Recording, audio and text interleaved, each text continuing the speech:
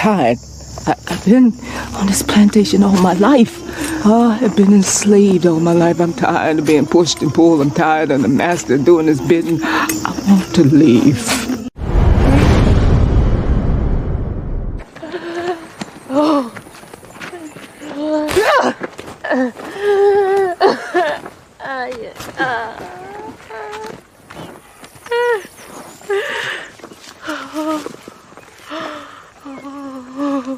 You're doing this to yourself, Pats.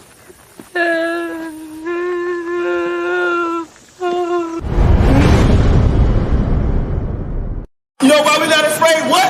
He's great and terrible. Terrible is destruction. Y'all think it come back in all peace? You got another thing coming. So we out here fighting for our brother. We ain't marching saying, yes, we can. No justice, no peace. Go! Fight for your sons and your daughters.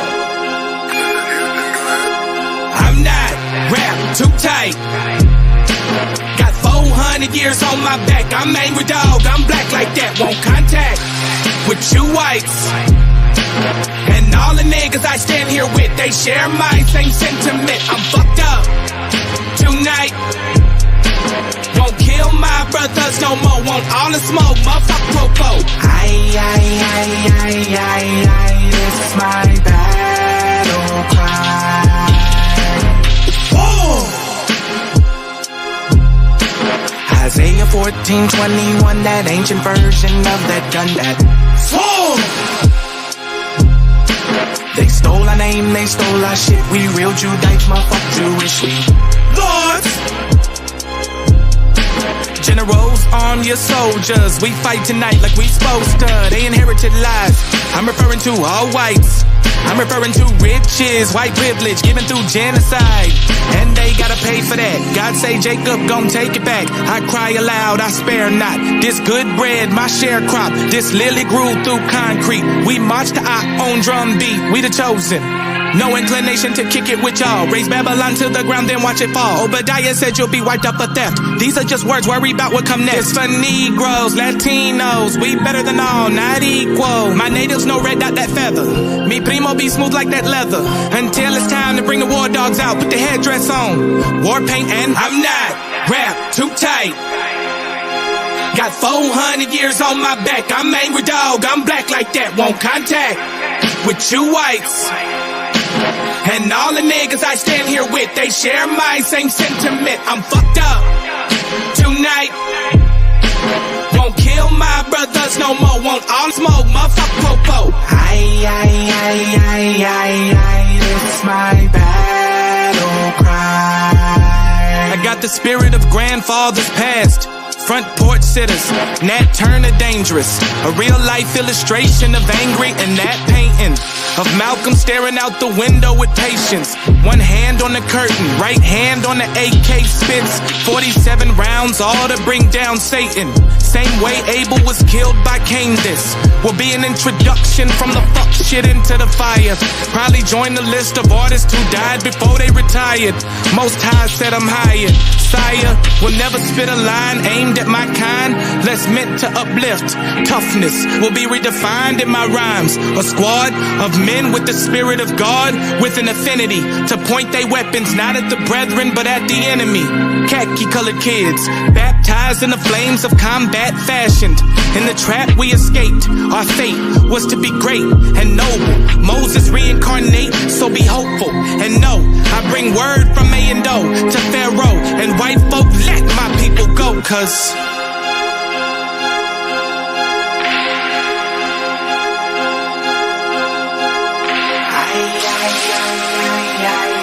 that's my battle cry.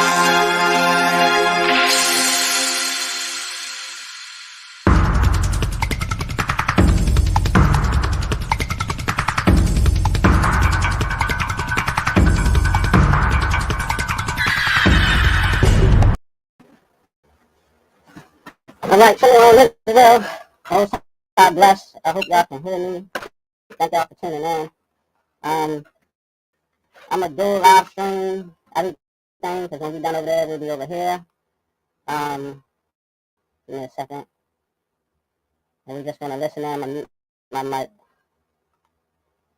Hold on.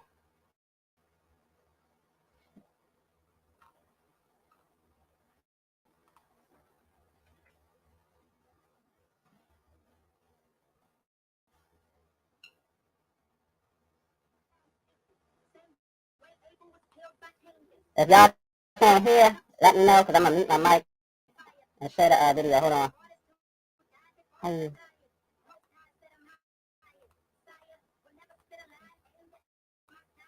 To uplift, toughness will be redefined in my rhymes. Yeah. A squad of men with the spirit of God, with an affinity If y'all can hear, to point their weapons not at the brethren but at the enemy.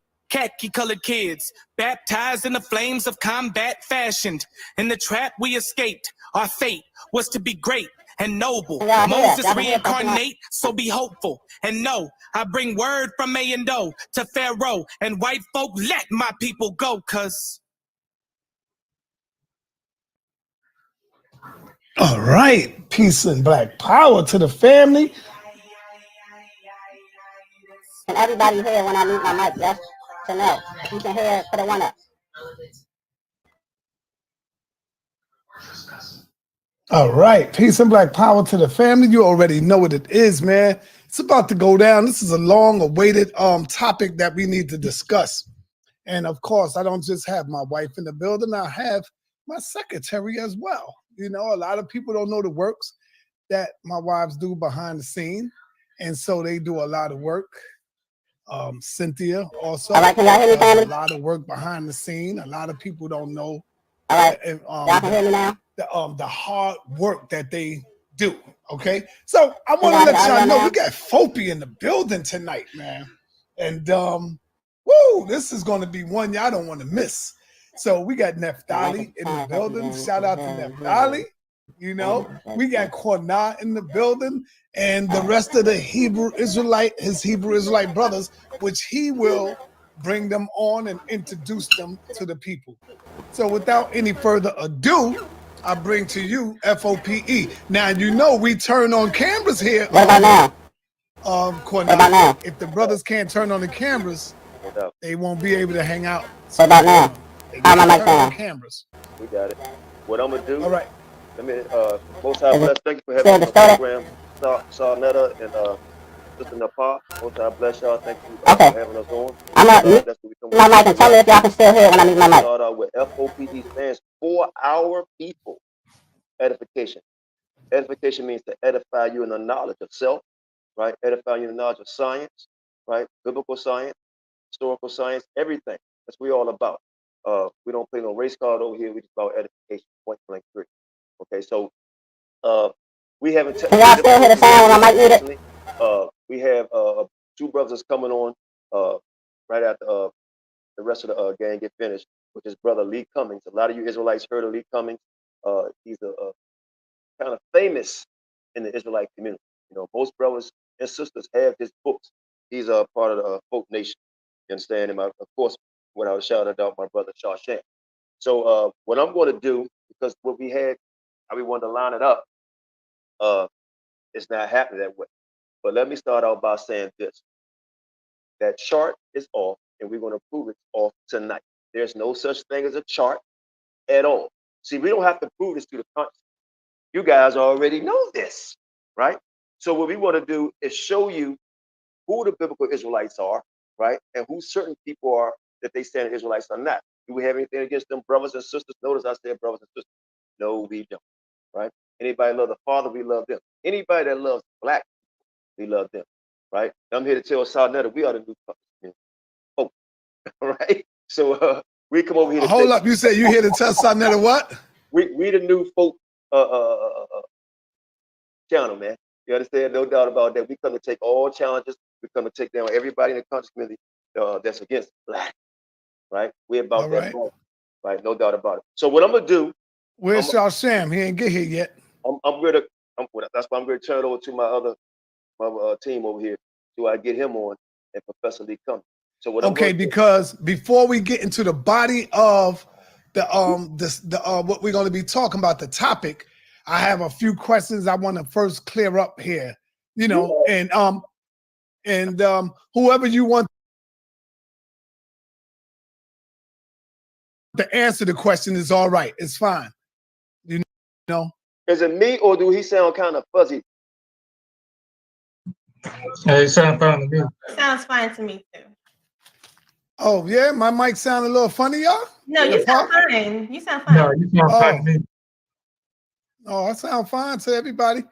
Hey, remember, y'all, the number one thing to remember, what is that, y'all? Come on the chat. Y'all got to put it in the chat. The Cash App does work, all right? So we're going to make sure we keep that going, all right? So, yes, we're waiting on a couple of... Can you check the private chat for me? Okay. And I want y'all to come on in, man. We're waiting on the rest of the soldiers to get here. And we're waiting on the people. Yeah, I don't have nothing in the chat. I don't have anything in the private chat. So meanwhile, while we waiting, let me bring on my song here. Let's go.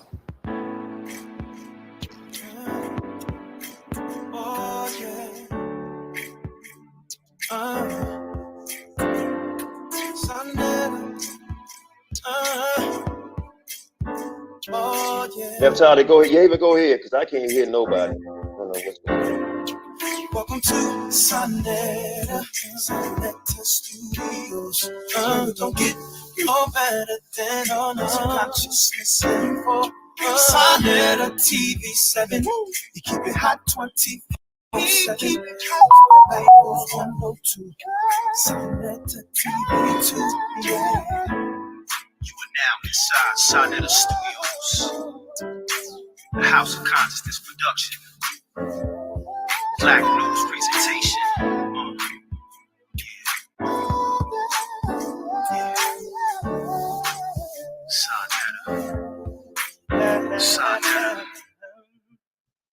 All right, we're back in the building. So I'm hoping these brothers could go ahead and get their sound system working. So we gotta wait for them. Or Neftali, you got the floor? You got this until they get in? Or I think I would tell Qanath to reboot his computer, start the thing all over again. That's sometimes that work when you reboot it, you know? Mm-hmm.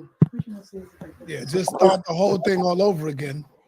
Okay, and I did put the question back, the message in the chat. I just want to say welcome to everyone in the panel. I'm going to try to get in. Yavin, I want Yavin and Qanath to start, and definitely start while I get Shaman. Right.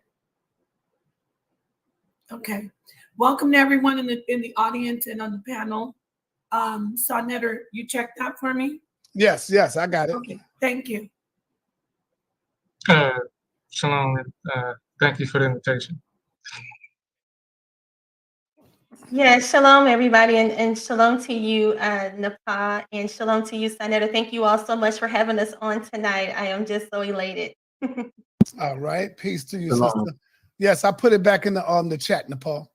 Yeah, thank you, King. Okay, so I don't really want to get started without Qanath, because he might want to answer these questions, or Shasham might want to answer some of the questions, before we get into the body of what's going on. Right, we could do just an intro about the controversy, just you and I. If I could just say, in Israel, while we wait, if you don't mind, King. Go ahead. There is a 12, to those who don't know, there's a 12 tribe chart that originated from One West, and it has different nations that are current today, like Hispanics, which Latinos, Native Americans, and Blacks on the chart, and the different Israelite tribes are listed on that chart. Now, the controversy that is going on is that there are Israelites like our brothers and sisters of FOPE and our sister Neftali, who challenge that chart because they've done their research and they don't see these different nations that are listed, such as Latinos, all Mexicans, all Puerto Ricans, or Native Americans. They don't see from their research that is accurate. Am I right about that so far, y'all? Okay. Yes, you are correct. What we just to give a little bit more information on it, we believe that everybody is Negro. What does that mean? That means of African. So yes, so you can be a Latino, but that means that you are an African Latino, not a because Latino and Hispanic is a ethnicity and it's not a race.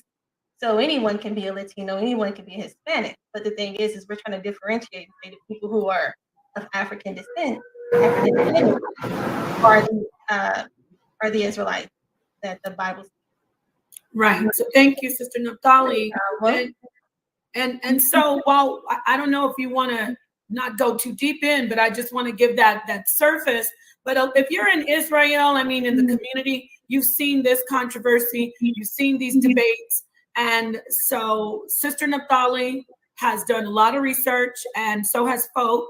So we're going to listen to them today, and they're calling out those of Israel who do believe that the one West chart stands. So there's the brother Qanath. Qanath, do you hear us now? You hear us? Yeah, I hear y'all. Y'all kind of low to me, but I hear y'all. Can y'all hear me? Yes, we hear you good. You nice and clear.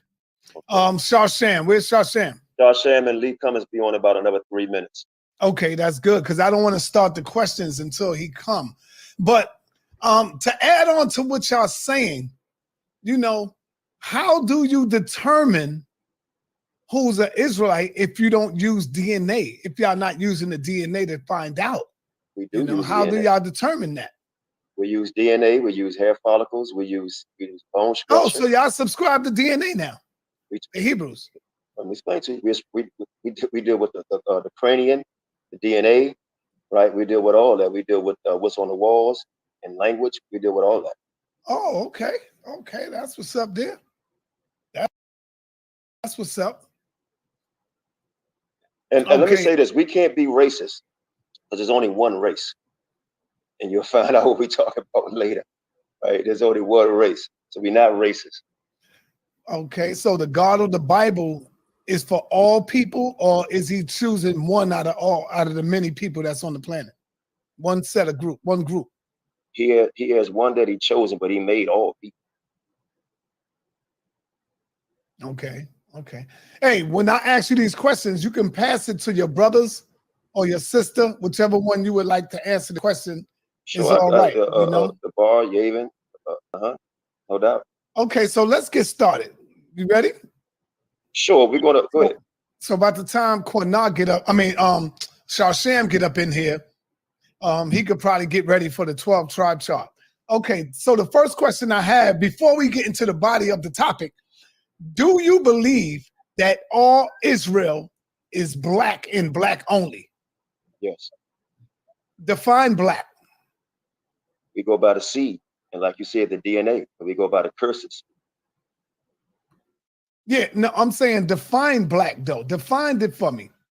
Well, you got many nations that you. When we say only black people is Israel, right? We're not necessarily dealing with color. You understand? Because you got people in India, right? That's so-called black, right? Nobody on here is black. We all different shades of brown. But you got people in India that's darker than everybody on this panel, right? That don't make them Israelite. Right. You know what I mean? So we're not just dealing with color. You understand? Like I said, we're dealing with the seed, DNA, and we're dealing with the curses. Okay. So it's not a black and white thing to us. Yeah, can I? We don't deal with the color black. That's just something people say: black, white, red, green, or brown. We're not dealing with that. We're not dealing with the color aspect of it because we're gonna take you down deep in the water. We're gonna drown you, son. Hey, hold on. Qanath, you said you're gonna drown me? No, brother, I'm not debating you, brother. I know, I'm just messing with you, bro. I'm just messing with you. I'm not debating you. I love the family over here, no doubt. And we ain't debating, brother. Don't get that confused now. We're not debating. I'm just here to clear up a lot of stuff. So that way, when you go into the teachings, the people already know where the stance at. That's what that is. So, so let me ask you. So you denied that Puerto Ricans, Spanish people like Dominicans, Puerto Rican blacks, Dominican blacks. There's no such thing as hold up, brother. When I say these, you know exactly what I'm talking about. So it'll direct you to a particular people who I'm talking about. All right. Now, even Jamaicans and stuff like that, you deny that they are Israel, brother? Okay, well, that's a landmass, right? Jamaican and Puerto Rican, right? Those are landmass that was given to us by the so-called white man. And you look in Puerto Rico, there's many different people that stay in Puerto Rico. There's many different people that stay in Jamaica. Just like in America, right? They call it a melting pot, right? You got all people in America, different nationalities, right? So you just can't say you deny Americans. You know, you got Japanese Americans, Black Americans, white Americans. You got all that. So that's, like I said, we're not dealing with the icing on the top. We get ready to go down in the middle of the cake. That's what we're doing. So Naphtali, do you have your Bible on you? I would like for you to read Deuteronomy 28 and 64 and then break that down to me. Because when I read that scripture, I'm like, how can all Israel be black? You know, so read Deuteronomy. Maybe y'all could break it down and give me some clearer understanding here.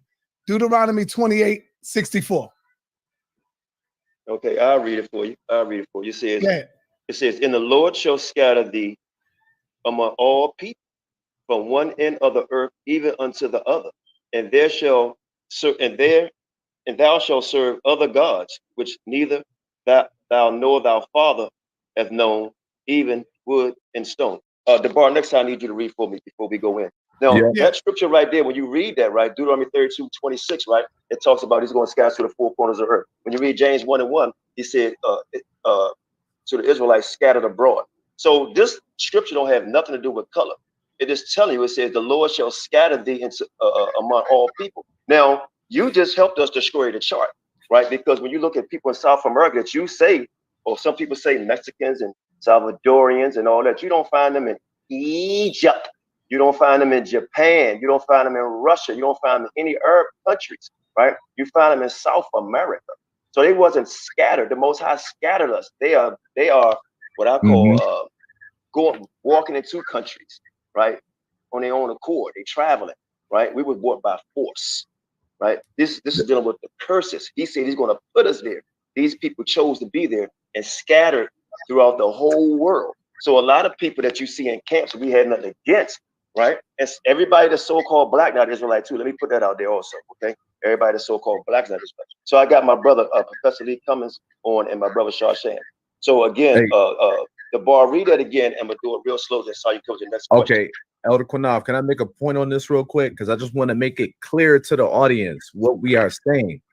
When you look at history, when you examine history, one group of people with one phenotype, they were a homogeneous society. Only one type of people was transported in slave ships throughout the world. We got the Arab slave trade, and then we got the most recent one, which is the Atlantic slave trade. And there was not a variety or a mix of people who were on them auction blocks. There was not a variety of people who were in those slave cargo ships. And if you look at the audience right here, and if you go back to the slave cargo ships, many of the faces you see on these boxes looks exactly like the same people who are on those slave cargo ships. So it's very clear. And the issue is that we have, and we're going to talk about the history, but the issue is that there's a lot of manipulation, a ton of manipulation, and we're going to address that. So Elder Qanath, I'll go ahead and read that scripture for you real quick. This is the book of Deuteronomy, chapter 28, verse 64. And the Lord shall scatter thee among all people, from the one end of the earth even unto the other. Now stop there. It's a reason why he said that. When you read Deuteronomy chapter 28, verse 15, read that real quick. It's a reason why they were scattered, right? It's a reason why. And we're the only people on the planet Earth. When you look into in Africa and Ghana, South Africa, Tanzania, they call slave ports, right? And you'll see all these slave ports throughout all of Africa, right? And some of the Arab countries where they were slave and what they call it, no point of no return. Yep, point of right? no return. So this is the history that we will bring out. So when you read Deuteronomy chapter 28, verse 15, read that. This is the book of Deuteronomy, chapter 28, verse 15. But it shall come to pass, if thou wilt not hearken unto the voice of the Lord thy God, to observe to do all his commandments and his statutes, which I command thee this day, that all these curses shall come upon thee and overtake thee. So that's one of the curses, son, that we're going to be put in all different countries, enslaved, right, by many nations, and all nations shall hate us, right? You got all nations that hate us. And I was going to play some videos, I'm not going to play it, of certain people who can't stand our guts. And we the only people, every nation had a part in our slavery, right? And other nations also was in slavery too, right? Japanese people was in slavery, a lot of people was in slavery, but you had to fit all the curses, not one, not two, not three, That's every right. single one, right? And like I said, we're gonna do a phenotype, bone structure, everything. My brother Professor Lee Cummings on, and I would like him to go first after you ask a couple more questions. He's going to deal with the ancient writings, the stones, and he's going to go into how we know who we are and who are not the people. See, we don't have to prove who are not. We're just going to show who we are. That's going to eliminate who's not the people, right? So we're going to go outside the Bible, right? Because a lot of times people say, well, it's a fairy tale book. Well, you just defeated them on a fairy tale story, right? So what we're going to do, we're going to stay in the Bible a little bit, but we're going to go way outside the Bible, right? So any more questions before we turn over the lead and the rest of the team? Yeah, you can ask a question too, Natar. Go ahead, Debar. Hold on, Qanath. Hey, I think Sharshan want to say something. Go ahead, brother. Oh, quick. Yeah, Shalom, most high bless everybody. I wanted to add the precept on to that so we get an understanding. Debar, read Deuteronomy 4:27 so we can get the prophecy showing that Israel is supposed to be small, scattered amongst all nations. The reason why Hispanics, Mexicans, and even Americans cannot be Israelites because we're not few in number when we together with them. They outnumber us already as a people, but when we join together, then we're a mass nation of people. I mean, there's a lot of us, and that is going against the prophecy in Deuteronomy 4:27. So just bring that precept out to go with Deuteronomy 28:64. That's all. All right, Khan. Great. And also, when you go into a Sarnetta, the doctrine of One West is that the reason why people look a certain way is because of scripture called Hosea 7:8.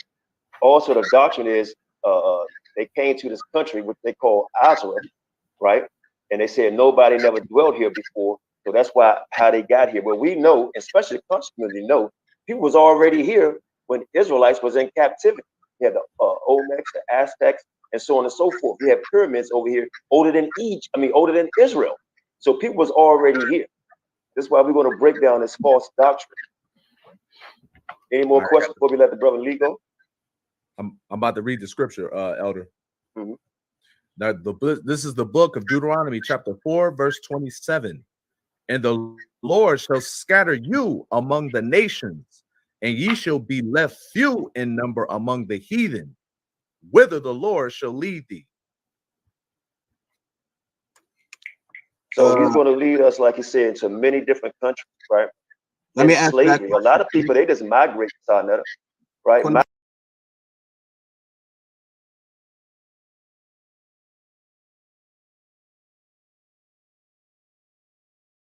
Migrate, right? They call it gentrification a lot of places, right?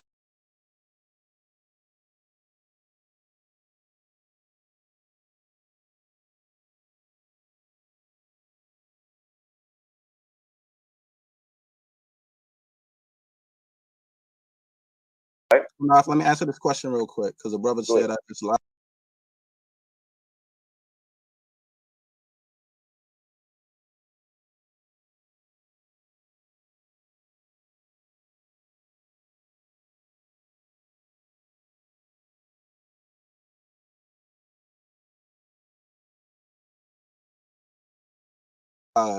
Right? When you deal with the prophecy of Deuteronomy 4:27, he said that we will be few in numbers in the lands where he will be scattering us. And when you go back to the book of Deuteronomy, the Lord said that he will be destroying Israel off the land because we're under the curses of Deuteronomy 28 with pestilence to sword. That's still going on now. We're not the number of the sand of the sea right now at the time because Israel is being destroyed. Why? Through black on black violence, killed by other people, through disease, pestilence, incarceration, all types of things going on with the children of Israel around the four corners of the earth. We're not the sand of the sea at this point, brother. So I did not lie. We're being destroyed, and y'all act like our people still is not under the curses of Deuteronomy. So I did not lie. I gave the prophecy of what the Lord said, how we'll be scattered around the four corners of the earth.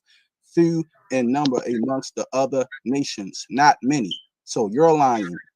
So let me ask y'all. Don't worry about the comments. Yeah. So let me ask y'all.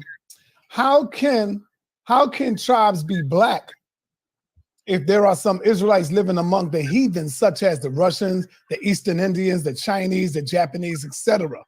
How can all Israel just be black when we are all like mixed up and mixed?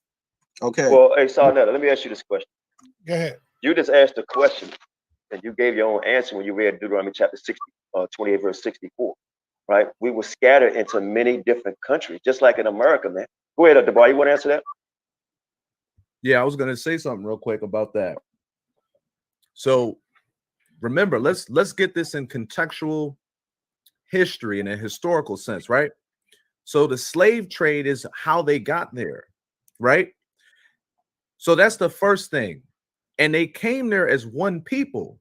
Now you're going to see that we're going to bring out laws and scriptures that show you that we can't mix our seed in with other nations, right?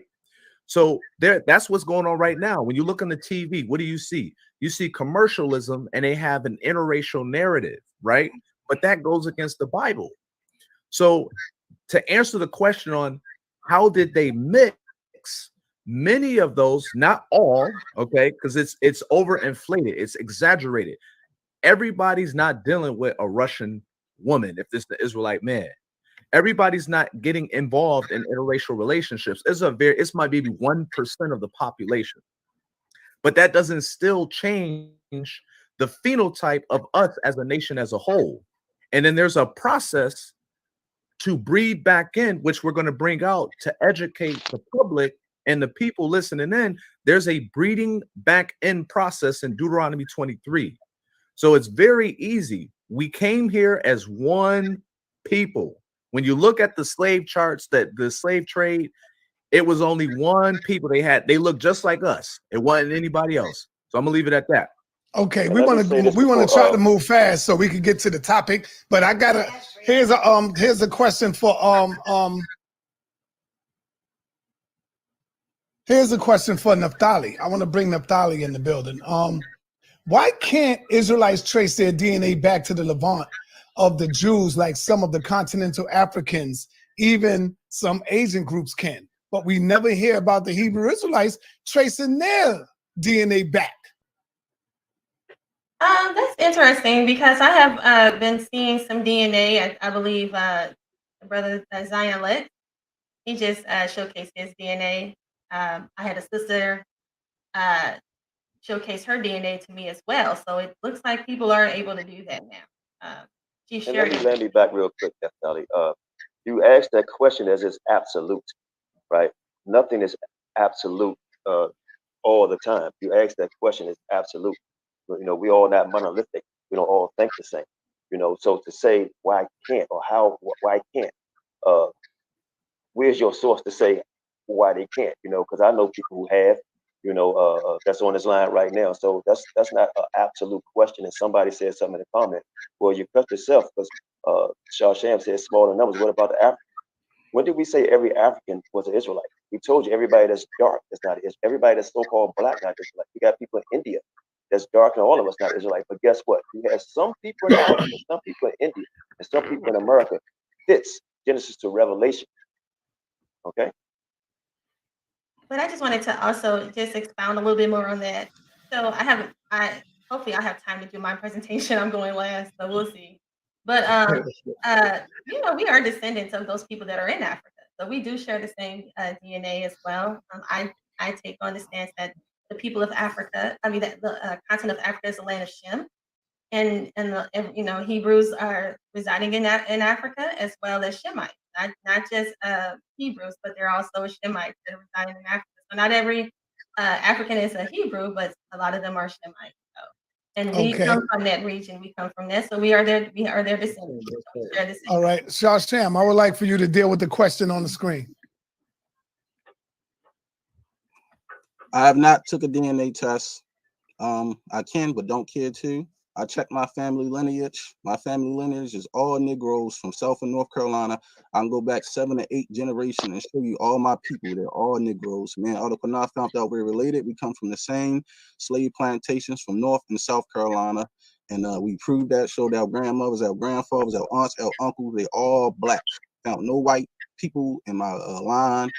And that's from 5 to 6 generations down. I could show you ain't find not one white person. Not one white person in my line. We all come from the same small area where Negroes was on the plantation picking cotton in North and South Carolina. Okay. I'm not going to keep going in great detail to that to everybody. Anybody else would like to address that? The question that's on the screen. Anybody else? Go ahead, brother. The Bible tells us who the Israelites are through the curses. The Bible never told us to take a DNA test. The Bible said that the Most High's people will be known as a sign and a wonder through the curses. So that's who his people will be, who the curses point to. So that's what I want to say. Well, brother, you do know we got a great teacher amongst us. He go by the name of the Apostle, and Apostle said the Bible have also been corrupted. So if the Bible been corrupted, brother, and you counting on the Bible which have been corrupted, I think we do need a DNA test, brother. Well, let me say this. Apostle, just like many others, just like a lot of people in the conscious community, yourself, right? Like I said, we all not monolithic. We all think the same. You know what I mean? So just because Apostle says something, right, don't mean it's true. You know, so we're going to go into the details, like my grandma said, the nitty gritty. We want to get down to it. I know you've been on earlier. Okay. So we all like, right, my brother, get into this. You had your hand up. Yeah, I just wanted to say too. So you also have to look at it from the lens of our oppressors. So Henry Kissinger has an excerpt when he was in the State Department. Now check this out. The word Negro is a derivative of the word Hebo or Igbo. So what he said in that that document was that most of the people calling themselves African American or Negro or colored, okay, historically that's how they referred to us, those people are Igbos, and the Igbos are tied to a black phenotype of what we call the Jews. But not only just that, throughout the Bible, whether it be Solomon is looked at as black. Christ, the Most High, is looked at as black. The disciples in Acts chapter 13, verse 1 are looked at as black. We cannot get around this. This is a consistent theme throughout time and throughout history. And we have documents. We're going to probably do a part 2 and part 3. We have books that go back to the 12th century showing that the Jews were black people that look just like you and I today. So that's all. All right, Nepal, take it from 7th, and then right after you finish with your questions, we're gonna go right into the heart of the topic. Go ahead, Nepal. Right, thank you, King. I just wanted to. I'm having a hard time here, so just for me, can you speak up just a little bit because I'm having a very hard time. I appreciate it. Can you hear me? Okay. Okay, great. I'll try to speak up if you're having a hard time hearing.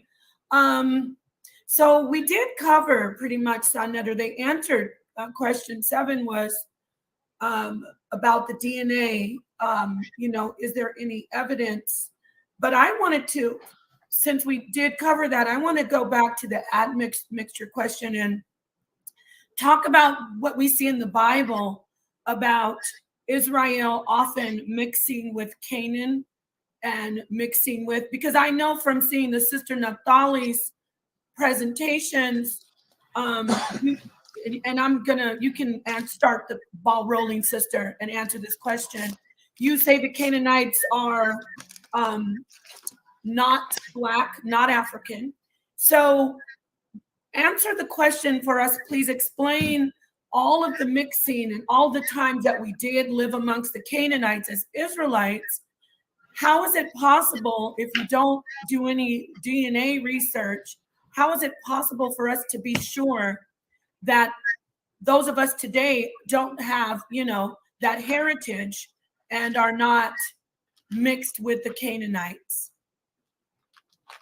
Yes. Before you answer that question, I don't want to get sidetracked on what we're supposed to be talking about.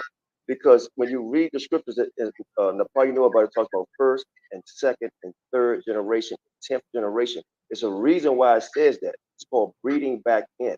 It says if somebody mixed with this person, they can't enter the temple, right, to the first or second, third generation. So obviously the Bible is against mixing, right?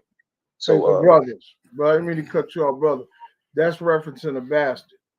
A bastard cannot enter into a congregation. That means exactly that it was a child of not they weren't married. So the quote is incorrect. I think that was a hell of a question myself. It was a good question. Yeah, but the quote is I think we should let Naphtali answer the question. Yes, please allow me to do that. Thank you so much, Nepal, for that great question, because Canaan is a very it's an interesting group of people. A lot of people say Canaanites are African people. I don't, well, with all the DNA and all the research and where they, archaeology and the locations that they're found, it says otherwise. But some people very well can have Canaanite DNA within them. That's not a problem. Everybody mixed with the Canaanites. Esau mixed with Canaanites. We see Judah. Judah mixed with the Canaanites. When I say Judah, I mean Big Judah. He actually married a Canaanite woman. And we saw what happened. That was in Genesis 38. We saw what happened. What happened is that his son, Shelah, became the house of linen worker. His son was not allowed into the line of Ha Mashayach.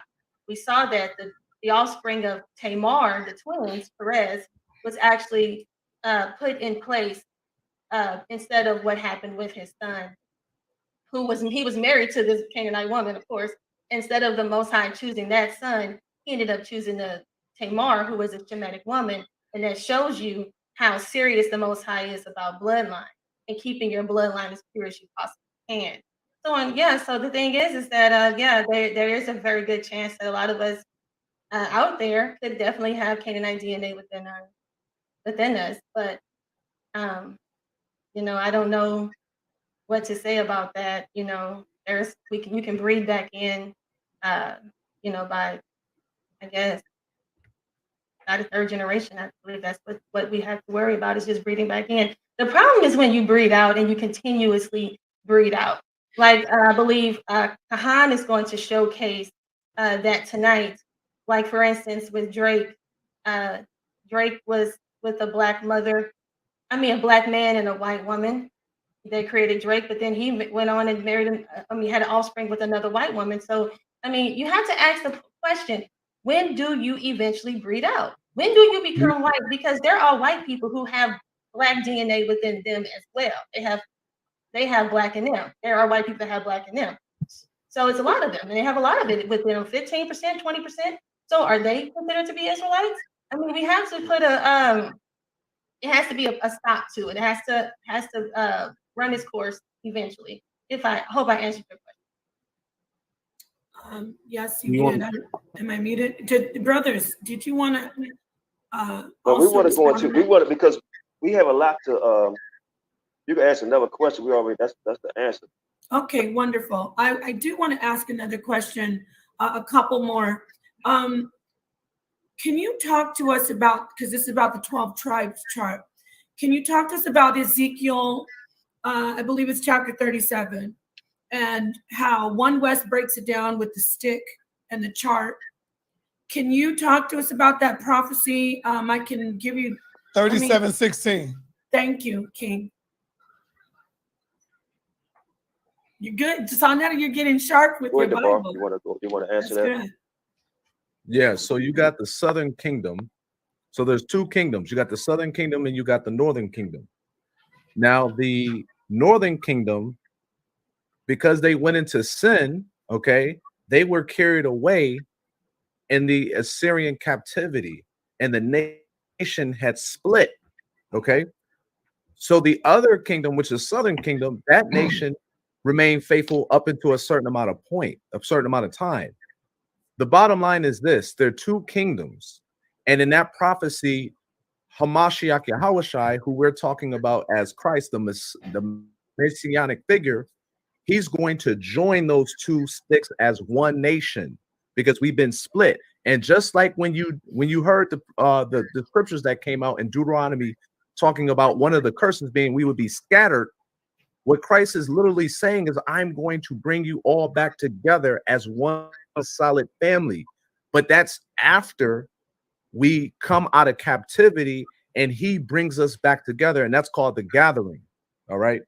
So any brother want to jump in on that? No. Well, I mean, I'll just say this. The way they break that down is completely off.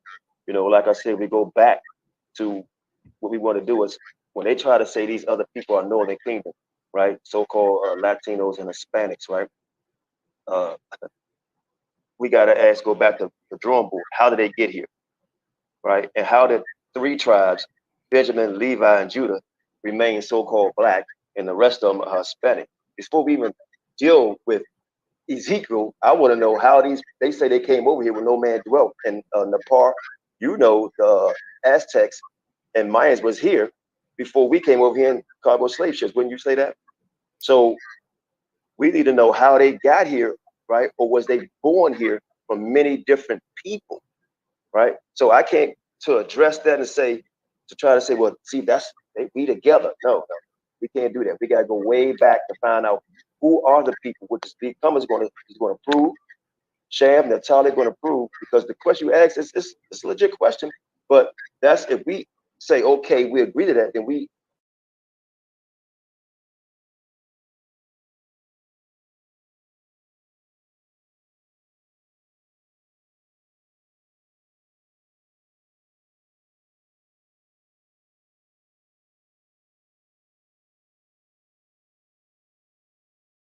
forfeit and say, you know what, hey, these are the people.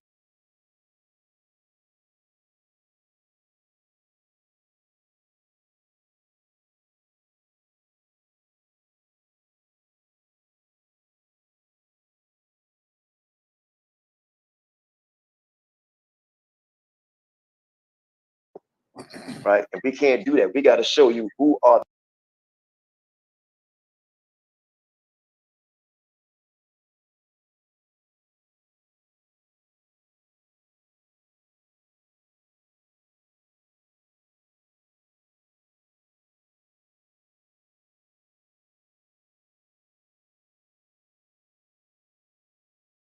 the real people before we can get to Ezekiel. Ezekiel was many books from Genesis. So we have to get there first. Okay, Lepar, you got your last question. Then we're going to go into the body of the topic. And the topic is, you already know what it is One West right correct about the 12 tribe chart? That's what we're going to be dealing with. So go ahead, Nepal. Okay. Well, I know we've talked about DNA, but this is for all Israelite groups. You know, we have a lot of cutting edge, groundbreaking, unprecedented genetic DNA research in the 21st century. As Israelites, this is for all of us. Are any of you, FOPE, or any groups trying to look more at the science or looking more at DNA research and using that? We have our faith, but can you tell us what's going on with US FOPE, DNA research, the facts? Talk to us about the science and the genetic research that is hardcore evidence to shut everybody up, so to speak. Good question. So that's a great question. And I want to say, sis, thank you for asking that question. Let me start by this. We're looking at archaeology. That's one. We're looking at sciences too. Let me give you an example. In Masada, Israel, there is a black woman who had a hair fragment that was historically left during the Roman siege of Jerusalem. Okay, y'all can look this up, verifiable. That hair follicle that she had, it was woolly, it was nappy. So we know that there's a few kind of people. Everybody don't have woolly hair. Everybody don't. A lot of people, especially the people on this 12 tribes chart. And I hate to do a quick detour on this, but the 12 tribes chart was really just a marketing gimmick. And this is what we need the rest of the camps to acknowledge, that they were using that as a gimmick to get more people in so they could get more money in their congregations. But let me segue back to the question. Okay. There's a ton of evidence. So I just gave you one, which was historically the hair follicle. Let me give you another one. They have something called cranial science. So the skulls, okay? And one of our brothers is going to bring this out in a later presentation. They found out that Negroes have a certain skull. It's called dociocephalic. You can look this up. Dociocephalic. We have a certain skull fragment that is different from the rest of the nations. Okay. The Egyptians have a different skull fragment. Caucasian people have a different skull makeup. And male and female in those groups have a different skull fragment. So there's a ton of research. We're going to bring a lot of that out. I don't know if we're going to do that today, but there's a ton of research, whether archaeological, historical, scientific, cranial science. There's a ton, hair follicle science. There's a ton of science out there to prove that we are the Israelites, and it's a phenotype that's a melanated group. So that's all on that. All right, Brother Qanath, we're gonna get into the body of it, but first I need to ask you this: Do y'all believe that the seed is of the Father? Well, the Father carries the seed. Do you believe the Father carries? Well, the seed? we believe that the male and female carries the seed. There's no discrimination in the Bible. So if you impregnate a white woman, is the baby Israel? If the father's black and you impregnate a white woman or a Japanese woman or a Chinese woman, is the child an Israelite? No. Okay. Can I respond to that? Because I am a woman. Go ahead now. I am a woman. Women carry something, and somebody has said they believe in science. I am a big proponent of science. I love science. Science is my background. I'm an analyst by trade. Took tons of science classes. Just because you believe in the Most High does not mean that you do not subscribe to true science. I don't subscribe to pseudoscience. But women have something called mitochondrial DNA, and it makes up of the offspring. I actually can share that too. So we share 23, and the father shares 23, and the child gets 46. So with that 23, that's why it's called 23andMe.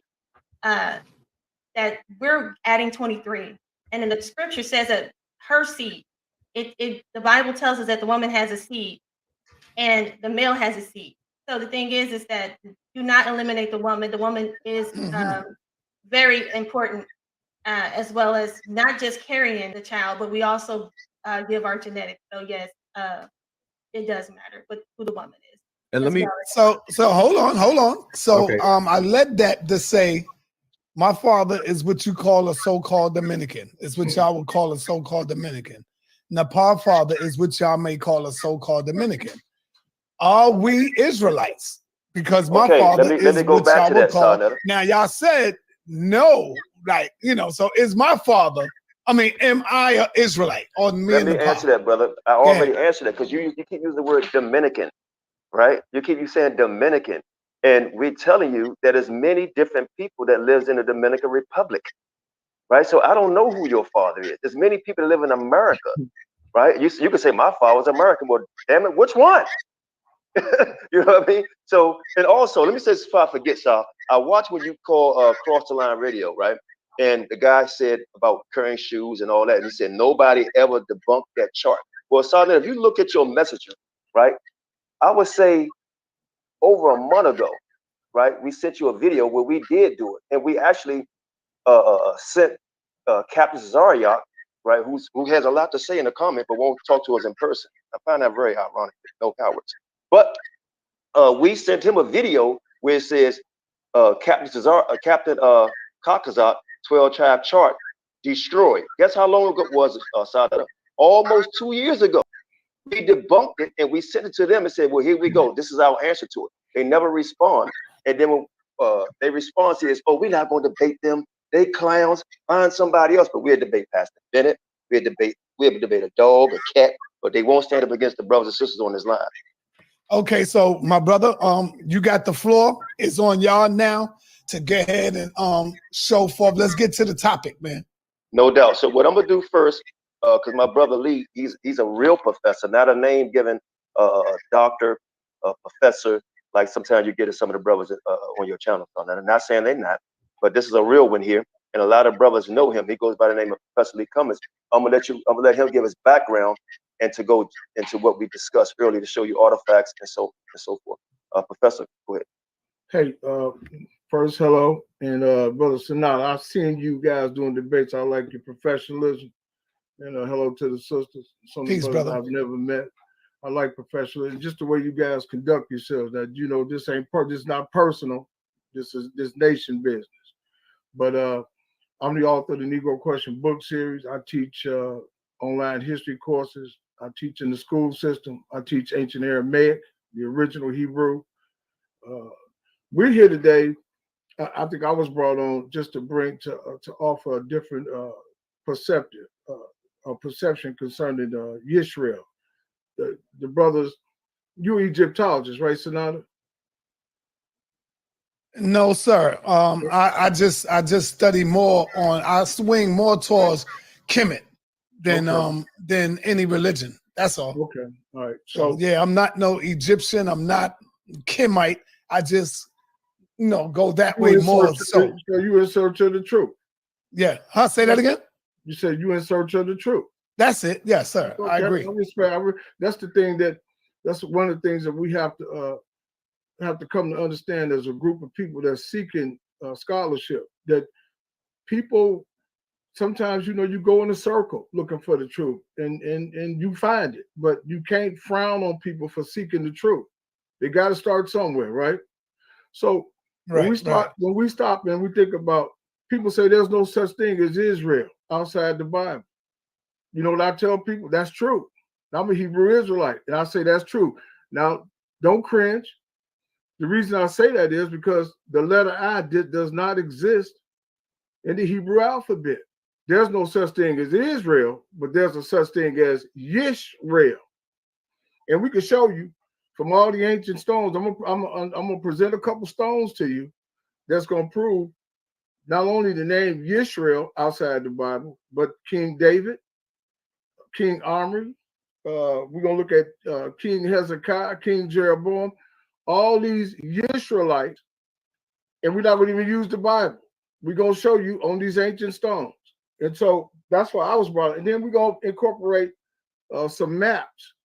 One from 1723 that shows that the name of the original name of the slave coast was the Kingdom of Judah. And then in 1747, the Kingdom of Judah. We're going to show all that. And we're going to show you, see, this is the reason why they broke out with that square script. They didn't want us to know the truth. So I'm going to go right into it. We're going to use this stone right here. The first stone I'm going to pull up is called the Moabite stele. Now, this stele right here dates back, I'm going to have to hit a share screen, correct? Yes, sir.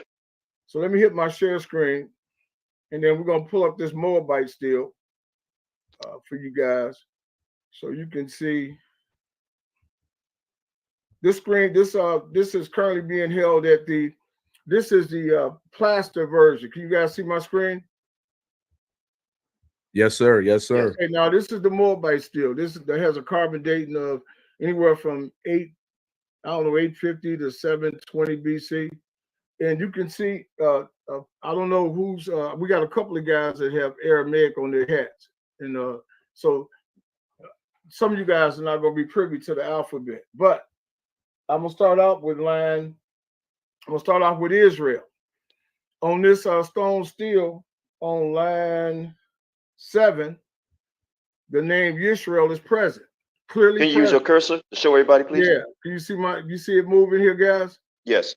Okay, here's the Yah, that's Y. Here's the Shin, that's SH. Here's the Resh, that's R. The Aleph, A. The Lamid, L. Yisrael. So when people say there's no such thing as Israel, I say, okay, you're right. But the correct name is what? Yisrael. So here's Yisrael on the stone stele written by the Moabites, and Moab was the son of Lot, which means he was also the seed of Shem.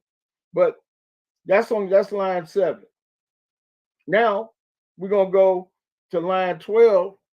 On line 12 right here, we get the name Ariel David, Dawa, Dalet, here, Wall, Dalet, and then the Hey, which indicates it's a noun. This is a person.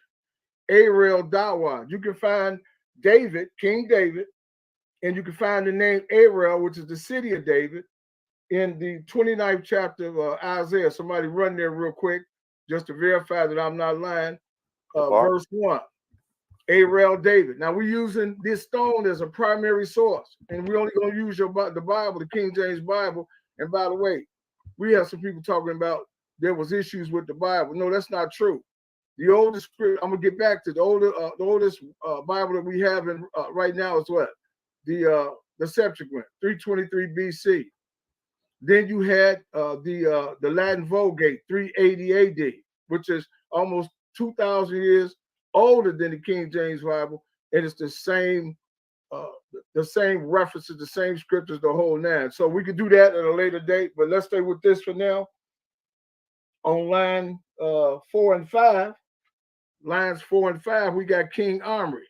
Here's O-M, An, I got my cursor going, An, Mem, Resh, Yod, Omri, MLK, king of what? Yod, Shin, Resh, Aleph, Lamid, Israel. Who is King Omri? He was king over the 10 tribes. You can find his name written in 1 Kings 16th chapter, the 21st through the 23rd verse. I'm moving right along. David's name, where we have talked about King David, David's name can be found in 2 Samuel, the 5th chapter, verses 4 and 5. Now, on line 5 of this stone, line 5, you got one of the tribes. Is that right, Lord? Line 5, line 5, we should have Gad. I don't see him on line. Here it is. Actually, it's on line 10. Line 10, you got the tribe Gad on this stone. We're using this stone as a primary source. Gamil, Dalet, G-A-D, Gad, on this stone. And so far, I have not used the Bible as a primary source. We use it as a what? Secondary source. You can find this written, Gad's name, the son of Yaqub, or the son of Jacob, in 1 Chronicles, the 2nd chapter, the 1st and the 2nd verse.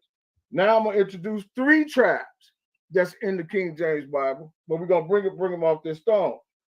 I think on line 6, well, no. Gad built this city right here called Adarat. Gad, Yishbi, Razor seed, Adarat, and Tet, Resh, Ta, Adarat. You find that there are 3 tribes that were living in Adarat. It mentions Gad because Gad built Adarat. But you can find this story about Gad, Reuben, and Manasseh in Numbers, the 32nd chapter, the 33rd through the 38th verse. And to give you an idea of what the tribes look like at this particular time, I did, or did I? I didn't. That's okay. We'll get around to that. So now, what we're gonna do is we're gonna bring in some maps. This map right here. Do I have to do a new share? You guys see the map? No, I don't. No. You got to go out and come back in with a new share. Okay, cool. I'll do that right now. And try to give your brother some time too. Okay. Oh, we're gonna do that. No, I'm giving everybody like 10 minutes, sir. Yeah, okay, Gad, you got it. I'm on a mental time. We got it.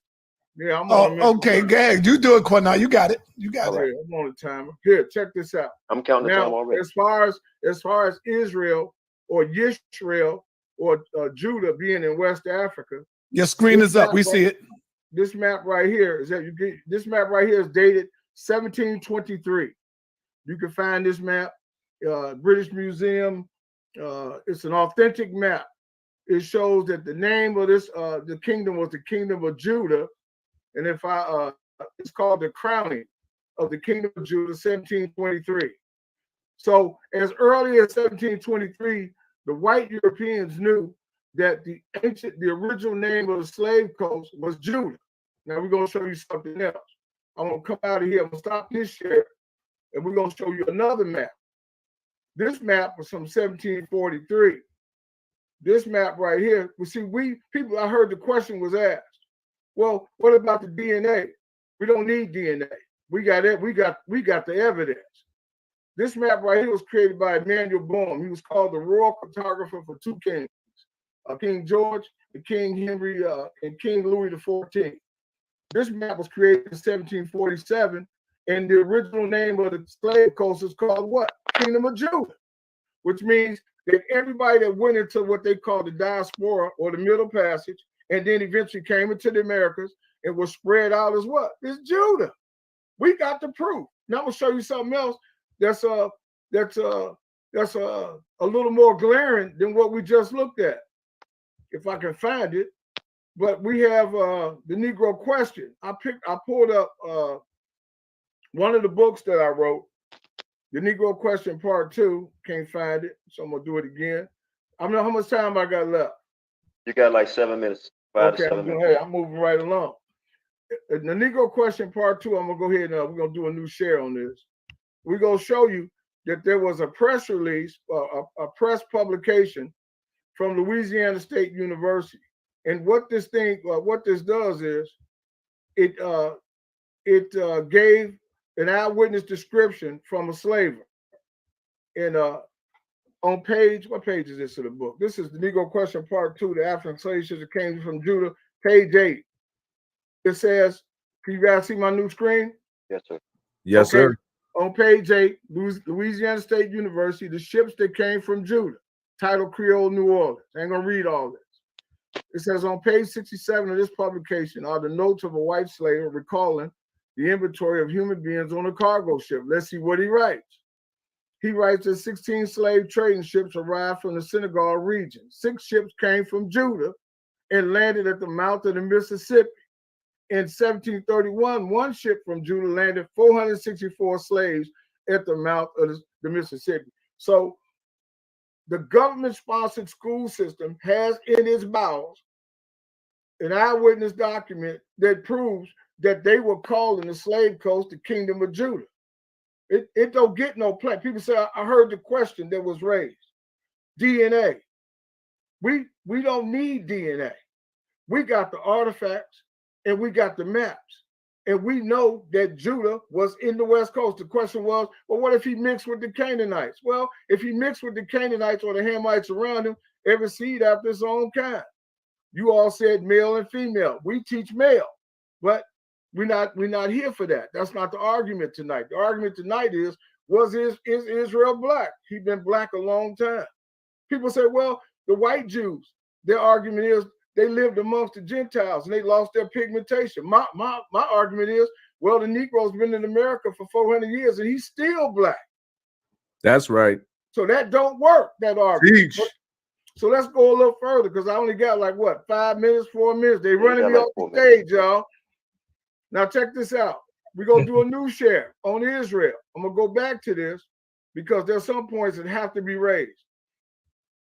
This thing with Israel or Yisrael, we're gonna show you that in 70 AD, there was no such thing as Israel, like I stated. It was Yisrael. There is no I in Hebrew. So you Hebrews that's listening to me, when a guy run up to you and say there's no such thing as Israel, you got to agree with him. It's Yisrael. This is a shekel from 70 AD. It's from the first year, Alif, the first year of the Roman occupation or the Roman war. Yod, Shin, Resh, Alif, Lamid, Yisrael. So this thing I've been hearing on the internet, but there's no proof of Israel outside the Bible. They got to stop that. Stop right there, Professor. Stop right there. I want to let me back on that real quick because this is the point that we want all the community to understand, right? Because what he brought out earlier, right, when he was talking about the stones, right? Now we know them people that wrote on the stones were black, and they was talking about Yisrael. He named the name. Now I remember in the Canaanites community, they always said what? It's a fairy tale. It doesn't exist, especially Jabari. It doesn't exist. Right. Israel doesn't exist. Well, this stone is older than everybody that's alive right now. That's okay, right. And it's written in Hebrew. You understand? So this is what we're trying to say here, and they're by people of color. Right. This is the argument. And also in the comment section, somebody said, oh, now he don't believe in DNA. He said we don't need DNA. See, it's an art to listening, right? And reading and comprehension. He doesn't say we don't use DNA brother, to check a pregnancy or to give a blood transfusion or something like that. We don't need the DNA to prove that we're Israel. All right? Because we got 3 more minutes and then we're going to pass the mic. Listen, there's a reason why I said that. You can't trust the DNA of the white Jew. You can't compare. We can't compare our DNA to the imposter in Jerusalem. Exactly. The only way we can the only way we can truly compare our DNA is if they dug up the bones of the kings of Judah that's in Jerusalem and compared our DNA. Then we could do a comparison. But I only got what, 3 minutes? Yes, sir. Right now, we got a king by the name of Hezekiah. You go back. Some of you brothers that read and write Aramaic or what they call Paleo-Hebrew, Lord, Lamed, H, Het, Zah, Q, Y, H, Wah. Lord Hezekiah or Prince Hezekiah before he became the king, MLK, king of what? Yahudah or Judah. Again, you can find Hezekiah's name, the king, in 2 Kings 19:1. Again, we're using the scriptures as a what? That's a secondary source.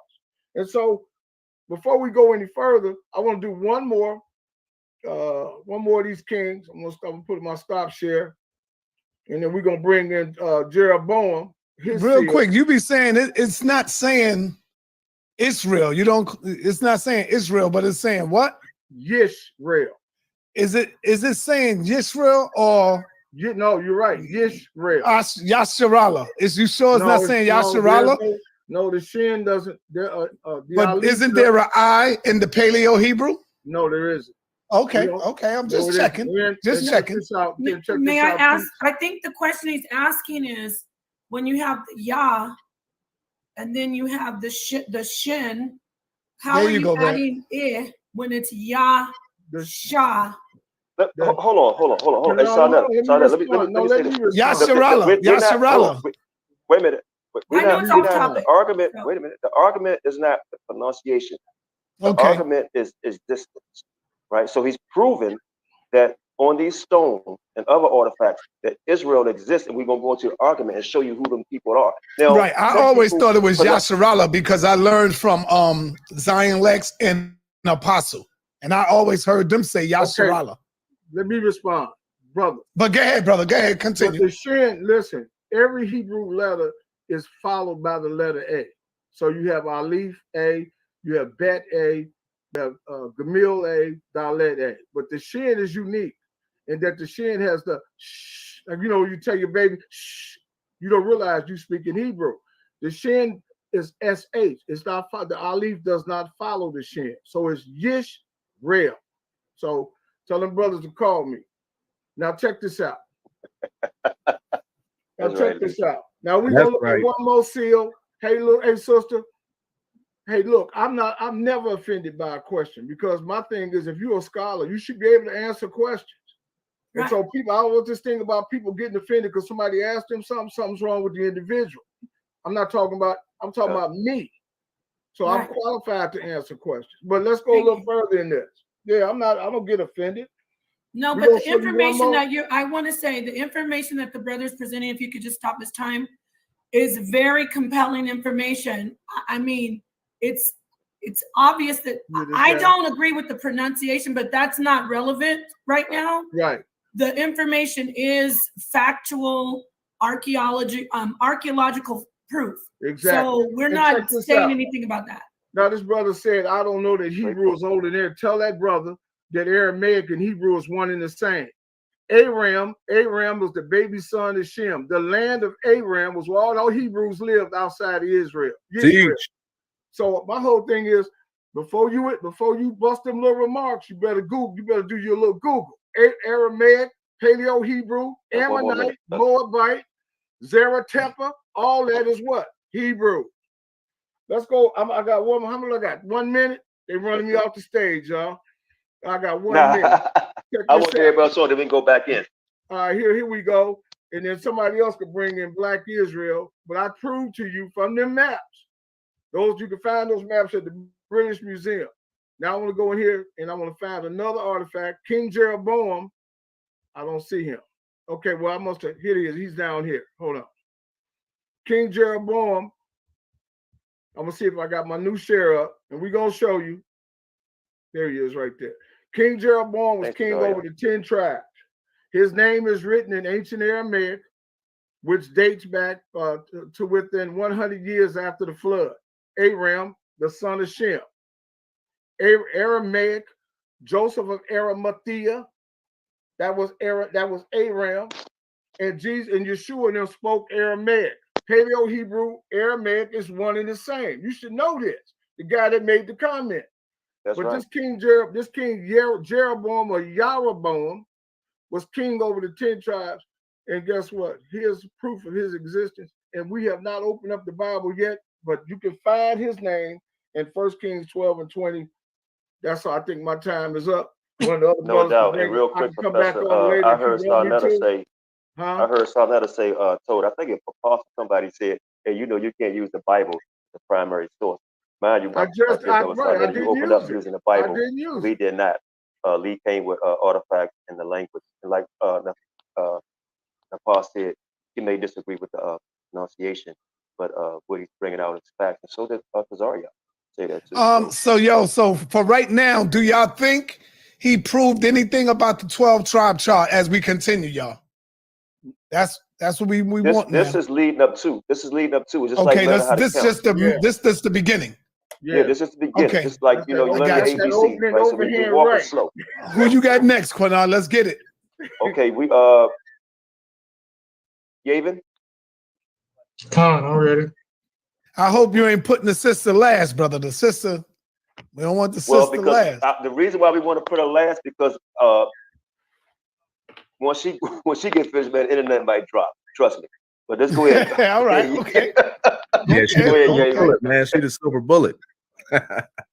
That's right. Come on, let's go. All right, come. Let me get my screen up. And like we said, this is part one. Anybody know any knowledge about a breakdown of a chart or anything trying to put? You can't do this in no one session. Just can't. All right, the screen is up. All right, so normally I bring out the big guns, but I'm gonna keep it kind of simplified today because I'm trying to really just reach some of my people who are looking for answers in the most simplest way. So I'm gonna just break down some scriptures. Hopefully it can resonate with some people's that's watching.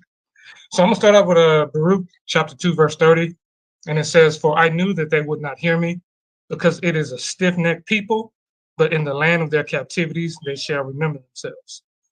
Now, the Most High say stiff-necked because our people are so prone to follow the ways of their oppressor rather than come back to the law, statutes, and commandments that they were given. So we're going to move on to the next slide here. Hosea chapter 4, verse 6. "My people are destroyed for lack of knowledge. Because thou hast rejected knowledge, I will also reject thee, that thou shalt be no priest to me. Seeing thou hast forgotten the law of thy Elohim, I will also forget thy children." So what does he mean by he will forget thy children? Well, this is what he means. Deuteronomy chapter 23, verse 2. "A bastard shall not enter into the congregation of the Lord, even to his 10th generation shall he not enter into the congregation of the Lord." Let's go to the next slide. Let's expound more on that. Wisdom of Solomon, chapter 4 and verse 6. "For children begotten of unlawful beds are witnesses of wickedness against their parents in their trial." Trial meaning the day of judgment. So it matters who you mix your holy seed with. Let's prove that further. We're going to go to Malachi chapter 2, verse 10. Bring it out. "Have we not all one Father? Hath not one God created us? Why do we deal treacherously every man against his brother? By profaning the covenant of our fathers." Malachi chapter 2, verse 11. "Judah have dealt treacherously, and an abomination is committed in Israel and in Jerusalem. For Judah hath profaned the holiness of the Lord, which he loved, and hath married the daughter of a strange God." Malachi chapter 2, verse 12. "The Lord will cut off the man that doeth this." I'm going to read that again for everybody listening. "The Lord will cut off the man that doeth this, the master and the scholar, out of the tabernacles of Jacob, and him that offereth an offering unto the Lord of hosts." So he don't care about your position, your prestige, your status, your rank, your title. You go against his law, he's going to cut you off. Malachi chapter 2, verse 13. And this have ye done again, covering the altar of the Lord with tears, with weeping, and with crying out, insomuch that he regarded not the offering anymore, or received it with good will at your hand. So we're going to lead into this scripture, Malachi chapter 2, verse 14. Yet ye say, wherefore? Because the Lord hath been witness between thee and the wife of thy youth, against whom thou hast dealt treacherously. Yet is she thy companion and the wife of thy covenant. The covenant was given to Abraham. Who was Abraham's wife? They like to say blacks, Hispanics, and Native Americans. That's three different women. Who was the wife of Abraham's covenant? Let's go. Let's go. Galatians chapter 4, verse 31. So then, brethren, we are not children of the bondwoman, but of the free. Sarah, children of Sarah, that goes all the way from Abraham, Isaac, and Jacob, who the covenant was given to. So let's go further. Ezra chapter 9, verse 12. Now therefore give not your daughters unto their sons, neither take their daughters unto your sons, nor seek their peace or their wealth forever, that ye may be strong and eat the good of the land. And I leave it for an inheritance to your children forever. First Ezra chapter 8, verse 93. We're going more into the law. Let us make an oath to the Lord that we will put away all our wives, which we have taken of the heathen with their children. First Ezra chapter 8, 94. Like as thou hast decreed, and as many as do obey the law of the Lord. This is law. Isaiah chapter 58 and verse 1. Cry aloud, spare not, lift up thy voice like a trumpet, and show my people their transgression, and the house of Jacob their sins. And that's what we at FOPE is doing. We love our people, so we're going to tell them the truth, whether they like it or not. So, Deuteronomy chapter. Go ahead. Let me back real quick, and if you're not finished, I'll allow you. So I read a little bit of comment board, and they say, what's the point? The point is that we are not to mix. He's showing mixing, and we're going to go into it. See, I understand why some people don't like this, because they're mixed. And that's fine. We got love for you. We are for our people edification. We're for the black country. We're for anybody that's representing black people, right, that's going through the same struggles that we all going through. That's what it's all about. We're here to keep our seed holy, to keep it separate, to keep it strong, not to dilute it, right? Not to dilute it. Do you want a fur coat or a rabbit coat, right? Go ahead, Art. Hey, let me say something real quick before you continue. The Israelite movement is the real black power. And like my brother Yavin is bringing out, there's specific laws because we have a righteous holy seed. So we have to protect our seed and protect our people from dealing with other nations. But go ahead, King. Continue. Deuteronomy chapter 28, verse 45. Moreover, all these curses shall come upon thee, and shall pursue thee, and overtake thee, till thou be destroyed, because thou hearkenest not unto the voice of the Lord thy God, to keep his commandments and his statutes which he commanded thee. Deuteronomy chapter 28, verse 64. And the Lord shall scatter thee among all people, from one end of the earth even unto the other. And therefore thou shalt serve other gods, which neither thou nor thy fathers have known, even wood and stone. Now, I really like this scripture because I hear a lot of people say, well, you know, these other people on the chart were sent on slave ships. Yeah, but what you can't show is them coming on slave ships from the Eastern Hemisphere. The Holy Land is in the East. The white man came over here, he found them here, then, I don't know, like 12 of them went on slave ships to the Eastern Hemisphere, and then y'all want to claim that's a fulfillment of prophecy, which it is not. So no matter what loophole y'all try to find, you get cut up. So let's keep going. Deuteronomy chapter 28, verse 37. And thou shalt become an astonishment, a proverb, and a byword among all the nations, whither the Lord shall lead thee. So as we can see in these pictures here, we are an astonishment, a byword, everything that the Bible said that we would be prophesied as. They only doing this to one group of people. The people that so happen to, you know, came over here on cargo slave ships. Hey, yeah, let me make this point, King. Look at the phenotype of who they talking about. They're not talking about all these different hues. They talking about one group of people with one specific hue, who one of the proverbs that they refer to us as is being black. Ain't no Hispanic out here, ain't no Latino, all that BS. Now, if you got Negroid descent, though, if you a Negroid Mexican, you down with us. If you a Latino, or what they call a Boricua, or a Negroid, but you just happen to have some Latin heritage, you down with us. But if you don't have no Negroid heritage, stop playing games. Okay? Stop playing games. You're from a different mother. You from the Boehm woman. Continue. A couple more. And ye shall be hated of all men for my name's sake, but he that endureth to the end shall be saved. Now, I find it interesting how some of these camp boys say, well, you know, blacks hate Mexicans and Mexicans hate black, but that's not what the scriptures say. The scriptures say Israel will be hated by all people. So how can that be true if if the whole Western Hemisphere is all Israelites? Let's get an example. In a real life example, Mexico finally recognized its black citizens, but that's just the beginning. Now, we're supposed to be all Israelites in Mexico, but yet they're making a separation between them and you. In the Negro. Because the Bible don't lie. Now let's get it. Ecclesiasticus chapter 31:24. But against him that is a nigger, of his meat the whole city shall murmur, and the testimonies of his niggerness shall not be doubted of. It's only talking about one group of people. We got these testimonies via biblical prophecy, not these other people. Now, why is that? Because 1 Peter chapter 1, verse 16 say, because it is written, be ye holy, for I am holy. That's the whole point he's telling his people. Without holiness, you might as well forget any parts of the law. You mess yourself up right at step one, which is to keep the Israelite family intact. This is why I'm harking on this so strong, because there's a lot of witchcraft and wickednesses that are being played against our people in these last days. Swirling is at an all-time high. The black community is on its way out the door. And that's why the Father is bringing his word to open the eyes of our people at this particular point in time. Isaiah chapter 13, verse 15.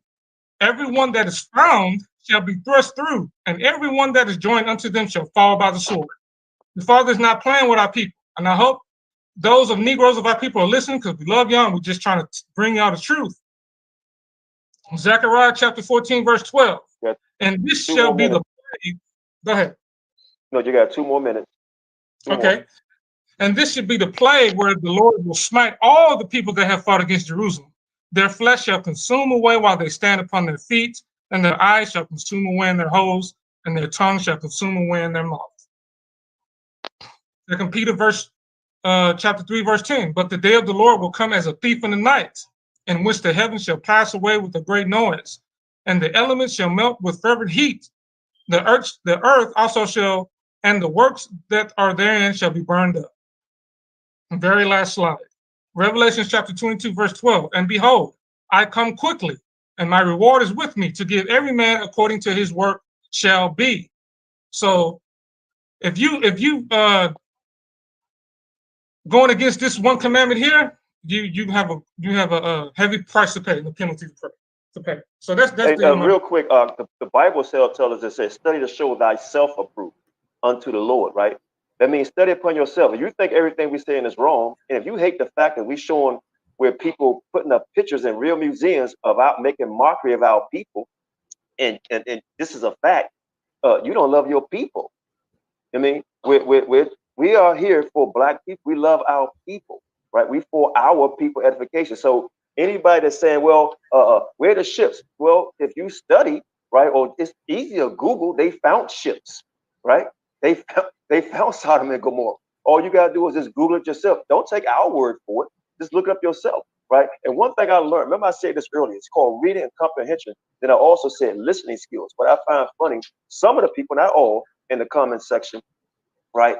When you're in school or trying to learn anything, you listen before you give an opinion, right? You listen before you give an opinion, then you fact check, right? Before you make a comment, oh, that person don't know, this person don't know anything, fact check. If we say anything wrong, we challenge anybody to come back and say we're wrong. And guess what? Over here at F.O.P.E, we have no problem saying we was wrong. We was wrong about the chart. Okay? So we have no problem in saying that. right? So Right. Excuse me, Qanath. next up is Can you hear me? I'm sorry, Brother? Nepal, you had something to say? I appreciate his presentation, but for those of us, not just me, but for those of us who know the heritage of the mother, the two handmaidens, the bondwomen, Bilhah and Zilpah, can you explain how Yasharallah came out of those bondwomen when you say the children of the bondwomen are the heathens? What about the children who came from Bilhah and Zilpah? Can you explain that for us, brother? I'll let Sham go into that. We've done a class on that because they're not bond women. I'll let Sham explain that real quick before we go to the next speaker. Sham, Yeah, we did a class on that. Zilpah and Bilhah are Laban's youngest daughters from his second wife that he had. They all were sisters, Rachel, Leah, Zilpah, and Bilhah.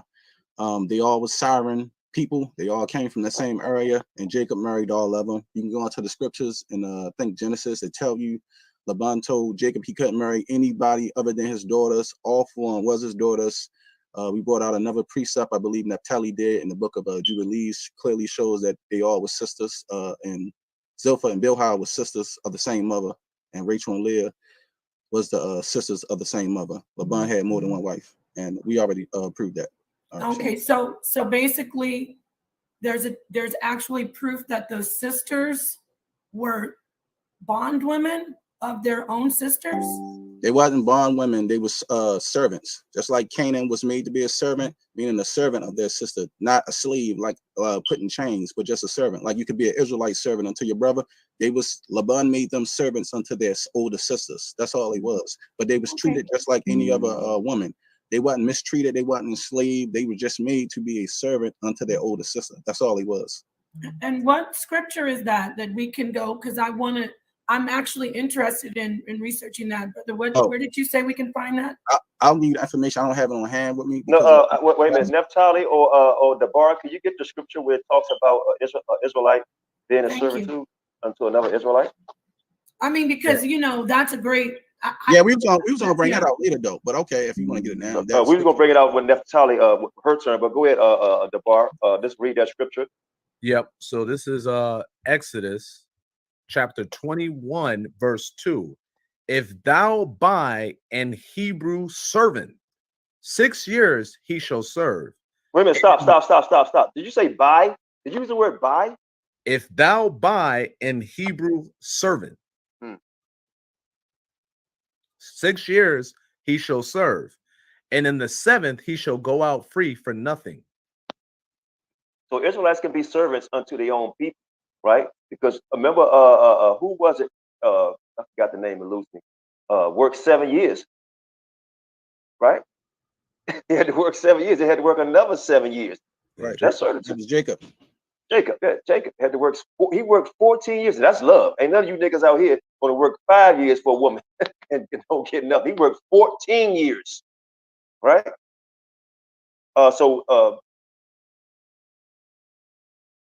Kahan. Oh no! Move it real fast, Kahan. I'm gonna give you 5 to 7 minutes. Yeah, I don't need them. No, I don't need them much. I just want to go into Ezra. Let me back off on y'all. I just want to go into Ezra. First Ezra chapter 8, where it talks about the mixing. To let me back off what Yabam was saying, and so you got. It says, now when these things, this is first Ezra chapter 8 and 68, says, now when these things were done, the rulers came unto me and said, the nation of Israel, the princes, the priests, and the Levites have not put away from them the strange people of the land, nor the pollution of the Gentiles to do will of the Canaanites, Hittites, Perizzites, Jebusites, and the Moabites, Egyptians, and Edomites. So it's just named the nations, you know what I'm saying, that because the camps, they'll say, well, this only talking about Deuteronomy 7 and stuff like that, that where we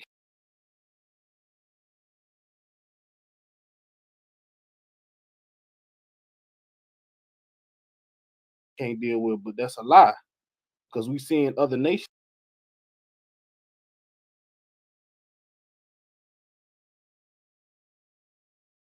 and added in there. Even when you read First Kings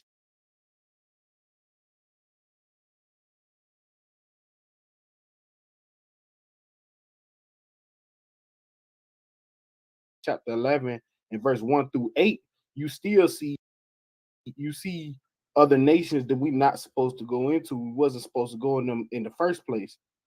First Ezra chapter 8 and 70, it says, for both they and their sons have married with their daughters, and the holy seed is mixed with the strange people of the land. And from the beginning of this matter, the rulers and the great men have been partakers in this iniquity. No, hold on, stop. Hold on. It said mixed, and we have been taken in this iniquity, meaning sin. It's a sin to mix. And this is why the Most High trying to get back to see. Go ahead, Yeah, that's all. That's all. Then, if you go to the next chapter, you got First Ezra chapter 9, verse 7. It says, so Ezra arose up and said unto them, ye have transgressed the law in marrying strange wives, thereby to increase the sins of Israel. And now, by confessing, give glory unto the Lord God of our fathers, and do his will, and separate yourselves from the heathen of the land and from the strange women. Now that's plain as day. It's saying mixed strange woman, transgress the law by mixing, by having strange women, right? Strange. Go ahead. Do me a favor while you do that. Remember I told you I want to show y'all evidence of what can happen when you mix. I want you to show Tiger Woods' father and his mother, and then Tiger Woods' wife, and then their children. And you tell me what that is. Is that a race or what is that? The Bible calls it abomination. I got the picture of Drake. I got that picture of Drake. Pull that up. All right. Keep mixing.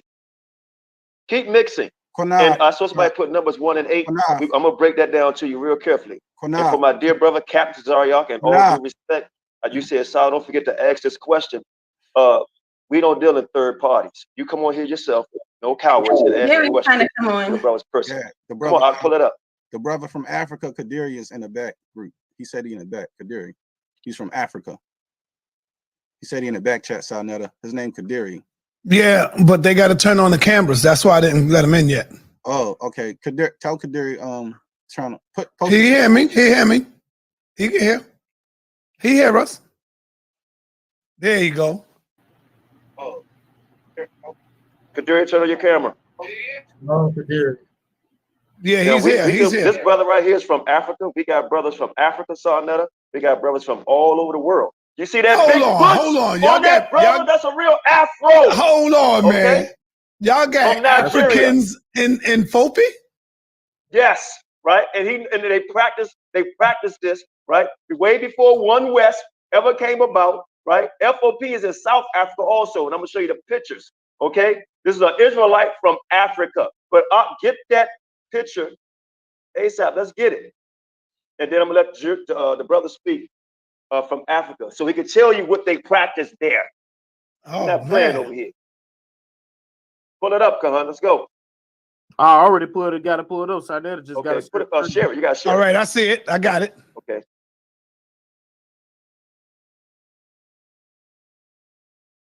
Okay. Now, what you see here, brothers and sisters, this what happens when you want to continue to sin, right? That's Drake and Drake's dad. Now, Drake married a white woman, right? Then Drake got with a white woman. Now, look at Drake's child. Look at Drake's child. That's breeding out. That's breeding out. Look at Drake's dad. It's over. It's a wrap. There's no more family. That's nothing. It's a wrap, right? All this persona about we got the strongest seed. No, we don't. It's a royal seed. It's precious. And the Most High wants to destroy it. That was what you call destroying the seed. This is what One West wants you to do. This is what One West wants you to do. They want you to destroy your seed, right? Now, Drake's mother is white. But now, what he do? Oh, Drake black now, so he married a white woman. So now, Sarnetta, is Drake's child a black child now? You look at that child. That's called breeding out. We didn't make this up. This is live evidence. You talking about where's your source? The source is right in your face. You want DNA? Right there. There go your DNA. Okay, next up, you got one more. I'm gonna give you one more minute after you finish, because I'm gonna let the brother. I want the brother to. I hate to do this, but I just want to jump in really quickly. And since you're on the subject, and Thank you for answering the question about the two, Zilpah and Bilhah. But what about Ephraim and Manasseh with the Joseph's Egyptian Kemetic wife? Okay, I'm gonna answer that real quick. I'm gonna answer that real quick too. When you go through the scriptures, the Most High did not have a problem with us mixing with anyone of a Negro phenotype. He only had problems with us mixing with a non-Negro phenotype. Now we got witnesses from the man and the woman. Okay, so when you deal with Joseph's sons was allowed in Israel. They was not Israelites, but because of Joseph, Ephraim and Manasseh was allowed then. Now when you go to Kahan, grab First Chronicles real quick, where Egyptian, not Egyptian, an Israelite father had two daughters that did not have any men. So they had a Egyptian male servant that took the laws and went through the Israelite woman's seed line, and a prophet came out of that line. You're only going to find it acceptable when it's someone of a Negro phenotype. Non-Negro phenotype, the children was cast away with the wives.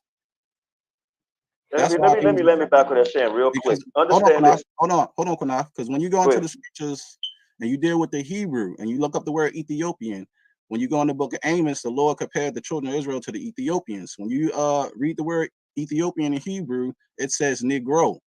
So it's them of Negro, dark skin, swarthy. So that's what it means in the Hebrew. He compared the children of Israel to the Ethiopians and to the Egyptians because they all had the same sort of phenotype. They looked the same. Paul was mistaken for Egyptian. When Jacob died, they said it was a great mourning for the Egyptians, but they was talking about the Israelites because they all look sort of the same. Go ahead, Qanath. Hey, Qanath, let me ask you a question, Qanath. Real quick, sir. When somebody disrespected, and so I wish you control the comment section, man. People are very disrespectful. But y'all call my brother here a Hamite. Sarnetta opened up with the scriptures first, and he read one. He said, go to Deuteronomy chapter 28, verse 64, where it says scattered, right? Our people were scattered throughout all of Africa, throughout all the world, and some still left in there. When you read First Kings, we still there today. So I want my brother to speak. Go ahead. Before he speak, Qanath, what is a Hamite again? I'll let him explain. Okay, go ahead, brother. Call him Ham. Let him explain it. Go ahead, my brother. Thank you guys for having me on. So I'll explain I'll just go ahead and start by explaining the three sons of Noah. Now, Noah had three sons, Ham, Shem, Japheth. Ham is the father of the Hamites, which are people who descend from either the Egyptians, the Libyans, the Ethiopians, the Canaanites. Now, these are people in Africa. We know these people in Africa. We know them because we look alike. However, our customs are different. There's slight differences in our language. They come from another language family, while we come from a different language family or group of languages. And so, are you saying Ham is the father of the Egyptians and Africans? So, when you say Egyptians, yes, but Africans, that's more of a broad term. Anyone, so you have Hamitic Africans and you have Shemitic Africans. Hamitic Africans would be Africans that are people who have land claim. Their origins are on the continent and they happen to come from Ham. So here's the $1 million question: how old is Ham? You would say. How old? How old is Ham? So the person. Yeah, take a guess. How old is Ham? Let's see. They ain't gonna teach you that in the Bible, huh, buddy? Ain't no dates in the Bible to figure that out, huh, buddy? How old is Ham? We can find out, but off the top of my head, I can't give you an age. But that's because Africans been here before there was a Ham, brother. That's the point that I'm trying to make. Hold up. I can't allow you to do that, right? Because it's not a discussion about how old. Okay, go ahead. You're right. I'm gonna let you go. You're right. How old is Ham? Because I can ask you the question: how old is? You can ask me those questions. I'll take those questions. No, but go ahead. You're right, Qanath. I'm gonna let the brother flow. I'm doing the whole. Let the brother flow. Yes, I'm gonna let the brother flow. Go ahead. You're right. Let him go. Go ahead. You're right, Qanath. Go ahead, brother. Go ahead. Continue. Okay. Thank you. Now we have Hamitic Africans, and we have Shemitic Africans. Shemitic Africans are the ones who come from Noah's son, eldest son, Shem. We who claim, we who know that we are the descendants of Abraham, Isaac, and Jacob, the people who are called Abraham and Isaac, Jacob, who also came from Shem. We know ourselves to be Shem through our history, our culture, traditional practices that we've had before any contact with any other people, and our language as well. The language, again, proves who we are, proves that we are real Shemitic people, and proves that not just any Shemitic people, but we are indeed the descendants of Abraham, Isaac, and Jacob. Now, I'll go ahead and speak. I'm from the country called Nigeria. Now, that's what it's called now, Nigeria. And within Nigeria, the specific group of people that I come from are called Yoruba.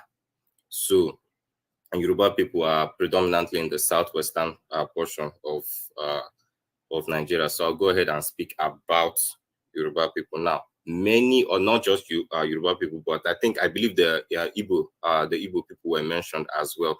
It's not just Yoruba, it's not just Igbo, but several other tribes across the entire continent of Africa have this history of them being the people of the book. And how we know that these people are the people of the book is we look at their history, their oral traditions, we look at the language that they speak, we look at the customs. We're not talking about religion now, traditional customs that they've had before any missionary, before any contact with any outsiders like that. So now, what I'm going to explain for Yoruba people now. I will start. Before the missionaries came, Yoruba people were practicing circumcision. Before missionaries came, Yoruba people performed a levirate marriage, which is when if your brother dies, you take his wife and you raise up seed for your brother, all of that. The apprenticeship system, the whole system of having someone having someone serve you and then paying them a certain amount of money after a period of time so that they can go and start something up for themselves. It's an apprenticeship system. It's practiced also. And the Igbo people are very, that's a part of the culture that they have kept for a very long time. And we see also as well that the language, again, is very, very telling in who we are as a people. When the slave traders, when they came to Africa, they didn't just grab anybody. They knew exactly who they were looking for. They weren't just grabbing random Africans. They knew specifically this is the kind of person or the kind of people we want, and they came and they took specific people. And we noticed through DNA that the vast majority of the people who they took from Africa during the transatlantic slave trade, all of us, it's quote unquote coincidence, but they all happen to be E1B1A on their paternal side in terms of DNA, their Y DNA, and on their mother's side, they end up being L2 and L3. And now about the language, I'll go ahead and say now, I believe there was one language from the very beginning, one language. And then up until the point of the Tower of Babel, the language is diverse. However, the people of the book kept, the Most High allowed the people of the book to have the language that has been spoken. We know that languages change over time, but still pretty much the same that has stayed. Personally, I don't subscribe to the Yiddish Hebrew that people are using today. If you are looking for the real language that was spoken in the Bible, the real language, the Hebrew that was spoken, especially from the time of Moses downward, go and look at the Niger-Congo family of languages. These languages like Yoruba, Igbo, Ashanti, Swahili, Kikongo, Zulu, Xhosa, all these languages like this, these are the languages that the Bible was written in. This is why when we continental Africans, we look at scripture, we look at the names, we look at the quote unquote Hebrew, and we are like, what is this what they are trying to say? every continental African who is familiar with their native language and you come from a Niger Congo stock, you will be able to look at scripture and you'll be able to break down scripture in your language. I will start with the name Israel. I'll start with what people call Israel today. When we say Israel, people are talking about Israel. It's actually, in my language, it will be Oya Sherielu, which means overflowing in witnessing the Most High. If you speak Kikongo, you would say Yisolele, which means my chosen. Same with Jacob, and people are saying Jacob. In my language, it is Oya Akobi, which means overcoming the firstborn. As we know that Jacob overcame the firstborn, Esau. We've all seen that. If you speak Kikongo or any other languages, they may say Yakuba, or they may say Yakobe or Yakova. So when we see the languages in Africa, those are the real languages that you're looking at. You're going to find out that in Africa, amongst the people who were taken into transatlantic slave trade, they have copies of the Torah. There's a group of Yoruba people, they are from Ondo State. Many people call them Omo, in the literature calls them Emo Yokwine, but these Yoruba people came through Morocco. They came from the Northeast Africa into North Africa, Main, and then down into West Africa via Morocco, and they are with us today. These people have a copy of the Torah that they guard very, very well. They guard heavily, and they have a copy of the Torah as well. And it's not just that one tribe, not that one group. So you got one more minute, bro. Groups across the continent. Several other groups across the continent also have this connection. So what we are trying to say is that the original people of the book, that book called the Bible, the original people of that book, these are people that have their origins and their roots on that continent of Africa, because that is where the land is. The land of Israel, the land of Shem, Jerusalem, even the Garden of Eden itself is in that continent called Africa. All right. Hey, Qanath, I want to be able to ask the brother a question like we do. We ask everybody a question. I'm not beating up on him. My brother, you can ask a question. Wait a minute. You can ask a question, then we can let Naphtali go. You can ask a question. Go ahead. Yes. All right, my brother. How well do you know your grandfather? Let me ask you this real quick. How well do you know your grandfather? How well do you know your grandfather? Fairly well. He died before I was born.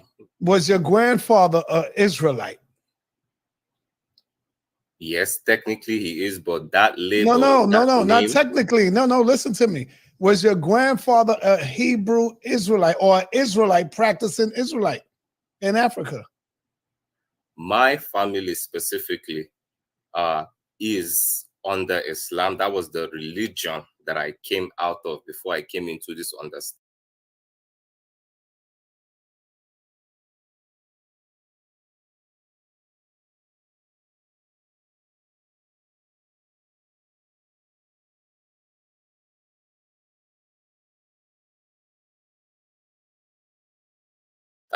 So again, when we say Israelite, we know that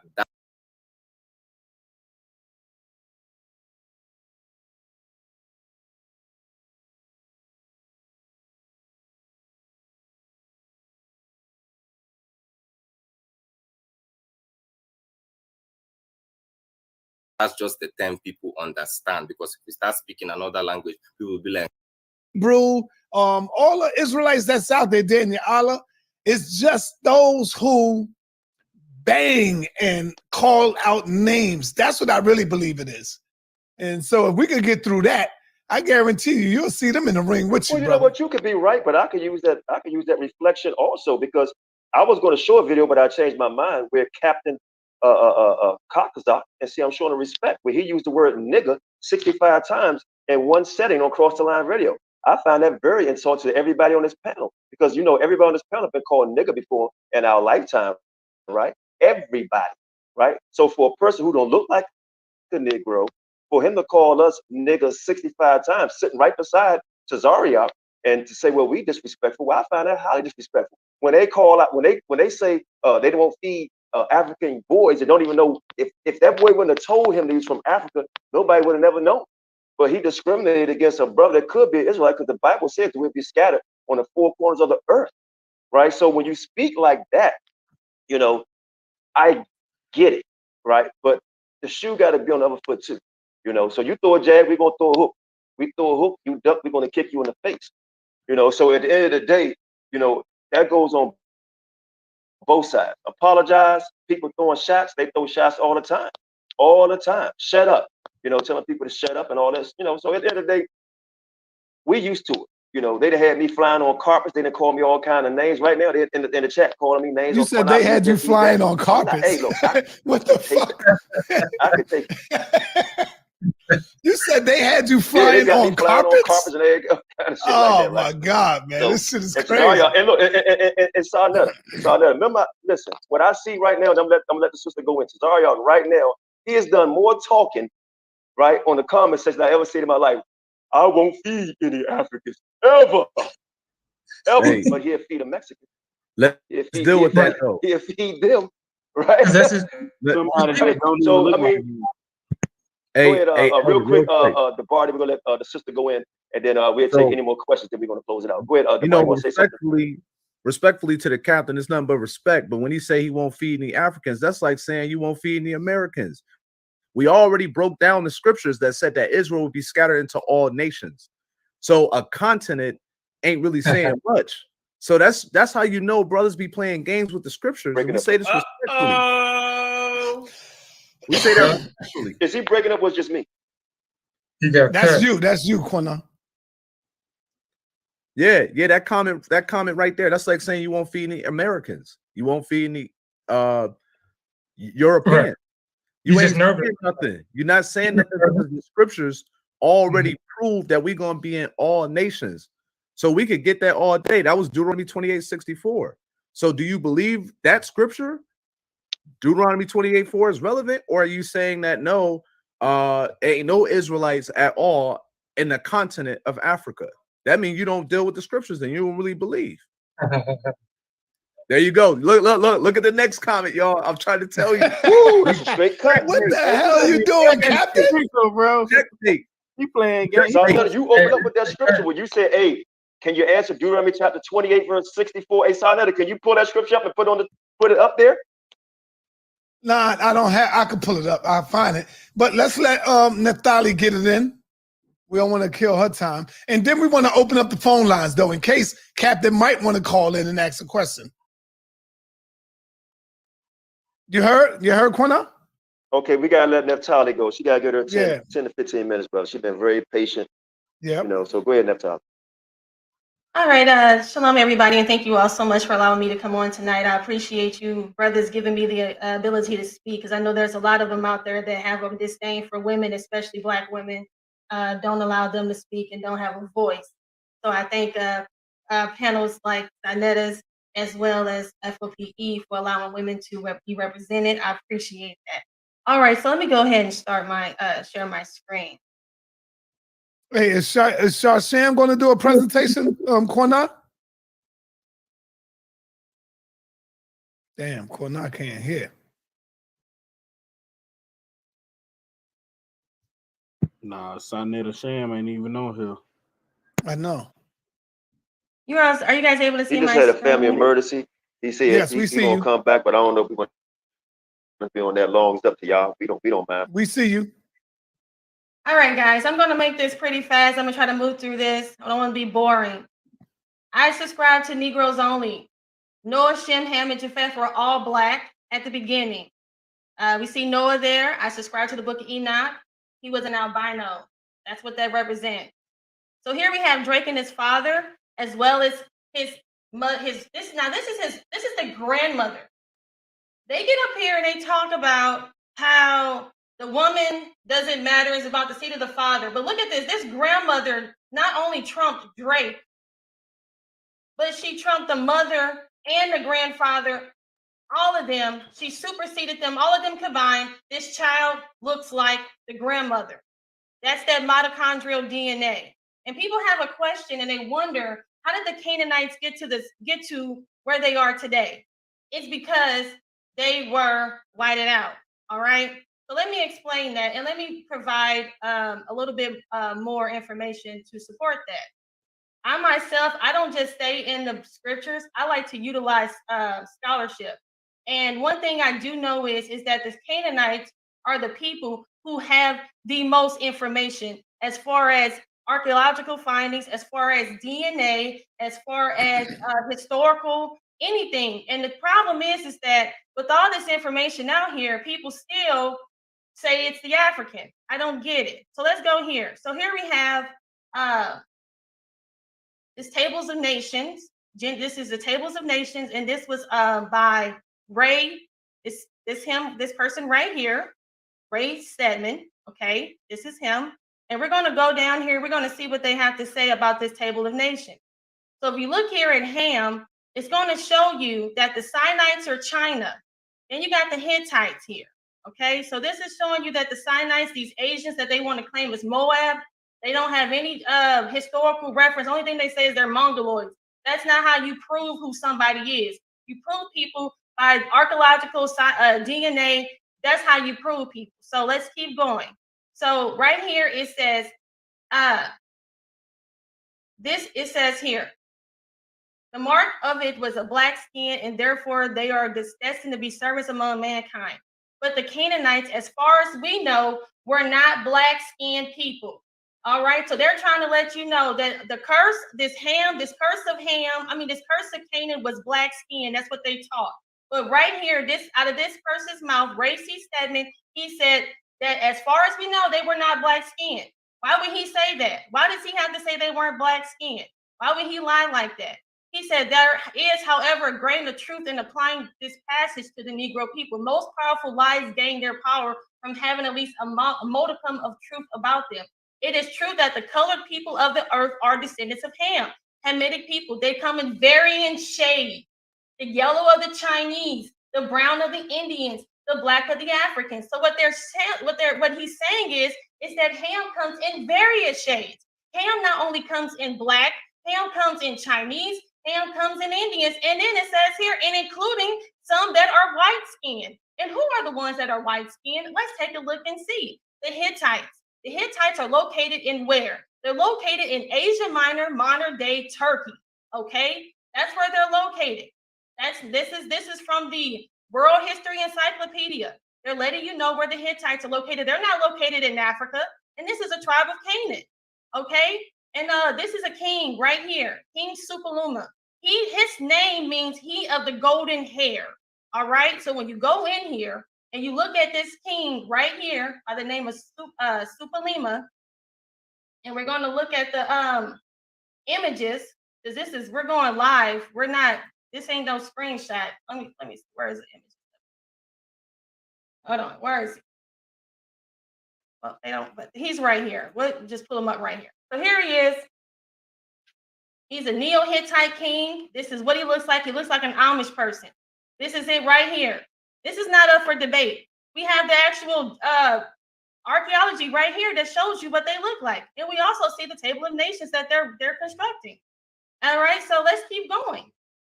He had blonde hair as well. Here's Sinites, the Chinese. So we know who Sin is. Sin was a Canaanite, right? They tell you, where did the Chinese come from? They come from Sinim.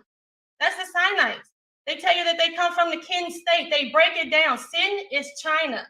Okay, that's what that means. This is not anything. Nobody's trying to make anything up. Nobody's trying to put anything on people. Here is the Chinese and the Hittites. Right here, biblicalstudies.org. Right there. So that's proof right there. You don't have no evidence to support that the Africans are Canaanites. And if you do, I welcome you to come on this panel tonight, and we can do this right here and right now. Because I'm willing to see your evidence, and I got tons more where that came from. That's so right. Let me get back to my presentation. So right here, this is what Christianity brought us. Christianity brought us Japheth, Ham, and Shem, showcasing that Japheth was white, Ham was black, and Shem was an olive complexion color, which we know olives are green and black. That's not an olive complexion person, because olives are green and black. So let's get here. What did the One West camps bring us? They brought us this 12 tribes chart, this phony chart, which only supported colorism. Yeah, so if this Michael Jackson right here would be Israelite, this Michael Jackson right here would be a Hamite. Here's this right here. I've been seeing memes going around. Hamites, descendants of Ham. They showcase Israelites being of a lighter color, and they say these are not Negroes. They say they're dark because they're dark skinned. God separated us from the African. That's not true. That's false. Here's this Zondervan Bible pictorial, this Zondervan crap that they bring up. They say he became the progenitor of the dark races, but the Egyptians, Ethiopians, Libyans, and the Canaanites. Well, let's take a look at that. Let's look at the etymology of the word Negro. So the etymology means the history of a word, the element, including its origins. So when you put the word Negro in there, it says it's a member of a black-skinned race of Africa. So right there, it tells you that an African is a Negro. So when Zondervan said not the Negro, he was talking about the Africans. How about that? Let's keep it moving. Negro again, right here. My screen ain't even that big. Let me make sure my screen is big. Okay, Negro. Right here, it tells you, this is Wikipedia. Here's another source. It says Negro is the term historically used to denote persons considered to be, again, Black African heritage. Did you hear that, Tazaria? Let's keep it moving. Let's see again. In the English, it says right here, the Portuguese first arrived in southern Africa while trying to find the sea route to India. The term Negro, literally meaning black, was used by the Spanish and the Portuguese as a simple description to refer to the Bantu peoples. Okay, and they encounter Negroes denotes black. So this is referring to Bantu people. And who are the Bantu people? The Bantu people are a collection of several hundred indigenous ethnic groups spread over a vast area from Central Africa, South Africa, and Southern Africa who speak Bantu languages. So that is what a Negro is. So let's talk about Africa being the lot of Shem. Here we got the book of Jubilees, chapter 8, verse 11. And it says, and he called his sons, and they drew nigh to him. They are and their children, and he divided the earth into lots. So right here, this is in the book of Jubilees, and they're talking about the lots that were given to the children of Noah. And it says, with these three sons were to take in possessions, and they reached forth their hands, and took the writings out of the bosom of Noah their father. And there came from forth on the writings Shem's lot, which is the middle of the earth. All right, so right there, this is in the book of Jubilees, chapter 8, verse 11, and it tells us that Shem's lot is the middle of the earth. So let's take a look, and it says here, which he should take as an inheritance for himself and for his sons for the generations of eternity. So it says the middle of the earth. Is this the middle of the earth? No, this is not the middle of the earth. This is not the little bit of land that the Most High promised a group of people who he said was going to be like the sands of the sea. No. That's not going to do. So let's take a look and see what the middle of the earth looks like on a map, okay? So here we got the middle of the earth, and there's Africa right dead smack in the middle, which goes right along with what the book of Jubilees said, chapter 8, verse 11. How about that? Let's take a look at another one. We got the book of Jubilees right there again in the center of the map. Let's take a look at another one. There's another one in the middle of the earth, in the center of the map. And let's take a look at this one. This is a little bit larger because Africa takes up more scale than what they have shown us originally. So how about that? Well, that's not all we got. We got Joel 3:2. He says, I will also gather all nations and bring them down into the valley of Jehoshaphat, and will plead with them there for my people and for my heritage Israel, whom they have scattered. So who got scattered? Who got scattered? The Israelites got scattered, and it says among the nations and parted my land. Well, what land got parted? How about that? So this is what the transatlantic slave trade. So let's take a look at this land that got parted. Whose land got parted? Africa. And what land was that? That was during the Berlin Conference. And what does it say? It says the Berlin Conference of 1884 through 1885, known as the Berlin Conference, they sought to discuss the partitioning of Africa. Let's go back. What does scripture say? It says they parted my land. And what did they do? They parted his land. And this is what they did. And this is what's right there. That's that silver bullet, y'all. Bang, bang. Let's keep it moving. So how did Africa become the land of Ham when it was supposed to be the land of Shem? Let's talk about it. So we got here Wikipedia, again, another source. We're not going into we're going to real sources here. It says right here, Ham's descendants are interpreted by Flavius Josephus as others as having populated Africa and adjoining parts of Asia. right there. So nobody ever talks about Asia being Hamites, but you know who they want to talk about being Hamites? The Africans. But right here, Josephus tells you that Ham is also found in Asia. But guess what? We know you ain't going to teach that. We know you ain't going to talk about that because you hate Africans. But that's all right. It's okay. The Most High knows. Let's keep it moving. Let's talk about the Hamites. It says Hamites is the name formerly used for the northern and Horn of African people in the context of a now outdated model dividing humanity into different races, which was developed originally by Europeans in support of colonialism and slavery.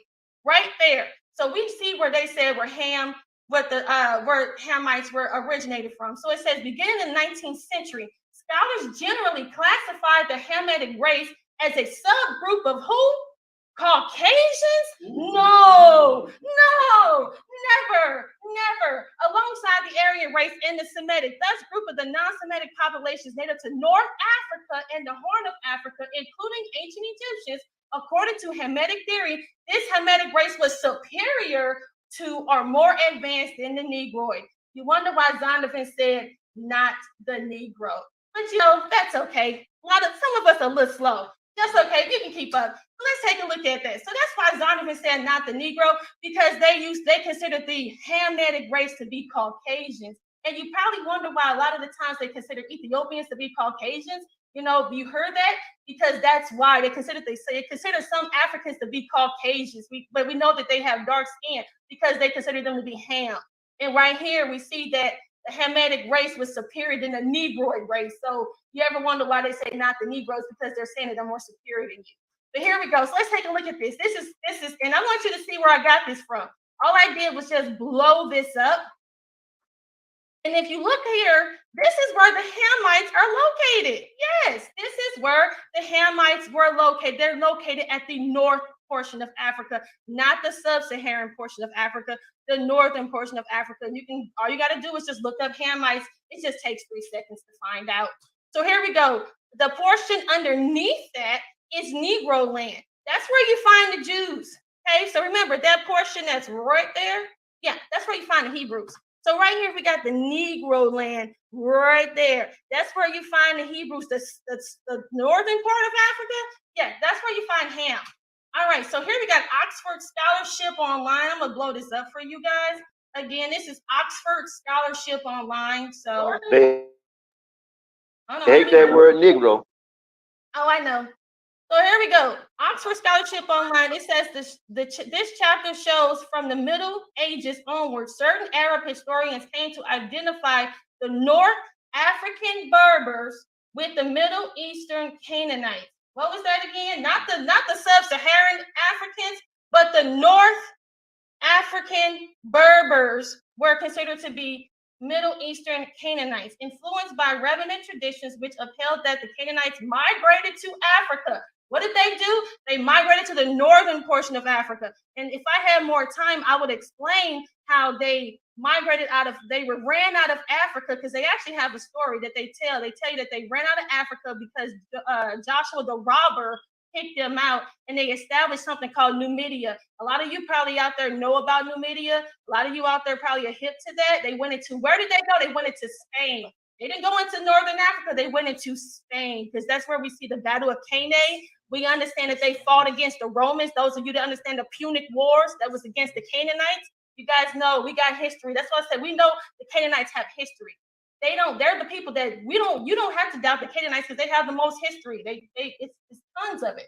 So here we go. So they said the Canaanites migrated to Africa. Their accounts are mixed with other legends that represents the Berbers as the descendants of Goliath, the hero of Philistines. According to the 14th century historian Ibn Khaldun, the Canaanites and the Philistines were descendants of Ham, and the former helped the latter in their wars against the Israelites.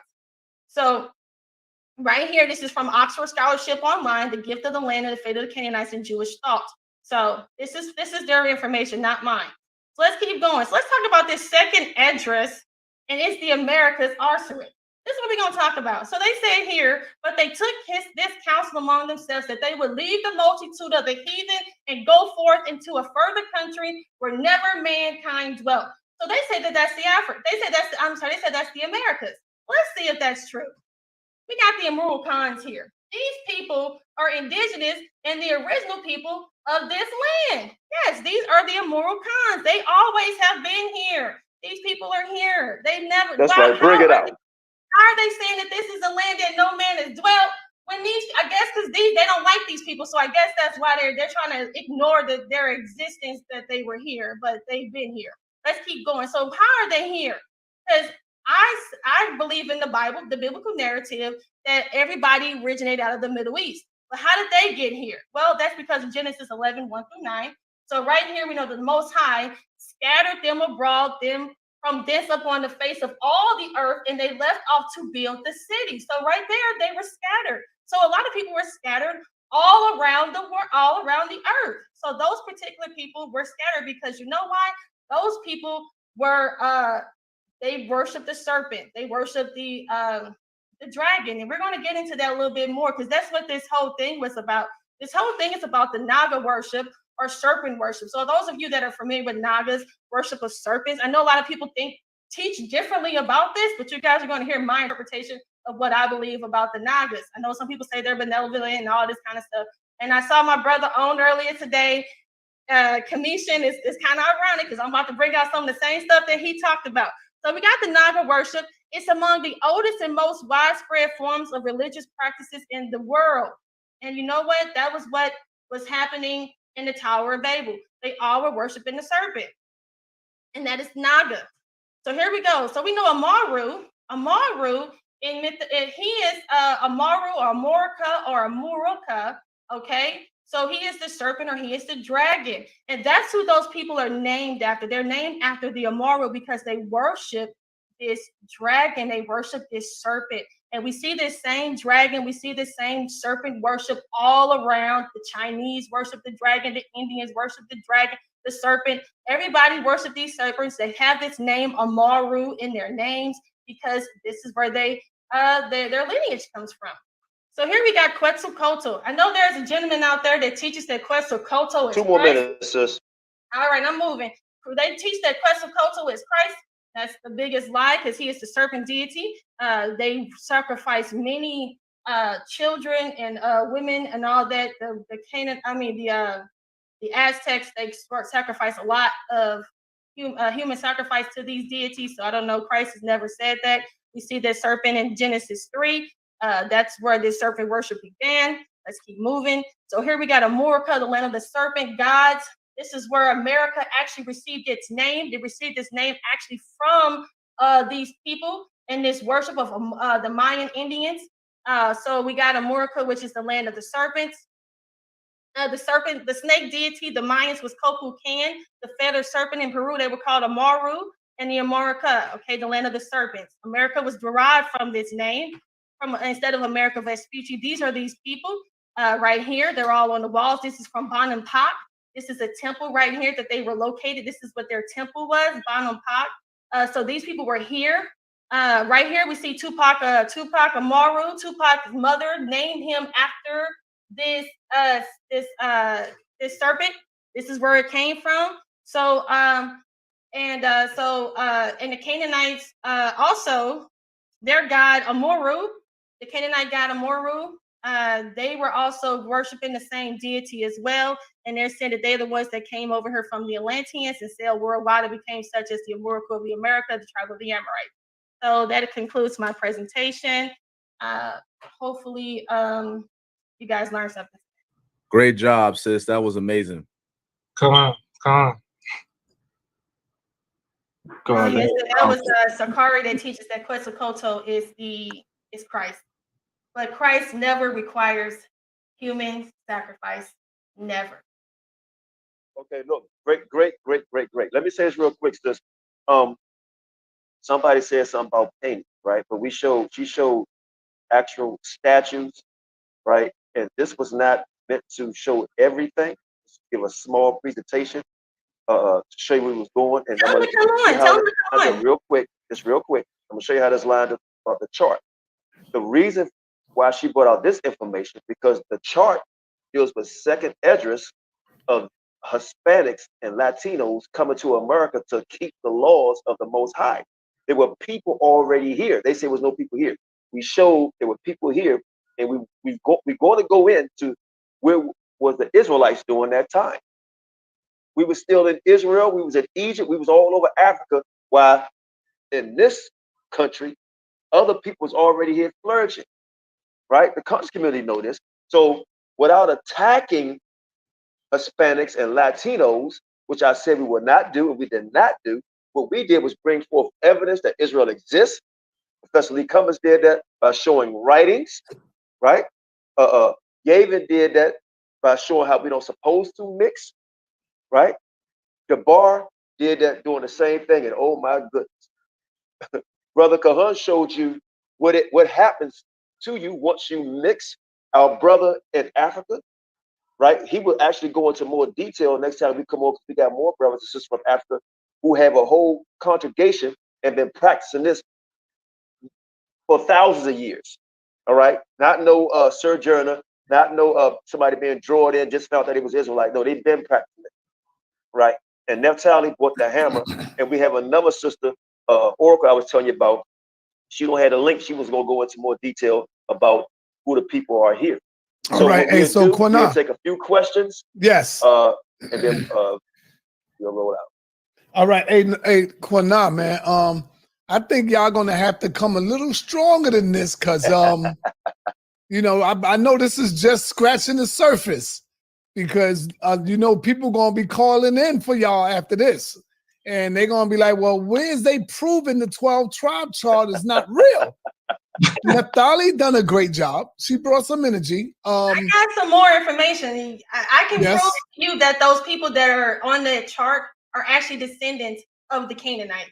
And I have archaeological. I think Shasham should have been here, because I think Shasham he had a family mercy. Let's pray for him. He had a family mercy. So. Okay. Do you mind, Senator? Excuse me, King. Yes, go ahead, Beck. Do you mind if I? Thank you. I just want to ask, just for clarification. Maybe we missed it, but if the Canaanites are older than the actual Israelites, and they were in the land before, according to Scripture, I'm here. How did the land belong to the Israelite when they actually were instructed by their God to go take the land from the Canaanites? I'm sorry, I missed the crucial part. You said, so if the Canaanites were in, so we know the Canaanites were in the land before the Hittites were there. Abraham had to get land, buy land from them. So I missed the other part. Well, we know that the Canaanites were there in the land. Because I think you mentioned that the land belonged to the Israelites. The land of Africa it belongs to the Israelites. It's Shem, not Israel. To Shem, which the Israelites are descendants of Shem, correct? That's right. So the land essentially belongs to Shem and Shem's descendants, which are the Israelites, because we're talking about us. But what I'm asking really is, if you could explain for me and a little clearer, if the land belonged to the Canaanites, to Ham, according to Scripture, they were there in the land, in the Levant, in the Fertile Crescent. That land was theirs. How? Because doesn't the Scripture say God said, "Go take the land from them because they've corrupted it. They can no longer have it. I spit them out. I want you to take that land that was theirs and now it's yours." So can you explain to us how that land originally was for Israel when Scripture says the Canaanites owned it, the Hamitic people, can you just... Yes. And that's a great point. And I was battling if I should bring that out because like I said, I got time. So if you look in the Book of Jubilees, that land was supposed to go to Shem, right?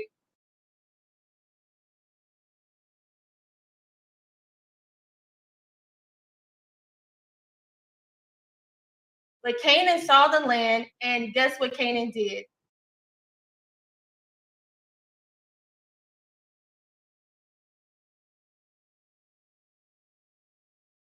He stole it. He took that land. That's in the Book of Jubilees. Book of Jubilees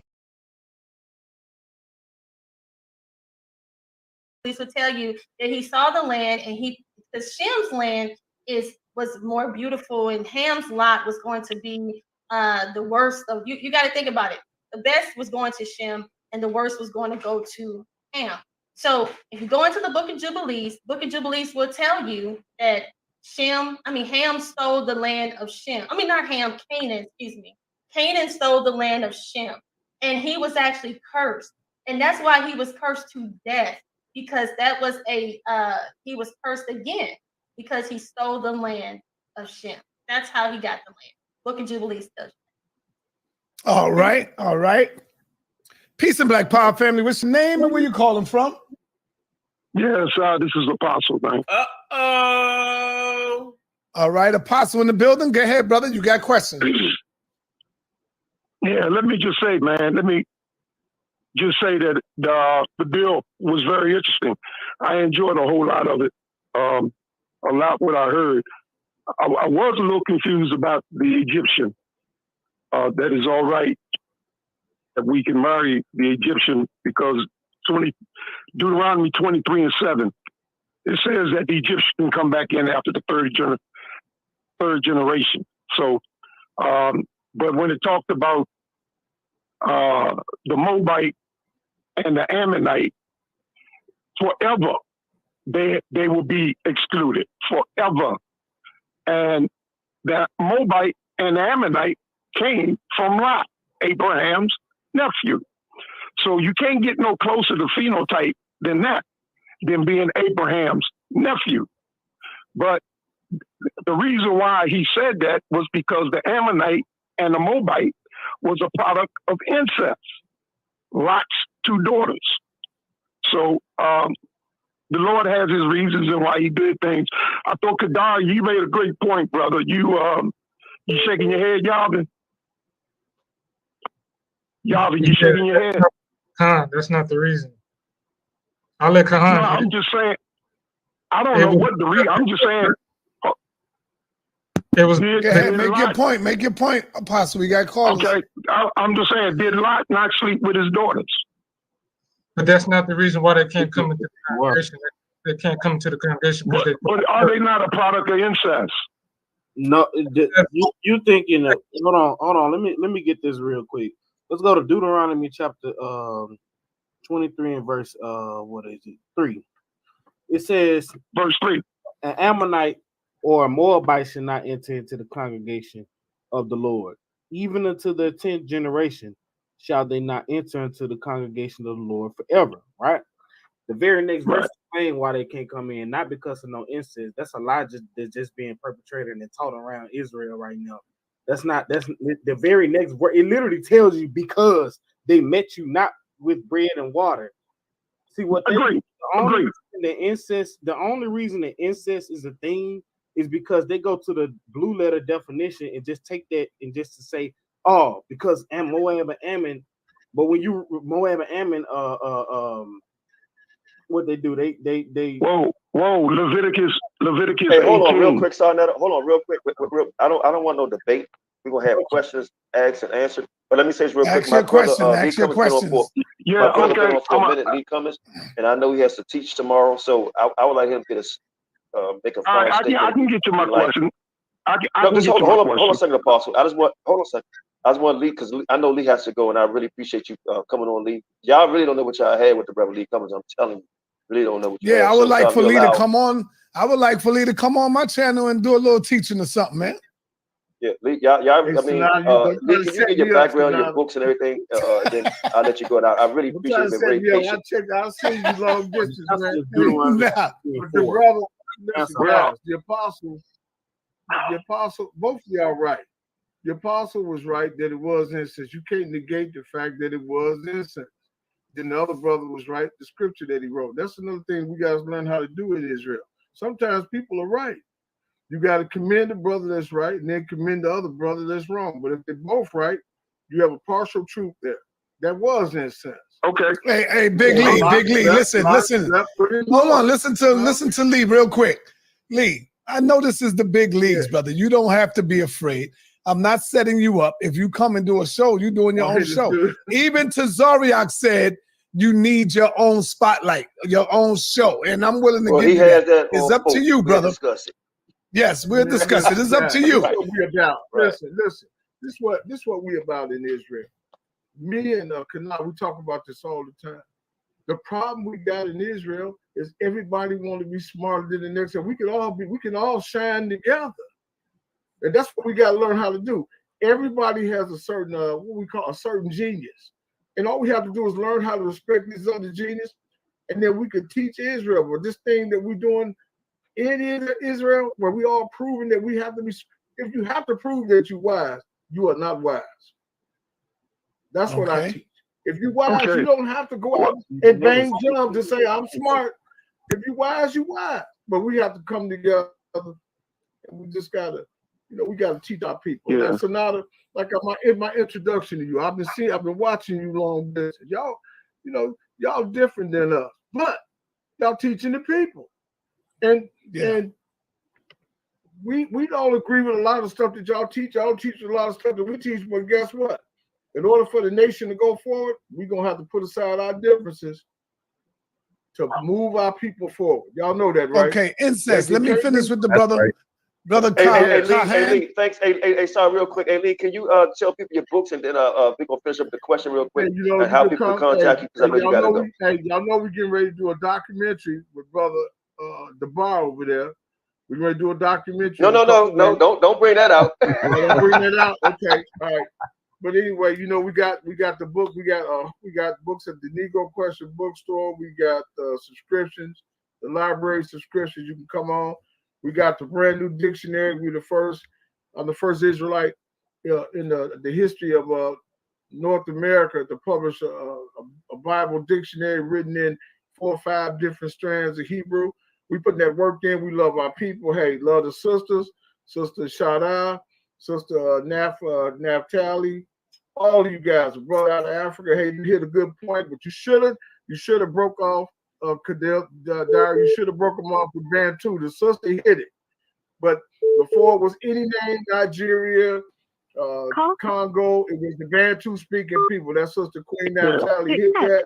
Other than that, it was a good show.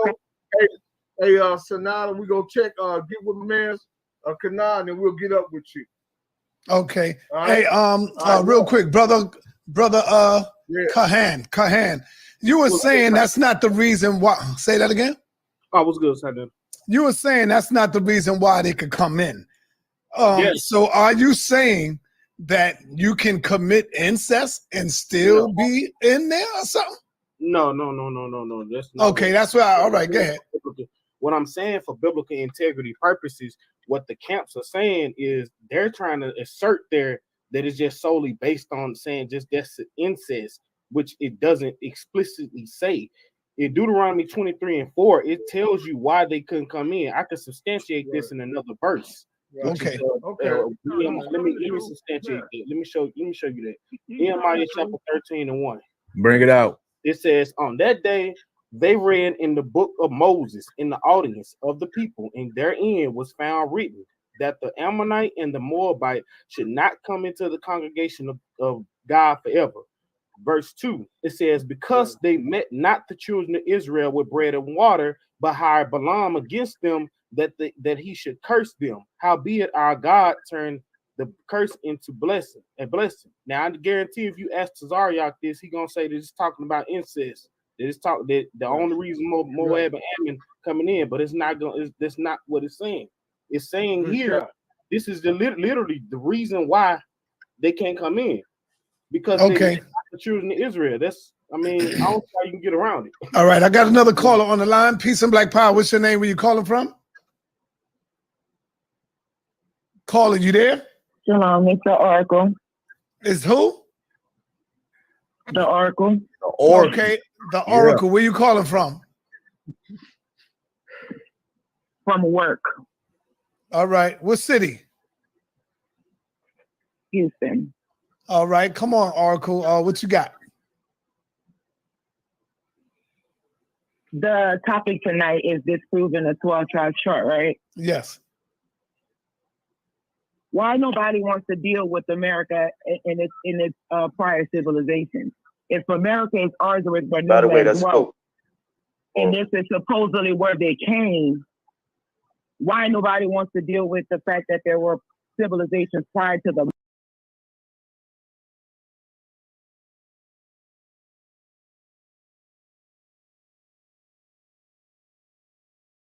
Mongol agent coming here.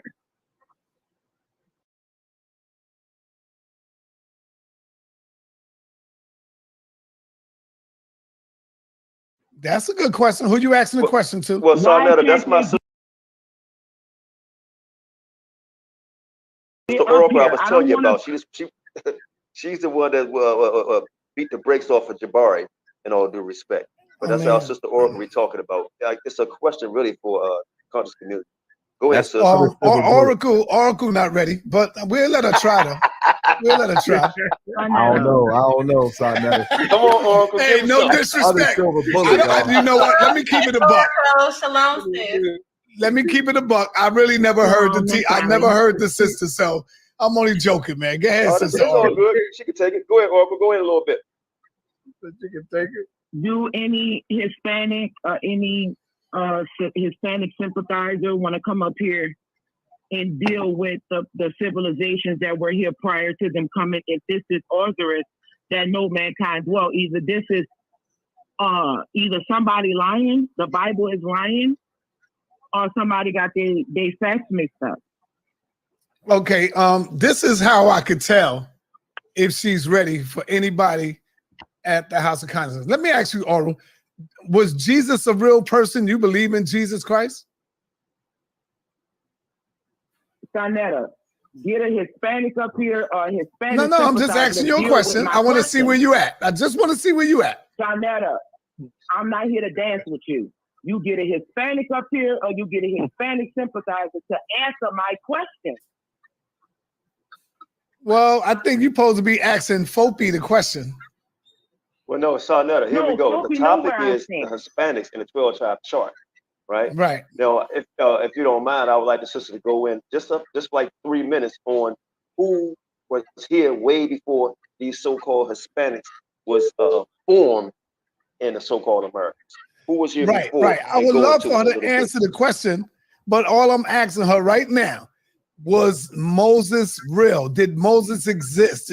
That's all I'm asking her, and then she could go on and do her teaching. That's where I could find out if she's ready for anybody on my team. So, sister, Oracle, was Jesus a real person? Was Moses real? Was there an Exodus? Did they go enslave in Egypt? What? Sarnetta, you don't have to screen nobody for Jabari. He's your priest. If you you just can't answer the question. Just send him my way. Just send him my way. I'm not up here to dance with you. Okay, go ahead, sister. Go ahead and teach. How America has ancient civilizations. How is this Osiris? Because they predicate the chart with the Hispanics coming here where no mankind dwelt. That's not true. So Olmec was already a flourishing. Matter of fact, there were civilizations prior to that because they have to understand, they have to break down that Mayan calendar with that ancient deity in the middle of that calendar. They have to deal with that. Nobody wants to deal with that calendar that's damn near 5,000 years old. You can't be in two places at once.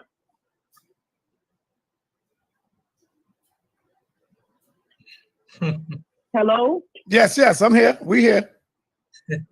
They have to deal with the Potbelly civilization. They have to deal with the Mississippi mound builders. The Mexican archaeologists and scientists already said this is a civilization that predated us. So where's Osiris? Is Osiris still America with all the evidence? Either the Bible is lying or y'all lying. It can't be. In exactly, this instance, sister. Real quick, sister. Exactly. So Annetta, we came on here and then we want people to answer our questions. So somebody put on there, we need Captain Kakazak ASAP on here, right, to answer these questions.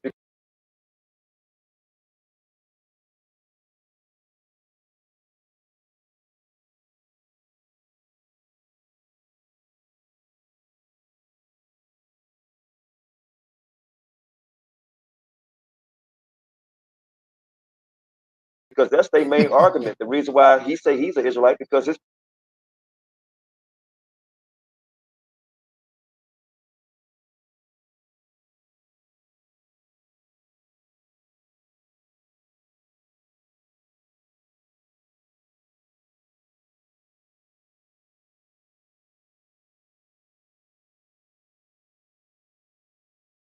people came over here on ships through the water, right? And nobody dwelt here. So that's the main question.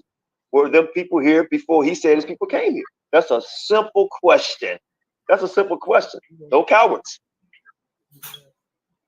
And the people that were here were not Shemitic people. So they can't even go that route. Those people were not Shemitic people.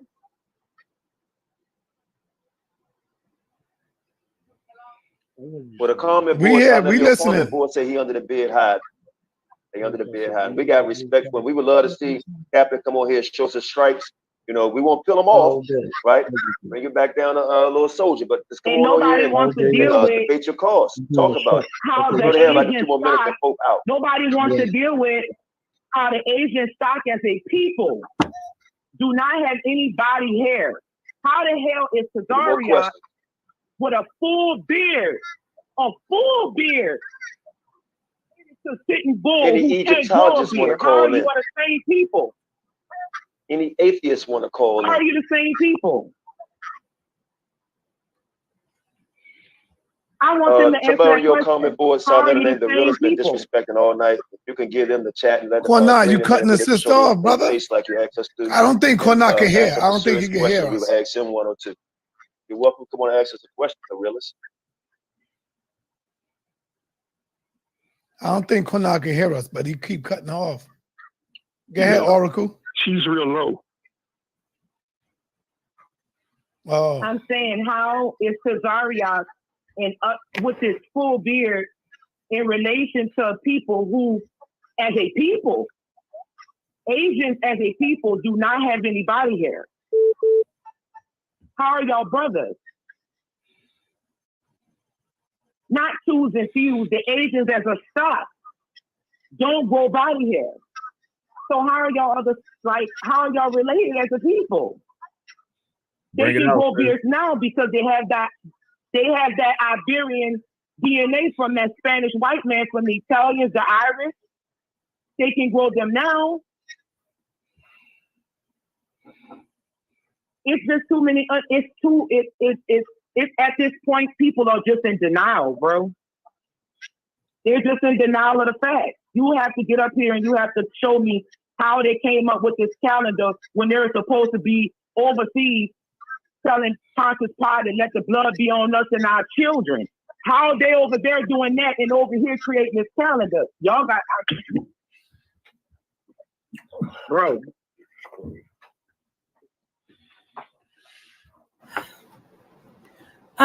Do you mind if I ask some questions? I know I'm the host, the co-host, but so what? Hey, Charlotte, real quick, I'm gonna ask Javen or Kahan or Devar, give me one scripture. Oh, sorry, I'm real. Cut the sister off. Hold on, Qanath. Paul was saying something. Exactly. I'm sorry, Devar, real quick. Can you give me that scripture where it says your children will be a witness against you? Yeah, that's Wisdom of Solomon. Somebody? Chapter 6. You got it. 4 verse 6. Yeah, let me grab it real quick. Hold on 1 second. Let me grab that precept. Huh.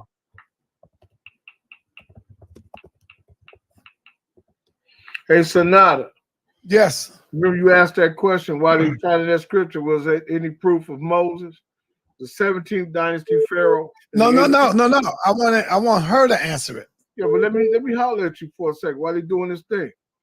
The 17th dynasty of Egypt, in the 18th dynasty of Egypt, the pharaohs had the last name Moses. Moses.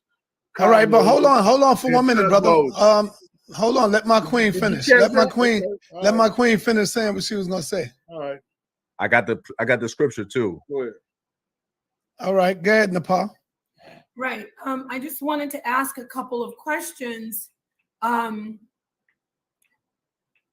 When you're talking about the new world and where we are, the Americas, I just want to see your position. Are you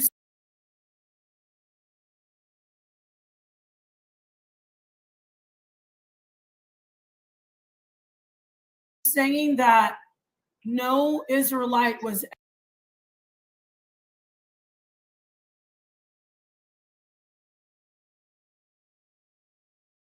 ever in the Americas before the transatlantic slave trade? Is that your position, Sister Oracle? My position is anything that came. Hello? Yes, we here.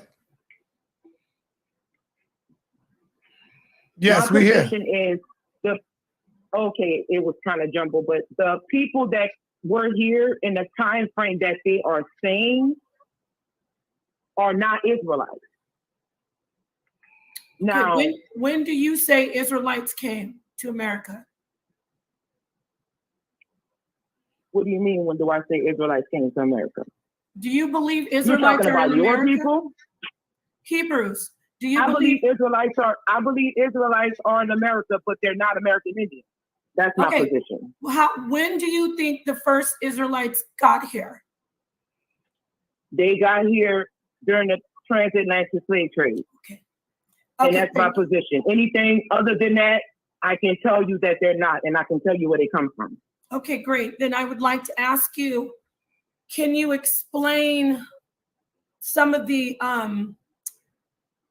archaeological finds in the Americas that show Hebrew? I'm sure a lot of that's been debunked. Okay, but let me just. If you want to know the origin of your people come from Suriname. You're outside of the Ham Shem. First You're off, I outside of didn't that even get paradigm. to finish my question. That's why I was reluctant to really even engage. It's their show, and I don't want the show to get off track. But I was asking you a specific question because you're coming with a lot of energy, and I love it.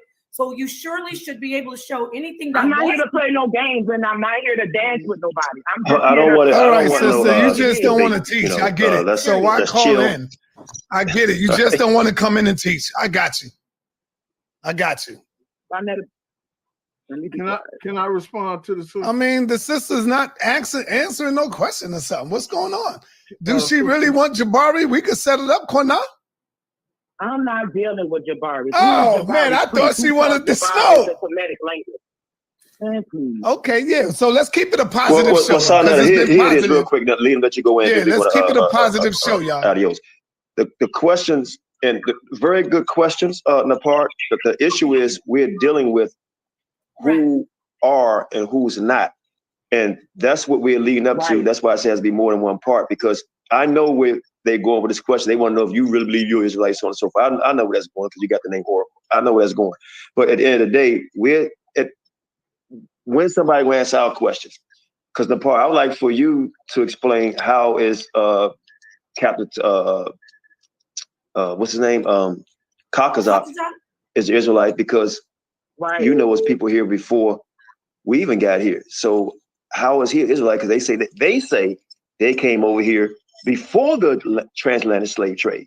Can anybody show us in history where Hispanics came over here before the slave trade? And remember, Sarnetta, you said, aren't you the seed of your father? So if you're the seed of your father and white men came over here and raped people, wouldn't that make them white people? Or so-called seed of their father? Because they don't send women to war back then. Hold on. So let's deal with straight logic here. So if the white man came over here, right, and raped the natives here, what would their children be? Now that's a good question, but unfortunately, the show is not about Captain Katazak or Tazoriak. It's about the 12 tribe chart. So that's not what the show is about, brother. But I can say this: there is biblical evidence pointing toward facts that Israelites, or whatever you want to call Hebrew. I agree with that, but I was just talking, you know what I mean? But anybody that came over here, anybody that was here in America, and the doctrine is you're the seed of your father. Numbers 1 and 18, which they broke down incorrectly, and I can break it down correctly for you if you want me to. But the doctrine is the seed of your father. So if the European man came here and raped, that mean a. Right. I think Brother Qanath, you're on a delay. So I don't think he's intentionally doing that. It's just he's slower. But I will say that if you look in the Bible, there is a reference to Ophir. Now this is, I'm throwing this out. I'm trying to sit back because I really love that they're doing their presentation. Right. But I am 100% sure that I could debate that sister and take her to the deepest depths of truth and show her that there is evidence And I'll have Miss Lee Cummings was going to come in, and Sister Naphtali. And so I just want to say this. There's information that's in the Bible that we can discuss, like the land of Ophir. I'll have somebody talk about that, where Solomon had ships, he had a navy, and there is information about them coming from, it doesn't exactly say Americas, but there's a lot of facts pointing toward America. Why do I say that? Because when you look at the scripture and it says where a man never dwelt, I mean, just like you can interpret that the flood of Noah didn't really flood the entire face of the earth, you can say, well, were they doing trade? Were they going there and staying there for a certain period of time? So you can, that takes a lot of interpret. So what we're doing is we're looking at the interpretation of a verse, which is in the Bible. And then we're also looking at references to a land where Solomon was doing trade. Not just Solomon, but extra biblical information. And then we're also extra biblical information shows that there were Africans coming to the Americas, the Kemetic. I'm sorry, when you finish, can I interrupt? Sure. The Kemetic civilization, there is a discussion that they also May have I ships. answer that? Sure. No, I'm just throwing this out, brother, and I'm going to let it put on the table. This is your presentation, but I did want to give the sister something because she was very passionate about it. So there's something for you to, chew on. And yeah, definitely talk to us about that information. All right. Go ahead, Qanath. I'm going to go after you. Yeah, I think it's a delay, so give him a second to jump in. Great question. And so I was muting me. I understand why, because I was muting you, Qanath, because you was jumping in and didn't know. Really hear. I had to listen to my computer, and I'm on my phone. I'm in a bad area. But that was a great question. But think about it, Nepal. The doctrine is they came over here to keep the law, statutes, commandments. Not they came over here with Solomon, right? We talk about Second Esdras, and they came over here through the Euphrates River, sailed around Africa, right, and landed here in America to keep the laws. Not about the trade, and came over here with Solomon's ships. If you want to use that, then that's another whole doctrine. That's not their doctrine. I'm willing to hear what you're saying, but their doctrine, and is that they came over here doing Second Esdras. And as well as I know, and everybody in the country community know, there were people here before then. Now, Solomon came over here doing doing trade and all that. But we know about that. We can go through that. But we're dealing with their doctrine. Their doctrine is, they came over here to keep the laws, statutes, commandments, right? Fleeing from Assyrian captivity. And I think tonight we proved that there were people here before. It's not the land. This is not Osiris, But with that, Sarnetta, we're going to say thank you, Nepal. Thanks for having us on. Hope we can get a part 2 to this. And yes. We can do it next week if you want, Qanath. We respect that, Sarnetta. Can I just answer something? We out, man. And we really appreciate you having us on. Sarnetta, hold on. I've been waiting with that. Lee has a quick input here. Listen, go ahead, Nigga Crescent. 1300. In 1300, 200 ships came from Mali. At that time, Mali was a Hebrew nation. 200 ships came across the North Atlantic into the Americas. 1751, Benjamin Franklin does an essay, and he says that all of America was swarthy. 1715, 1745, the Jacobites came into the 13 colonies. King James and his sons were called Jacobites. Didn't nobody call themselves Yaqub, but who? Israel. So even though the Moors were here already, the Hebrews were coming into the colonies long before the slave trade and long before Christopher Columbus. Google it right now while I'm talking. 1300, Mansa Musa sent 200 ships across the Atlantic. 1715, 1745, the Jacobites, and we got this. Correct. And we got the ship's manifest to prove it. I would love to have this gentleman come on and get a presentation, Sarnetta. Brother Lee Cummings. Yeah. So yeah. Work it out. Intriguing information. Yeah. All right, hold on, everybody, hold on. Peace and Black Power, family. What's your name? Where you calling from? What's up, son? That is me, Chris Harris. What's up, Chris? Yeah, my question is for the brother Lee Cummings Jr. I'm somebody who purchased all 4 of his books maybe like 8 years ago, called The Negro Questions, Part 1, 2, 3, and 4. And I hear him mention a lot about Omri's kingdom. We do not reject archaeologically, scholastically, because we do know Omri's kingdom did exist. And he mentions Israelites or Yezreelites. But what we're trying to figure out here is how is Israel connected to Judea when Judea does not exist as a nation city-state until sometime in the 8th, 7th century BCE, meaning Judea could not have been a vehicle kingdom for the nation or Omri's kingdom. How is that so when there's no archaeological proof to prove that? Okay, well, you came on kind of late because we showed that on the stone stills. We showed that on the Moabite still. We showed the existence of David and Ariel, which is Judah. And we also brought in Gad. We brought in almost, I think, we brought in the whole nation off the Moabite still. So you missed that, but I guess if they do another show. I actually heard that. Yeah, so that's only one stone still. We didn't have time. We could have looked at the Tel Dan still, which mentions King Ahab, King Jehoram, and Jehu.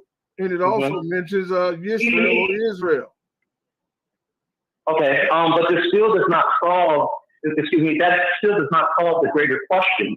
You cannot merge the two because the nation of Judea or the Davidic kingdom does not exist at the time of the height of the Israelite kingdom or the Israel kingdom. Hold on, brother. Let me finish. Go ahead. Hey, can you get off the mic? No, get off the speaker, brother, so you can be clear. We on here for questions, not a debate. He asked the question, he answered it. Okay, but I'm gonna answer his question though. Listen, brother. Get off the speaker though. I need you to talk right in the phone, Chris. Hold on. The first thing you have to understand is the Gentile timeline is also 138 years. Israel came out of Egypt in 1496 BC, not in 1200. That's the first point. Second point is Israel was one nation at one time. Israel was one nation under King Saul, King David, and King Solomon. The nation split in two under Rehoboam, but it was always one stick. That's why I don't know if you caught the very beginning when the brother talked about the two sticks merging together during the 1,000-year reign. So it doesn't matter if somebody call himself Israel and the other nation call himself Judah. It's really one stick. It's Israel. And Israel consists of 12 tribes, the 12 tribes in the Levitical priesthood. Okay, that's fine. Okay, one more time. I think my question might be going over your head. No, it ain't going over my head, brother. Can I have some discipline here? I just want to ask you a question here. Okay, thank you. Thank you. Judea does not exist as a city-state until sometimes the 8th, 7th century BCE. Israel or Yezreel, which is Omri's kingdom, was already thriving. It was already existing. They make no mention about the nation. You gotta let me finish. Let him finish. Let him finish, brother, so you can get a clearer understanding. Okay, he has the floor, but listen, King David lived around 1100, 1020 BC. King Omri came later when the nation was broken in half. So you wrong again. Judah, David. No, that's incorrect. No, listen. No, it's not. Hold on. It's my time to All right, hold on, Chris. Yeah, Chris, this they show, Chris. Chris, this they show. King Saul ruled Israelite show. They don't even answer no questions. He won't let me talk. Go ahead, talk, brother. First king was 1100 BC. David started ruling 40 years later, 1060 BC. David ruled Judah first, and then he ruled Judah for 7 years, and then he ruled over the 10 tribes Israel for 33 years. So David ruled Judah long before King Omri. King Omri's right around 900, 850 BC. Your timeline is off, sir. I'm not trying to be mean to you. It's about a timeline. Correct. Hey, and Sonetta, real quick, I just want to say, when it comes to academic scholarship, you're going to have to qualify yourself. You're going to disagree with Lee Cummings. I mean, this brother is a qualified, verifiable scholar. So if you have an opinion, okay, cool, that's your opinion. But you gotta qualify that you have the intellectual credibility to disagree with a known scholar throughout. It's based on timelines. Go ahead. I'm sorry, I had a family emergency. I had to get off. Go ahead, Shashan. Go ahead, Shan. Yeah, I just wanted to say I had a family emergency. I apologize. I had to get off and handle my family emergency, but I'm back. But I did want to show a little presentation, but if we ain't got time, I'll just wait to the next show. I wanted to show about the ships or whatever they was talking about in Second Esdras. They were speaking on the boats and all that and how they came over here trying to say they went down the Euphrates, which didn't happen. We got the ancient ships that they used on the Babylonian time. So I'll just do it next time because I had a family emergency. That's why I left. All right. Yeah, so that'll be on the next show. When y'all want to do the next show? Give me a date. Tell me. We gonna have to talk about that first because we gotta make sure that everybody free. But okay. I just want to say this real quick too, Sinetta, real fast, that many of these brothers in One West, myself being in this walk for 11 years, my brother DeBar, Elder Qanath, many of these brothers in these camps know that these Hispanics, Native Americans are not Israelites. They told us behind closed doors, many elders confessed and said, yeah, we know that they're not Israel. We're going to wait till let the wheats and the tares grow together. A lot of them don't want to say it. They told us it was too late to change things. They didn't want us to bring it out. They already know they don't want to mess up the money that they're making off these brothers. A lot of them is putting in a lot of money, growing their congregations, and they know that they're not Israelites. They're using it as a money scheme, a money grab.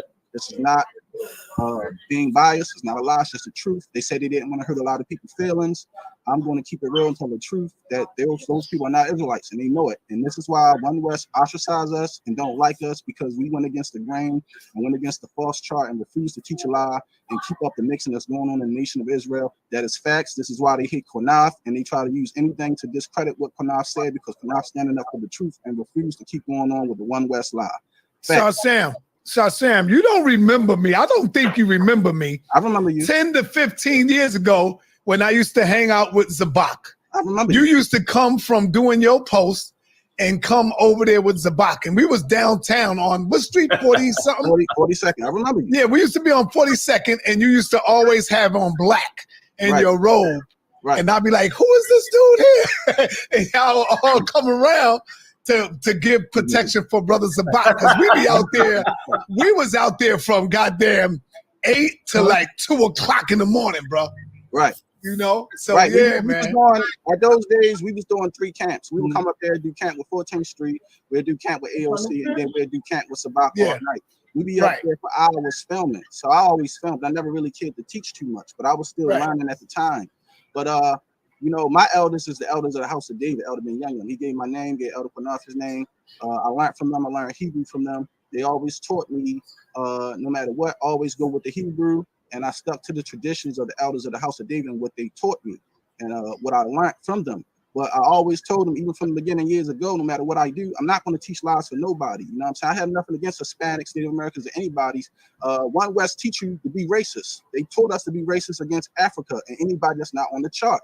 This is the way that One West teach Israelites when you come up in the community. But now when you learn the truth about it and that the Negroes is the only Israelites, now they saying that we're racist, but y'all teach this to everybody. You have but don't y'all come out of One West though? Yes, but we do. We came out of One West and learned under them, but they taught lies. They're teaching lies. I'm not going to teach a lie.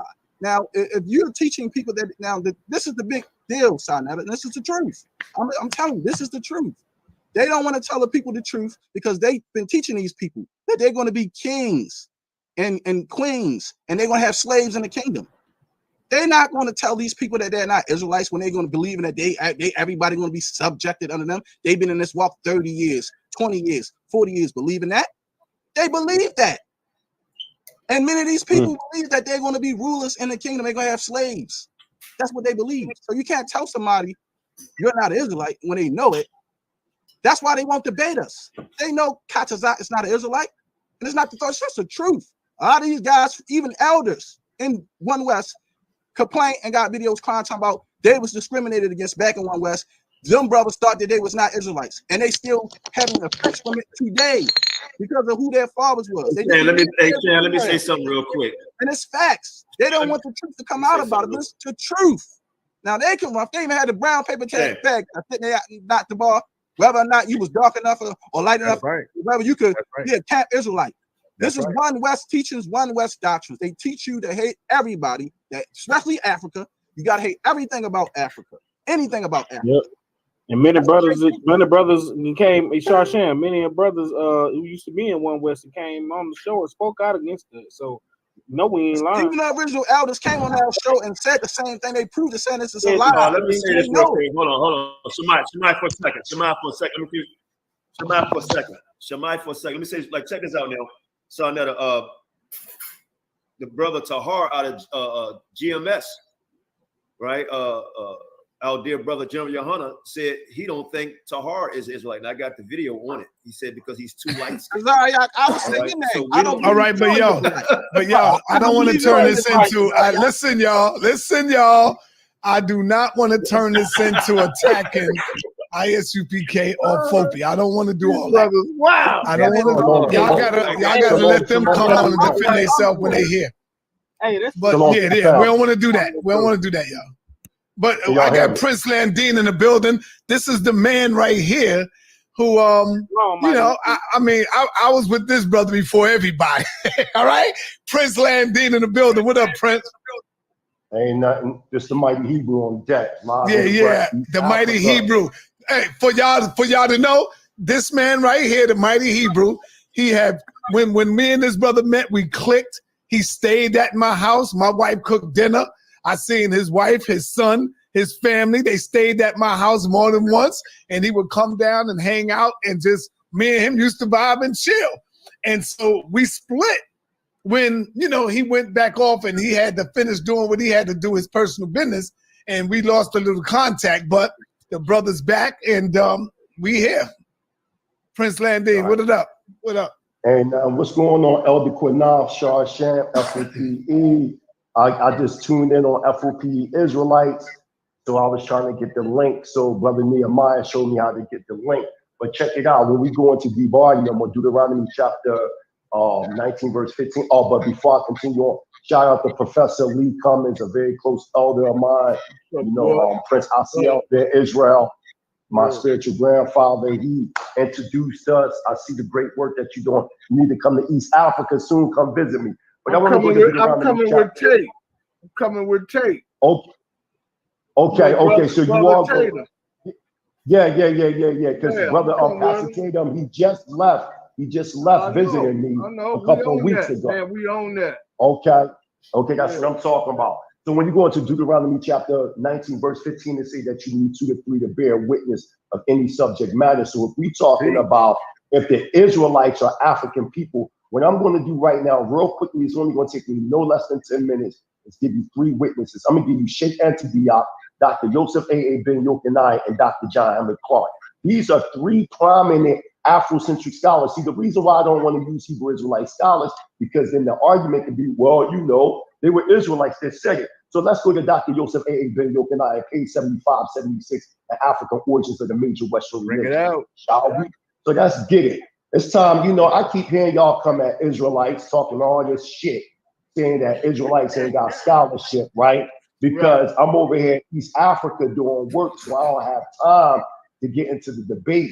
But what I'm saying is, I'm going to give y'all a little debate, and I want you to challenge the elders. It says this: in North Africa, just before the period of Christianity's legal entry into Rome, due to Constantine the Great's conversion in the 4th century, there were many Hebrew tribes that are of indigenous African so-called Negro origin. This is Dr. Ben saying out of his mouth that the original Hebrews of North Africa were indigenous Africans of Negro origin. He comes and say these African Jews, as all other Romanized Africans of this era. Why? Because Rome was the superpower of that time that controlled all North Africa, right? Were caught in a rebellion in Serentia during 115 CE against Roman imperialism and colonialism. This rebellion also marked the beginning of a mass Hebrew migration southward into Sudan and West Africa, along the way of the city of Ar, and into, I want y'all to hear this, and into the next page, because I got it on my phone, into the countries of Futa, Jalan, and Senegal, the Senegambia, which lie below the parabolic curve of the Niger River's most northern reaches, where the city of Timbuktu, Mali, presently stands. These Jews were divided into two main groups and took separate directions further southward into West and Central West Africa. One group joined the Fulanas of Futa Julan, from whom the present population of indigenous Africans of Bornu and Carmen in Nigeria and had their Hebrew traditions. This indigenous African Jewish penetration from North Africa into Sudan even reached to the borders of Lake Chad and Central Africa. So we have, and Dr. Ben out of his own mouth saying that the Hebrews were indigenous Black people that migrated from North Africa into West Africa, amalgamated with other African populations, and then as time went on, naturally, you had the transatlantic slave trade. So that's one witness. Remember, I said you need 2 to 3 witnesses. So now let's go to Sheikh Anta Diop, Pre-Colonial Black Africa. Let's go to his book on page 233. Why does he say this? According to Tariq El-Fattah, an Israelite minority also lived in the bed of the Niger region of Timdama and had made a speciality of cultivating vegetables watered with fresh water instead of river water. So now you got Dr. or Professor Sheikh Anta Diop saying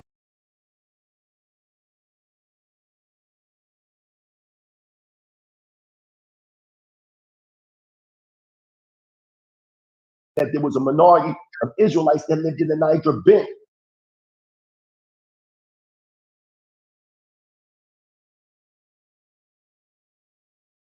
In Tundama, that's 2 witnesses. So we got Dr. Ben saying that the original Hebrews were Black Negroes. He said that out of his own mouth. We also have Dr. Sheikh Anta Diop, or Professor Sheikh Anta Diop, saying that there was a minority of Israelites. Now let's go to Dr. John Henry Clark. We're going to go to 2 quotations. Let's go to Dr. John Henry Clark, an introduction to Alfred J. Butler's book, The Arab Conquest of Egypt in the Last 30 Years of the Roman Dominion. He says this: Roman exploitation, taxation, and ruthlessness caused a lot of the original Africans in North Africa to move further into the body of Africa. The question is often asked, what happened to North Africa's Black population? This is part of the answer. So we got Dr. Ben and, Dr. John Henry Clark in the introduction to Alfred J. Butler's book, The Arab Conquest of Egypt in the Last 30 Years in the Roman Dominion, saying that North Africans pushed deep into Africa. So then when we go into the notes for an African World Revolution, Africans at the Crossroads, page 276, Dr. John Henry Clark says this: there is a need now to study the migration of the Jews after 70 AD, when the Romans destroyed their temples and started the dispersal of the Jews of that day. Where indeed did they go?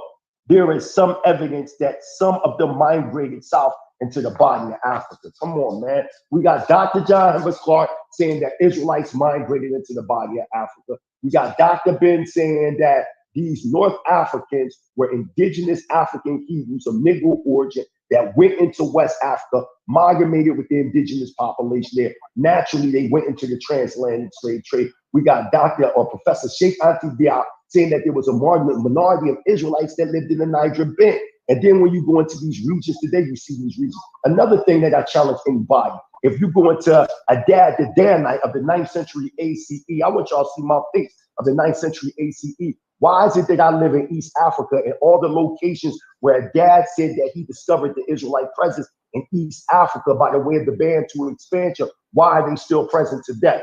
That's the challenge that I challenge any of y'all. We talk about academia, Western academia versus ground footwork. Anybody that want to debate ground footwork versus academia, because y'all been lying and saying that there's no Israelite presence in Africa. Why y'all lying? Why y'all lying to? Let's talk about the Wahhabanian that live in the mountains of Kilimanjaro, where they have a 2,954-year-old history, talking about the Israelites that come from the Levant. I put it on my Facebook page. I already invited Professor Halari, who answered the challenge, to Sinetta openly, and he's a professor in Dar es Salaam. We did a 2-hour presentation where he's showing over 125 tribes in Tanzania, East Africa, and there's Israelites over here in Tanzania. You got Israelites in the Congo. You got Israelites in Uganda. I've been Hold in up, Uganda. Mighty Hebrew. I'm sorry to interrupt, Prince. Okay. Let me say, I got a question I want to ask all Israel, and I got a statement. There will be no, Brother Garfield, right? What you brothers do is that you try to intercept, right? You try to intercept scholars from this side of the fence. It ain't happening, Garfield. If you want to say something, you come on here, you're going to say it, ask a question, and you can school, get out, right? We ain't going for the old school stuff. This is F.O.P.E., right? We don't FOPE around over here, all right? So I'm gonna let you finish, Prince, but before I let you finish, I got one question I want to ask all of the so-called Israelites believing the chart. There's one question, right? Because I think this is paramount, because Sister Nepal was talking about languages, everybody talking about languages. South America, prove me wrong, South America has 448 different languages, right? 70 of them, or 80 or more, are unclassified, meaning they don't understand. They don't even understand it. So now, if the people came over here speaking Hebrew, right? Or nobody was here, where all these different languages come from? We know where all these different languages come from. In the bush in South Africa, right? The ones with the plates in their mouth, speaking languages. They're not speaking French, Spanish, or English, right? And you don't have access to Lee Cummings, Garfield. Sorry, brother, right? So we want to know, where do these languages come from, right? And we have people on the ground like Mighty Hebrew, right? We got many brothers on the ground in South Africa, Tanzania.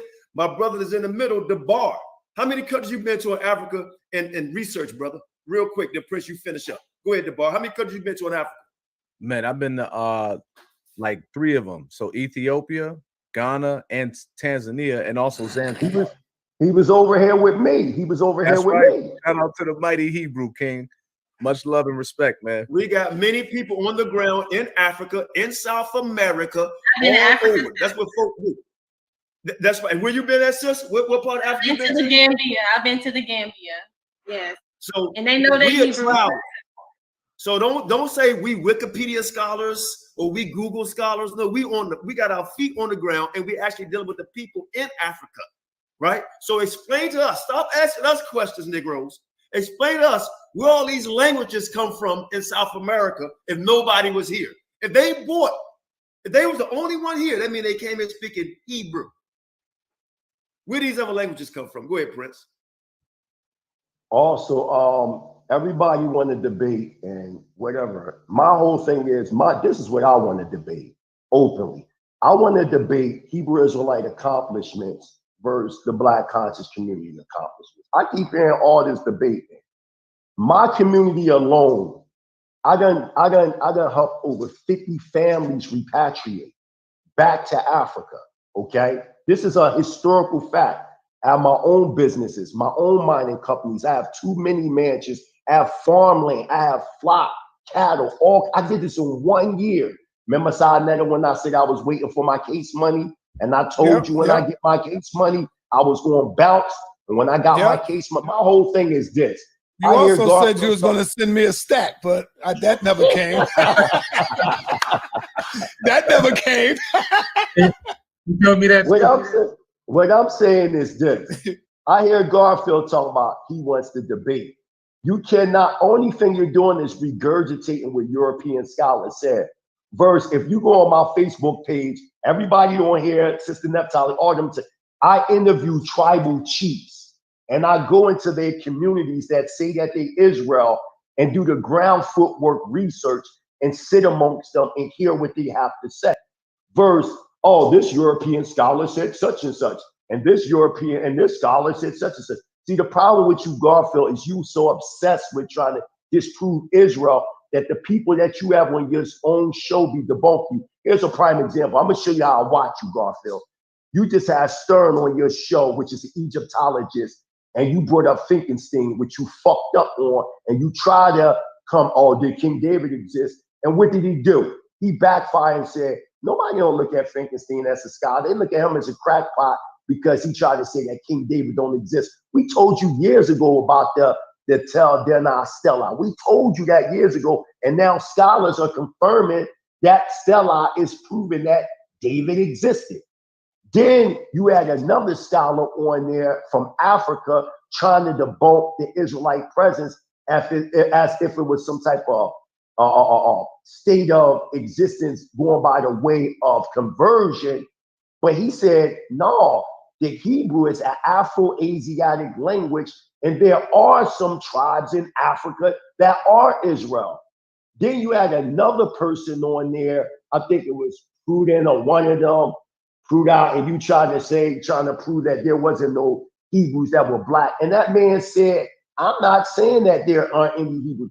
It just seems like the people that you try to bring on your show to discredit Hebrews turn around right on your own show and discredit you. What is this fixation of you trying to disrupt the Hebrew presence? It's not going nowhere. We got communities all over the planet. We irrigate in our own land. We make our own clothes. Why aren't you producing the promised effect that you're talking about? So, all right, you want to debate me, Garfield. This is what I want to debate with you. I want to debate your achievements and your background as to what you believe in, and how has that helped the black community versus what I'm doing in Africa. I don't even have to use the community of Demona. I don't have to use my grandfather, Prince Asiel. I can just use what I'm doing alone and smash everything. Prince, real quick, I'm sorry to interrupt. I'm sorry to interrupt. But as a queen like you always, my advice is not to debate somebody on a comment section that call you a fool. See, we dealing with respect and respect. You know what I mean? No problem. The topic was not what he's talking about, and they're reversing it. You know, we're not going to deal with anybody. They don't really want to debate that issue. We won't disrespect anybody. They don't really want to debate that issue because that issue is going to show all they doing is intellectually masturbating each other. But when it comes to the real footwork, what they try to do is make people that put in real footwork make us look like crackpots. Again, Garfield, when you're really ready to have an intellectual discussion, matter of fact, I'll pay for your plane ticket. Yeah, let's do it. I'll pay for your plane ticket. You want to talk that talk. Let's see what your footwork is about. Your book. I'm over here. I just built a daycare center. What are you talking about? I just bought my wife a restaurant/nightclub. I'm building over this joint. I can take you right now into my farm. I grow my own food, yo. I don't live off the white man. You got me fucked up. Anytime you're ready to debate the real issue and the redemption and repatriation of our people, you claim that you love Africa while you in your London flat or you in your penthouse in New York talking all this shit. Africa don't need you in the back burner talking shit about Africa. We need you in the front. Where you at talking all this African black power, but the real Hebrews over here building. My grandfather been building over here since the 60s. Dr. Khalid Muhammad came to Demona. Why you don't go to Demona? Why you don't see what we building? Why you don't go to Ghana and look at all them Hebrew communities? And let me throw something to y'all. Watch this, y'all. Watch this, y'all. Yo, when you go into the door of return in Ghana, which I've been, when you go to the door of return, right, of no return, right, you know they got a plaque on that door of return. Am I lying? And the Ghanaian government recognizes this. I'm about to put Jabari into this. And they got what? Genesis chapter 15, verse 13, the 400 years, 1619 to 2019. And then everybody that signed their name on that plaque. You know Jabari Azazi's name is on that plaque. Oh, y'all don't know that, y'all.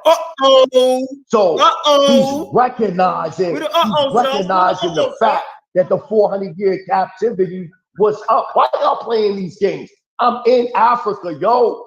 You can't tell me that there's no Hebrews in Africa. Man, we out of here, man. Dumb. Your boy's name on the plaque. It's dumb. Can I ask a question, if you don't mind? Yes, go ahead.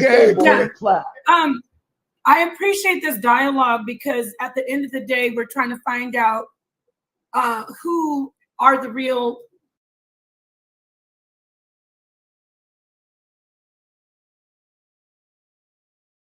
people of Israel. We're not the only ones doing this. You know, African people aren't the only ones. They're all over the globe. People want to know who the real Israelites are, and we know who has the market cornered. So with that said, I want to get back to talking or asking Mighty Hebrew and Naphtali and the brother Debar and Lee Cummings, Elder Qanath, everybody. What about the evidence of the Iberian Peninsula and the Spanish and the European DNA discoveries that there is in fact Hebrew Israelites DNA linking to Europe, and especially the Spaniards? I want you brothers to talk on that with what research you've discovered and share it with us. What about the compelling evidence that there is in fact Hebrew Israelite heritage in Europe? Can you speak on that part? Yeah, I'll definitely answer that. But first, before I answer that, I want to answer a question that you asked that wasn't answered. And that was about the Los Lones inscriptions in Los Lones, New Mexico, and Hidden Mountain, along with the Davenport Stellas, the Long Island inscriptions, different archaeological relics of Hebrew presence in North America. That is true. The misunderstanding is people think that it was the North American Indians that teach that fake 12-tribe chart. That's false. What it was it was a colony that King Solomon, King Hyman and Tariq and Akhenaten, who was a contemporary of Solomon, not Moses. What they did was they made a triple alliance and created what was known falsely as the Phoenician Empire. And when they was coming navigating from the old world to the new world to Lake Superior, they was creating these colonies. So when you see artifacts in North America of Hebrew inscriptions, along in South America, in different areas, these are only identifying colonies. Not that the so-called North American, South American, and Central American Indians are Israelites, because they're not. A lot of them are RH monkey DNA hybrids that come by the way of Q haplogroups, O haplogroups. Some of them are Australoid descent, some of them are Mongol descent that go back to the Gobi Desert. Now, when you start talking about the Iberian Peninsula, what you're talking about is, yes, because the word Iberia is a Hebrew word that goes back to the word Eber, and that the Hebrews were going back and forth. The problem is the fake J haplogroup or haplotypes that they use, and that came by the way of Dr. Rabbi Yaakov Kleiman in 1997. What they're doing is taking modern day jewelry or DNA from modern Jews and calling it the ancient Hebrew DNA. You can't do that. Let's go to the Lachish artifacts, paleontological bones or skulls that they found. 1,500 skulls of Lachish of Israel, and they're saying that they're Negroid. Why is it when you go and look at the bone structures of the Israelites, ancient Israelites, they're being identified as Negro? The J markers are modern day jewelry and modern day Arabs. That DNA does not answer the question of authenticating ancient Israel. That's the problem. All right, hold on. The oracle. You got to turn on your camera if you want to come in. Hey, it's nothing personal. Everybody turn on cameras. Hey, Prince, let me get in real quick, and I'm gonna give it right back to you. Real quick. But hold on. Okay, hold on. Real quick. Hold on, Mark. We're not gonna be on too much longer. It was something the Mighty Hebrew said, but I want Naphtali to answer part of the question too, Prince, if you don't mind. That asked. That was a great question. Go ahead, Naphtali. And also put the link in the room. My brother want to come on because he's actually from these countries you're talking about. All right, long as they turn on the cameras, you know, y'all got to turn on cameras. He'll turn on. Turn your camera, Oracle. Go ahead, Naphtali. We're gonna be on. Hey, brother, remember we had our back conversation. We're gonna be on another 10 minutes and we out. Go ahead, all right. Hey, Sister Naphtali. Hello, hey, Mighty Hebrew, how you doing? Hey. I'm sorry. Can you answer the question? Ask the question again. I'm a bit tired, guys. I thought. Did you want me to repeat the question you said? Yes, please. Oh, which one? The last one that the brother Prince Charlandine just talked about with the. I asked about Iberia, the Iberian Peninsula, and the brother was explaining that it's not valid or authentic information as far as the J markers, but basically I was asking about the presence which I don't know. I did want to come back in, so you can. I was going to ask Prince Charlandine. So, are we saying there was no evidence? There is no evidence of European. I mean, of our DNA or Israelite DNA on the continent of Europe. So, I had asked about the Iberian Peninsula. Right. So, yeah. What I will say that there's evidence of Israelites being there. The problem is the mis-evidence of DNA, meaning like they'll take Israelite artifacts and other things that they find in Europe and give the J haplotype the credit for something that don't belong to them. You're taking, not you, but scientists are taking modern day Jews and taking their DNA to authenticate ancient Israelite DNA or blood. You can't do that. They haven't subject to it. Right, they didn't abstract. All right, yo, I want Naftali to go so we can close out. Because we got. Well, I need you to close out after Naftali. No doubt. Well, yeah, I don't disagree with what Mighty Hebrew is bringing out. We know that there is a presence of Israelites in Europe, but Black Israelites are in Europe. That's not up for debate. But like you said, a lot of the artifacts are getting credited towards another demographic of people.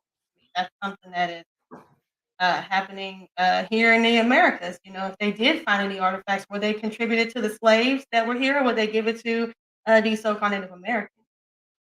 So I definitely agree with what Mighty Hebrew had brought out. All right, I'm gonna give everybody 2 minutes to close out. So go ahead. We're gonna start with the brother at the top, the bar. You got 2 minutes to close us out. Hey, I just want to say shalom, everybody. Shout out to Sarnetta. I appreciate you, King. Your lovely wife, Nepal, F.O.P.E. family. Big shout out to my man Lee Cummings, and also the Mighty Hebrew. Listen, man, we got all kinds of scholarly information. We come in humility, but we have a lot of experience in these One West camps. And the bottom line is we understand that the 12 tribes chart, it was a marketing gimmick. We have witness upon witness testimony. And all we saying is, listen, we love our people. We love our people so much that we want to warn them that they are a pure seed. And you have to protect that pure seed. So I'm going to leave it at that. But shout out to the platform. Much love and respect. All right. Peace to you, brother. All right. Let's go on down. Let's go on down to Naftali. Let's go ahead. 2 minutes. Close it out. Yeah, so I got a question for Garfield. What color was the Canaanite? All right, so let's go ahead and do that since he's answering the question. Yeah, so thank you all so much for allowing me on tonight. I had a great time. Thank you, Sanetta, and thank you all so much, my FOPE family. Again, my name is Naftali. For those that are out there, my channel is Naftali New School of Thought and Naftali AUST. I have 2 channels. And again, I thank you all so much again, and shalom. All right, peace.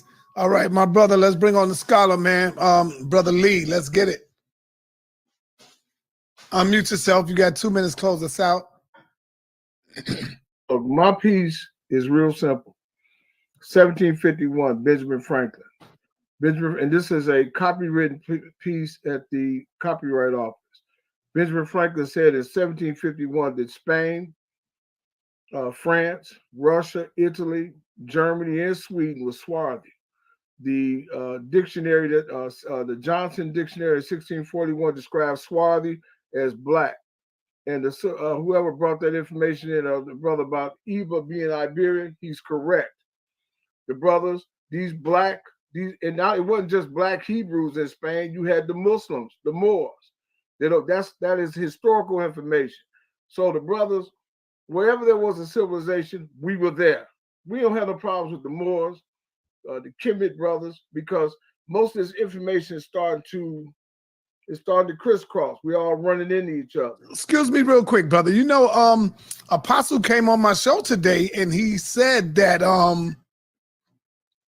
I think he said Abraham. Right. He said Abraham was a Moor. Well, Moor, according to the dictionary and all of that. I'm gonna quote him right. Moor, yeah, he said the Hebrews are Moors. Well, the Moor and Swazi is the same word. It just simply means black. Okay, so the Moors and Hebrew Israelites are Yeah, they Moors. was always here. The Moors was always here. The Hebrews came, we were here. We came in with King James them. Those were free Hebrews. And then the other Hebrews came by the west, and they came out of West Africa, the North Atlantic slave trade. We'll deal with that. Let's get together, Sonata. Okay. And let's deal with this. Yes, sir. All right.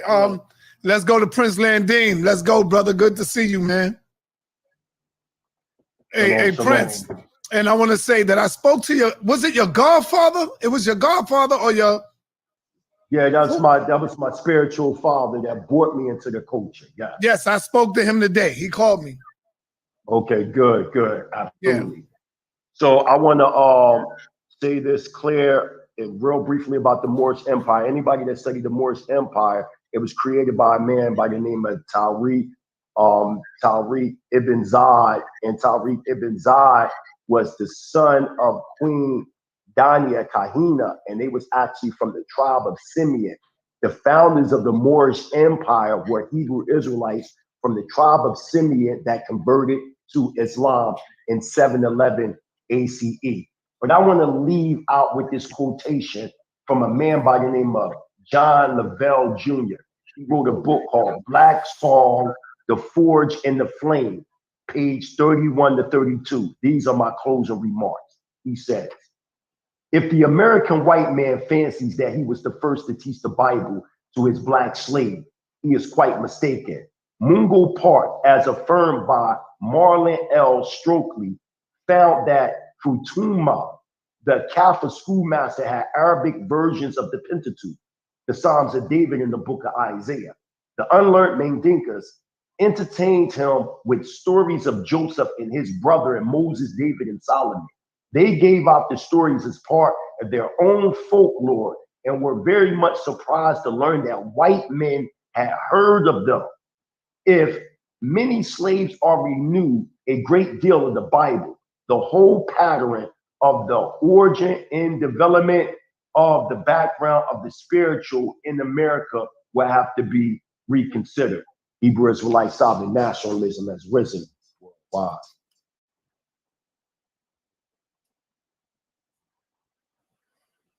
I see nobody answering that powerful question there. When did the 400 years start? So anyway, we're going to let Qanath go ahead and close us out. I got to say that this was a great stream. I got to admit it.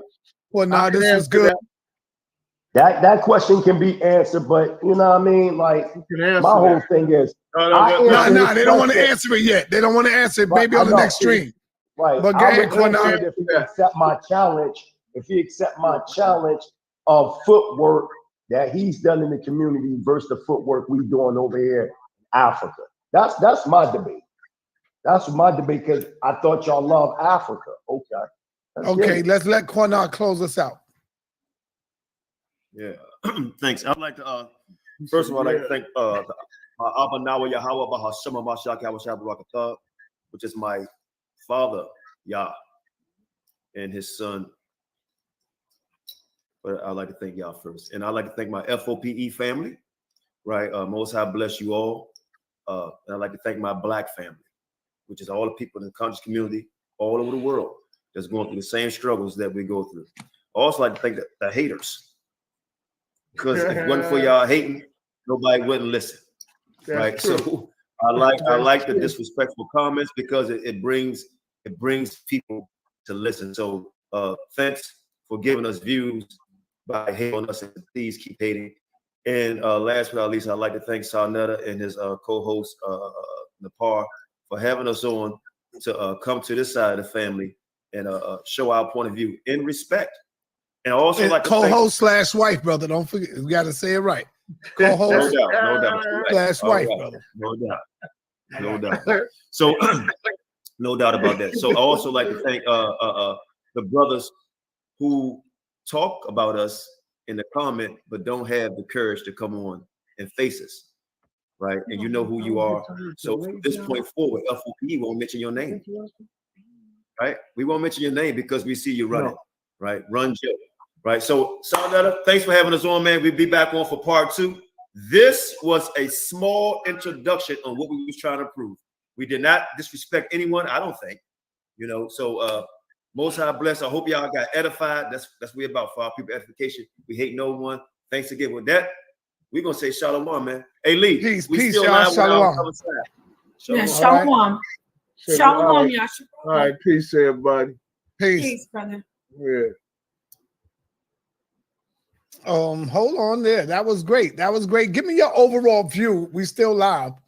On Well, first off, I want to say, yes, as usual. Did you expect it to go this way, or it was all right? Yes, It was because all right. you know, we talked in the background. You know, it was all peace before we got on. But I want to say thank you to you, Sonetter. This is exemplary. This is a great example of how the importance of getting the message out overrides everything, and then the respect, everything falls into play. So thank you. That was a great build.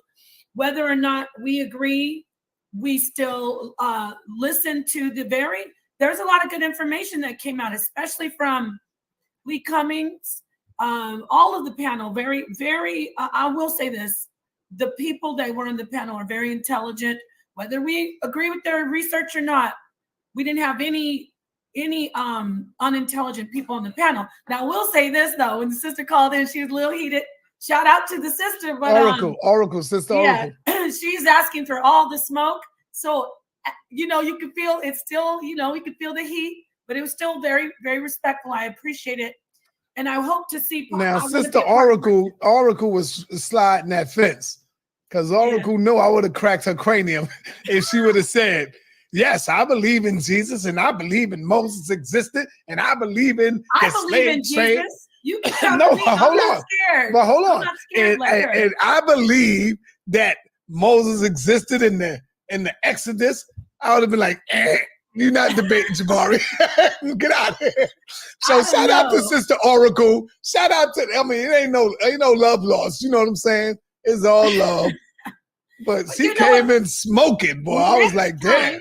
King, next time, if it's okay with the brothers, maybe they could do like a first segment of them doing the presentation, and then you bring the other opposition on. There you go. Stir the pot a little. Well, I think I was going to do that anyway. I said I was going to bring on the captain on his separate show. Garfield, maybe Brother Garfield, Chris Harris. You know, I would love to see Chris Harris and the Mighty Hebrew get it in. That would be good. Oh, so now, just in case for those of y'all who don't know, Nepal Shada is the HOK champion, in case y'all didn't know that. And now she's going up against Christine Nick. Nepal Shada will be going up against Christine Nick. This is what everybody been waiting for, the energy level. And what I love about it is, I really believe that this debate here is not going to be what y'all think it's going to be, because these two sisters been building behind the scene, and they've been getting to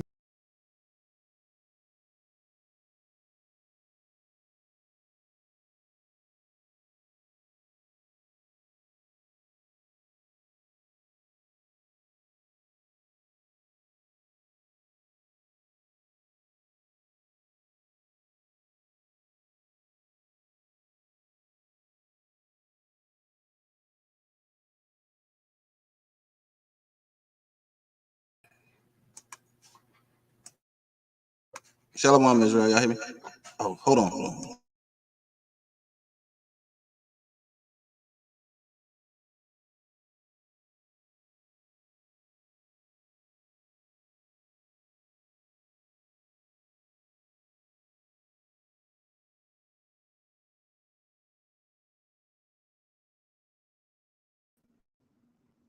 Shalom. We still live. We still live. All right, Shalom family, we back. I'm sorry. I had an emergency. I had to jump off. We just came over here to do the after discussion. So Naphtali and them will be on for a little bit more, because we already been streaming for 3 hours over there, maybe an hour or so, I'm guessing. But Shalom. We still live. We'll be on for a little bit more, because we already been streaming for 3 hours over there. Maybe.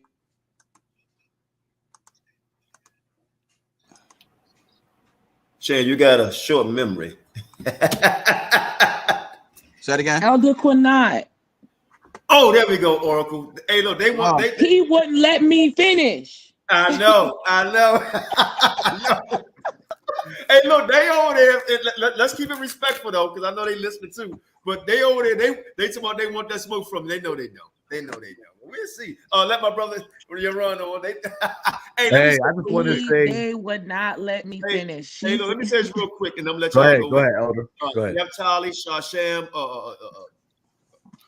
Hey, somebody's got their YouTube open. Y'all done a great. Somebody's got their YouTube open. Close your YouTube. Hold on, echo. No, we good.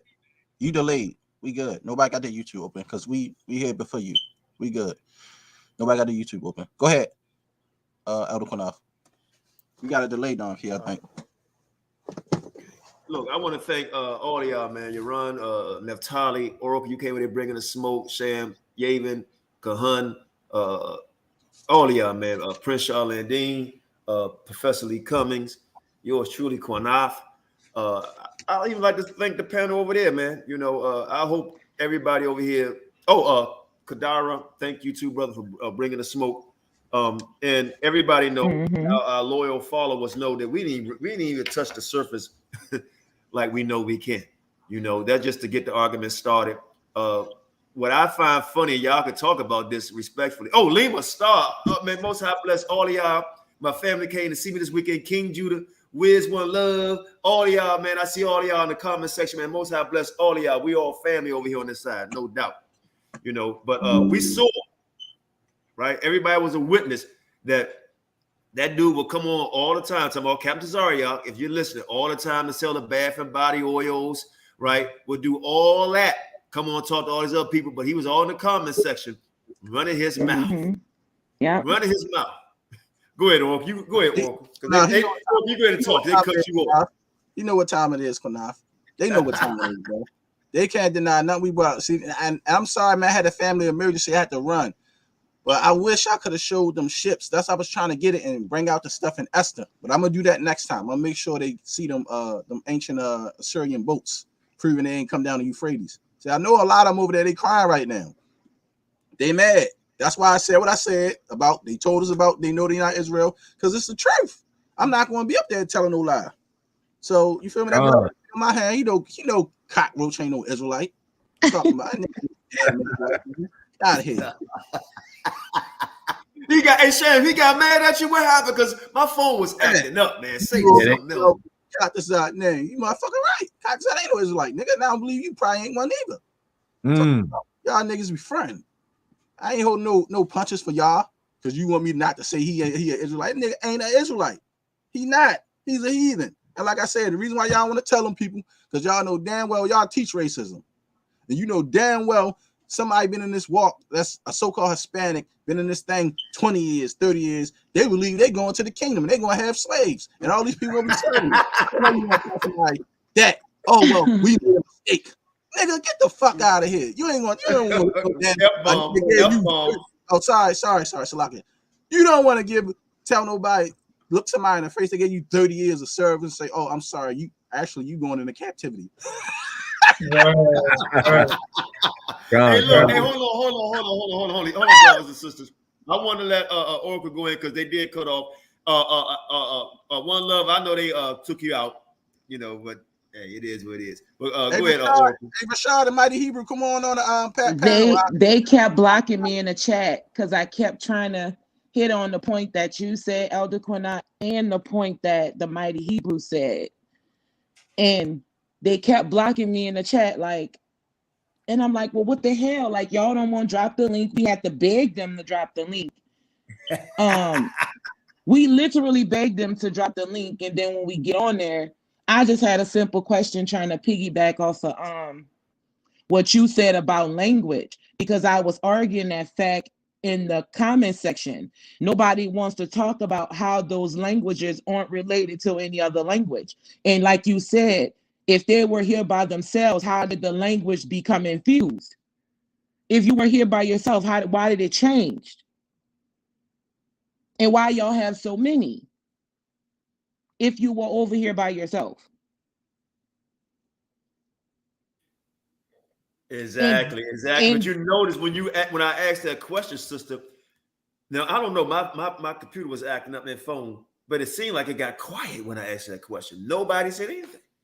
Yes, and then she tried to go through the back door on the mighty Hebrew, but he too sharp for that, trying to use the Spanish men. But no, I had something I wanted to say about that as well, because the Spanish men ancestry is a mixed ancestry. They have the Goths, they have the Arab, they're mixed with Nordic, it's North African. Okay, so did a great job. How are you going to say that they're this when the Spanish ancestry is about 4 or 5 different other ethnic groups? Because they know they can't go through the front door, they got to go through the back, and they know the Spaniard is their daddy. So they're trying to connect him with Israel.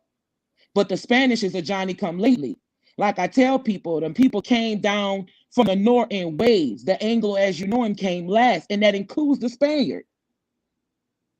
Like they want to mess history. You cannot mess history. You got to go 1, 2, 3. And that's how you get them off the map. You go 1, 2, 3.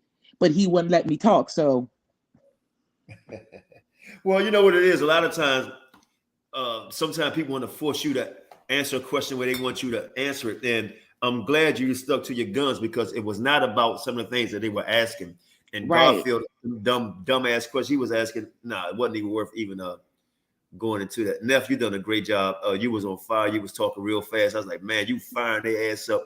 And thank you. Yeah, They made me mad with Garfield been trying to climb the scholarly ladder and be spearhead in the conscious community for almost a decade, and he can't do it. He's been trying that for years, Elder Qanath. Can't do it. You damn sure have. Neff, what you got to say about how you trying to come at your neck? Say that again, Elder. I know the sister Nepal tried to come at you a little bit respectfully. I will say she did that, but she tried to come at you a little bit, and you handled yourself very well. Who is that? Is that for me or somebody else? No, that's for Neff, and then you up next, Yaven. I mean, the bar.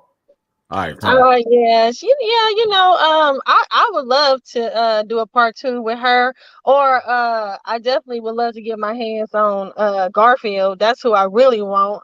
But anybody. I was expecting somebody to call in or come on and talk to me about what I brought out. But nobody did, and I was really surprised about that.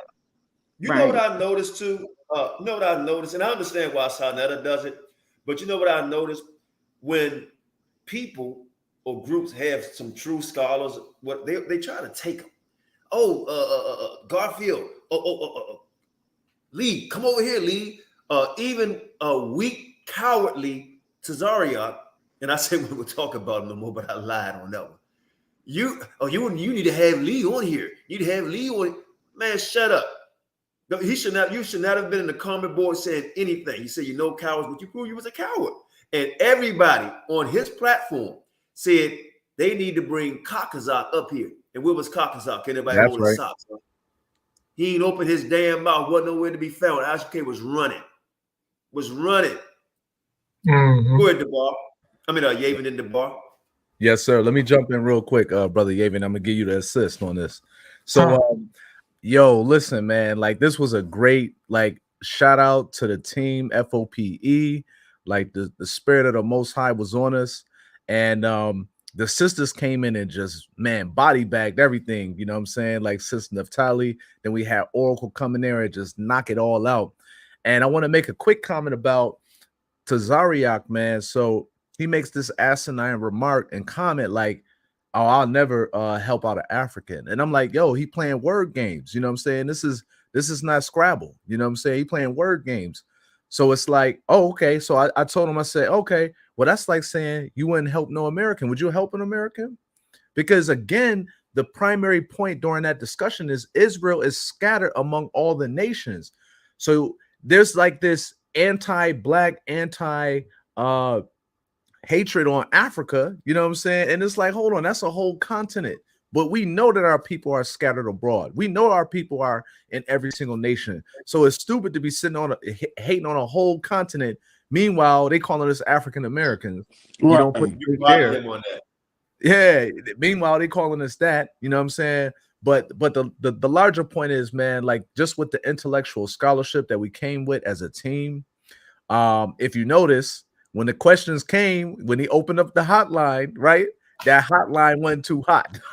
No, it was not. And you know what, too? Real quick. I'm sorry, I got to interrupt. I'm sorry. What I noticed, they was, oh, that sister, she too emotional, she too hype. Shut your dumb ass up. It's all right for them guys to talk crap, but a sister can't go in. Right. No, Get out of here.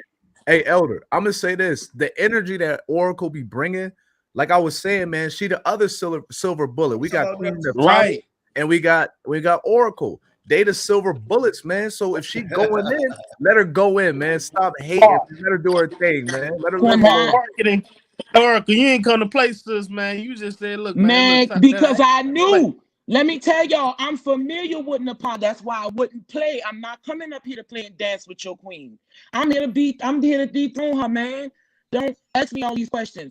And then they tried to switch up the doctrine, man. I'm not here by no Los Luna Stone. I'm here to tell you that you can't come over here by way of the damn Euphrates. You didn't land here.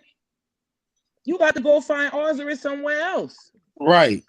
And they tried to say, oh, well, this, what about this? No, baby, that's not like Qanath said, that's not the doctrine. Right. Stick with the doctrine. Hey, let me make this no, quick. Baby, no, baby. Hey, Elder, let me make this quick remark, and I'm gonna give it to Yavin because I know he was up next. So I want to say also, man, shout out to Mighty Hebrew. That boy came in swinging, man. Mighty Hebrew. That boy got that swordsmanship, man. You better watch out when you. Hey, he got.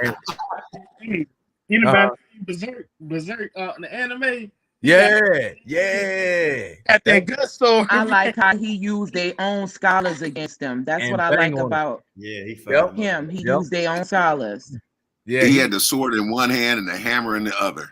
Man, he was like Hulk. He was just banging out everything, man. It was crazy. But the last thing I'm gonna say too is Lee Cummings, man. Shout out to that brother. He got a stupid question. I'm gonna call it that. This is a scholar. That every Israelite camp has a Negro question book, and every Israelite family that's serious in this truth and sincere has the Negro only question, that book in their house, in their library. So he got a stupid question, some dude trying to attack his scholarship and his intellectual credibility, but Lee killed it, man. He came in, smacked him with just the Moabite stone and just smashed everything. So I'm telling y'all, I'm super satisfied, but I'm gonna shut up. I'm gonna pass the ball off to my man Yavin and give him the assist. Go ahead, King. I appreciate it. Yeah, I wanted to take the approach because I know Sarnetta has a large platform, and we have a lot of our people who come on there and listen, but they don't necessarily believe in the Bible, and they blaspheme against it. So I figured I'd put together a presentation that can kind of get them to see, based on just the reality that they're living in, how the Bible is their history book, and try to reach somebody, and get them to see if they're in any type of interracial union and stuff like that, to get them to see that what they're doing is committing a grave sin, and they need to hearken unto the words of the Most High and walk away from that. And another thing I noticed too, brother Yaron DeBar, is that them one Westcast is getting mad based on what Tazariak said. I never help an African. Like, wow, because the truth is coming out now. You know what I'm saying? Like, now that evil in your heart is, you just don't care anymore because you know this truth is slowly coming out and exposing you as a liar and a serpent. So you're just gonna say how you really feel. We now know you got a Mexican ass daddy, so you like fuck Africans, and we're gonna see a lot of this truth come out. You know what I'm saying? When did everyone notice before we let Kahuna, because he said something to Rashad, I'm done. Did y'all notice, and this is what we've been talking about, and Sham mentions this all the time, and he probably go to hell off when I say it. No H-Town ever come up. It's always us. Right. That's why I was asking Sarnetta, get a Hispanic or Hispanic sympathizer up here. Right.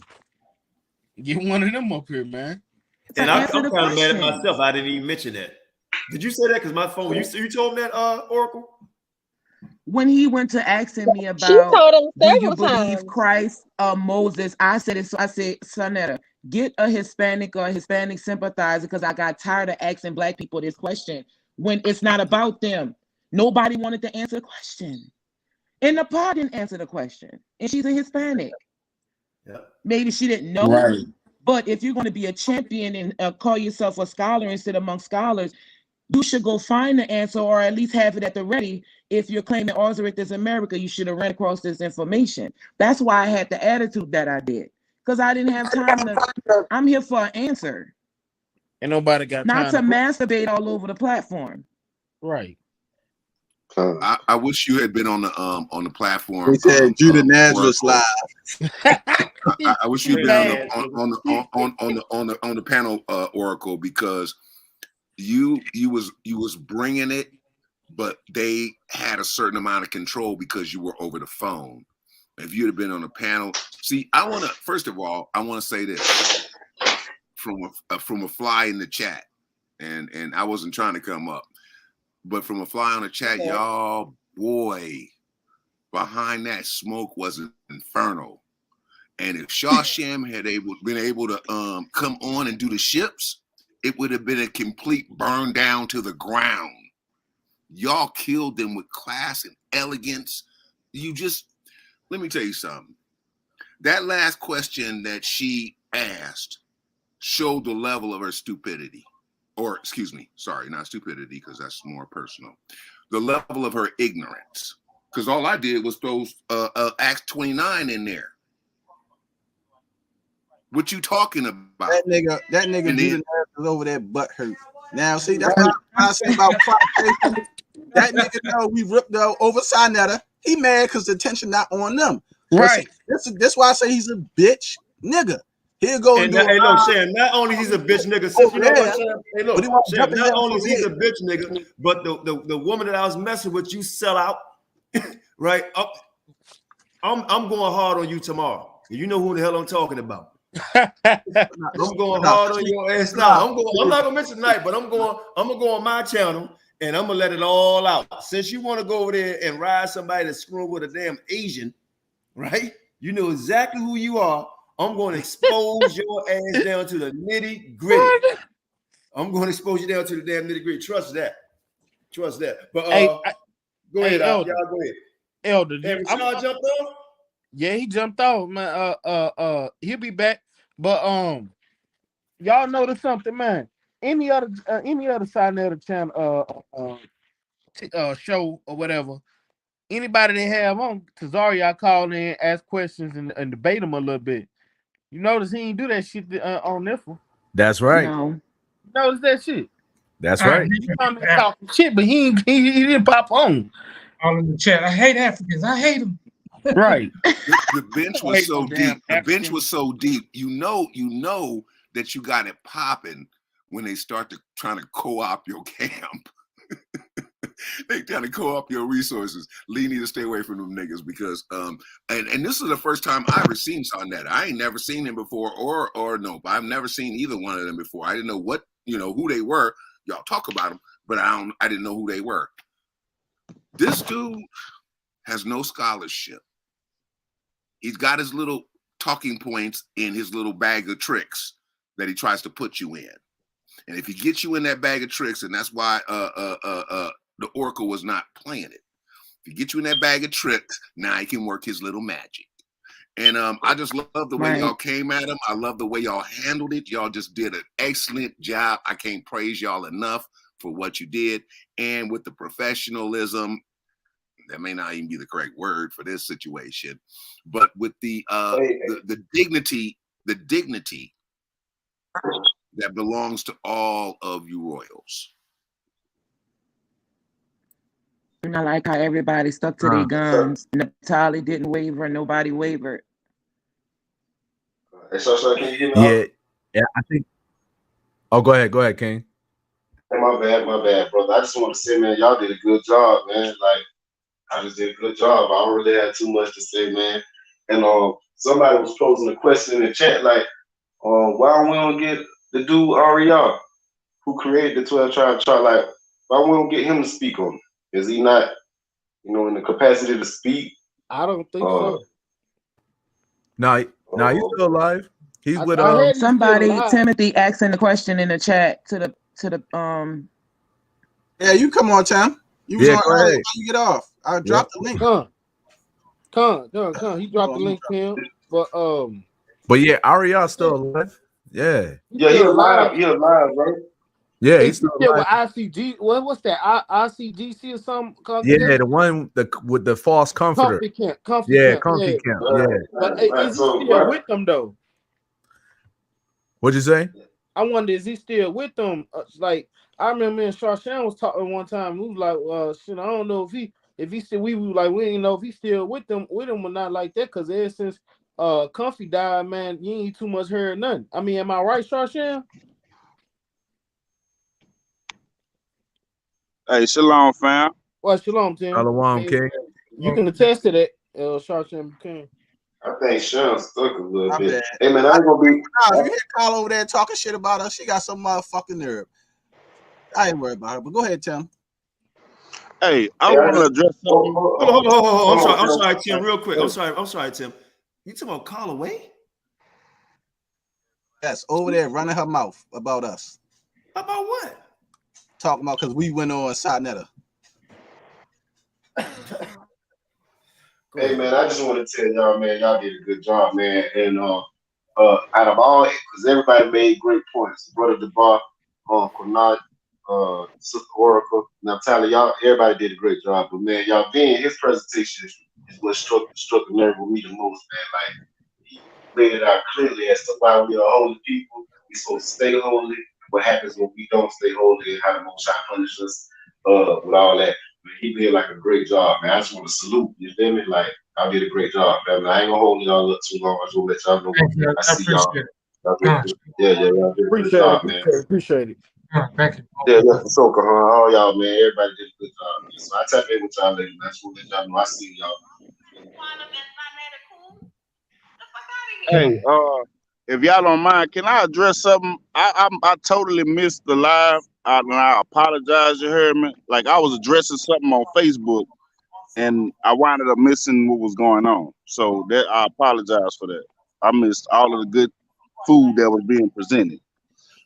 But now, I don't know if this person is still a moderator for y'all on FOPE, but her friend tried to say that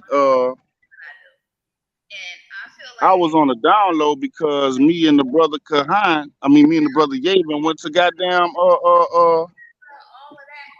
Buffalo Wild Wings last night. But you mad about some shit that you and your partner should have been taking care of. You hear me? And you calling me every day about this shit, you hear me? And you started some shit between me and my elder that I didn't even know nothing about. So when you presented it to me and Elder Qanath, when that happened, me and you chopped it up already about this, right? We already squashed this and knocked this out the way. But my whole thing was like, you saying that I'm a bad friend, but the person that you sitting up there talking to me about, both of y'all calling me and talking shit about each other, nigga. So whenever I call both of y'all today to address the shit that you saying to me, you heard me? Nobody won't answer the phone. Both of y'all won't block me. Like, make that make sense. Hey, I feel you, King. I feel you. That's crazy. What I miss, y'all? What I miss? Shalom. Hey, what I miss? Hey, what good, Mighty Hebrew? You already know. Mighty Hebrew. You already know, Mighty Hebrew. You see? Did you see what I did to Garfield? I want my face to be seen. I want my face to be seen. Where y'all? Look, this is what I do. Talk to me. Get your light on, Mighty Hebrew, so we can see your face. Hold on. No, I got you. Look. You see? You was killing them. When you growing your own food, y'all see that? When you growing your own food, them niggas talking shit. Look, and I can keep. Look. When you growing your own, That's all food, and it keep going. Watch. Damn. I got look. When you growing your own food, them dudes is talking crazy. They don't even what. Look. All this land. That's our land. All this land. Look, y'all. All this land. Them niggas crazy. Hey, Them dudes is crazy. They want to sit up there and talk about scholarship. I use their own. You see what I did? I used Deuteronomy chapter 19:15, 2 to 3 witnesses, and then I resurrect they 3 granddaddies. I resurrect Dr. Ben, Sheikh Anthony Diop, and Dr. John Henry Clark, and they all said that the Hebrews were in Africa. They all said that the Hebrews were black. They all said that they were Africans. The fuck is you talking about? If you don't get out of here with that reverse racism shit, the only reason why I did that, because Sinetta said I'm scared to debate. No, I'm putting in that fucking work. That's what I'm doing. And I can't always debate, but for Israel, I'm a debate for Israel. Everything y'all said tonight was on point. I read all the comments. I ain't never see the comments like that before. Them comments said F.O.P.E. won the victory tonight. Straight like that. Hebrew Israelite sovereign nationalism. Just the question I asked. Really? If you saying that the Hebrews aren't black, this the question you asked. Was Jacob's 12 sons Negroes? Yes or no? And if they say yeah, then all the Israelites are Negroes. They done. Right. What the fuck are you talking about? And the North American, South American, Central American Indians, some of them are RH Moki DNA hybrids, while others are ghost gene DNA by the old haplogroups or types, going back to Australoid or Australians. You want to know why that's authentic? Because out of every group that deal with the DNA, they go to ancient bones and take that DNA and abstract. The only ones they don't do that for is the fucking J marker. That shit is false. They using modern day jewelry and Arab DNA to authenticate Israelite DNA.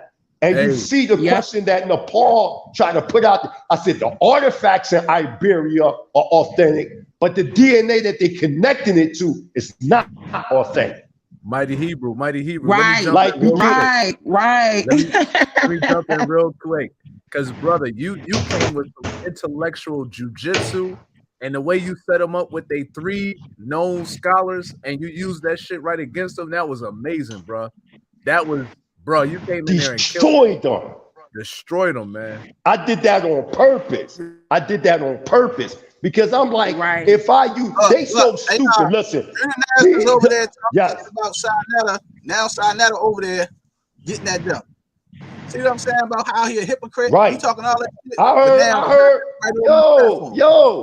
I heard he said something about me. Like, what the hell? Judah Nazareth, what's up with that, yo?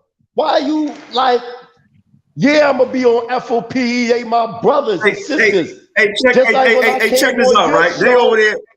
Hey, Prince, I'm sorry. They over there calling me a stripper and all this shit. And Callaway over there talking about, what Qanath friends with Sinetta? I want to know what the fuck he did, blah, blah, blah, blah. They talking all that shit about us going over there, how Sinetta kicked our ass. All he did was just let us bring it out so we can get a challenge. Look, let me make this clear. Right after somebody said something to me. Just let me finish real quick, bro. Right after all that shit they talking about us, guess who on the program? Sinetta over there. And they over there kissing his ass. He over there right now. They over there talking about me going on Sinetta. Sinetta over there saying, y'all want some folk? Come over there. And not only that, let's make it clear, because somebody said, Zaquane, somebody gonna say, I thought you wasn't gonna ever go on Sinetta station again. Let's make this clear. First of all, I came on FOPE Israelites and seen it was playing. I thought it came on FOPE joint, right? So I'm asking for the link. So Nehemiah was like, well, you got to go on Sinetta join, get the link. In my mind, I'm like, I'm on FOPE. And when you look at the background, it was actually FOPE's background. It wasn't Sinetta's background. So again, I came on in support of my brothers and sisters on FOPE, not on That clear, number one. And number two, I had to do that. I use their Scott. Now, the argument is resurrect Dr. Ben, Sheikh Anta Diop, and Dr. John Henry Clark and John talk to Henry them Clark. about it. Mm-hmm. Yep. Go talk to them about it. Don't keep talking to us. Talk to your elders. I gave you the pages, the citation, the books, who wrote them. This is the supreme architect, granddaddies of Afrocentric Black That's their conscious thought. holy trinity. Hands Sean. down, you can't do shit. Right. Sister Arctic, he can't do shit. Even Sinetta, look at his face. He was like, oh shit. Garfield, what are you talking about? That's Garfield, what are you talking about? I got your book, bro. Your book ain't nothing but a collection of other man's words. Where's your footwork scholarship? That's like somebody lying on Sister Article and say she robbed banks for a living, but I get it from a fourth dairy source. If I know Sister Article, wouldn't I just go straight to her? Why would I go to fourth and fifth dairy sources? So if the tribal chiefs in Africa or certain tribal chiefs in Africa are telling you that they Israelites over here and that also with this Northwest Africa, we can even go into the Talmud of 200 BCE. Yes.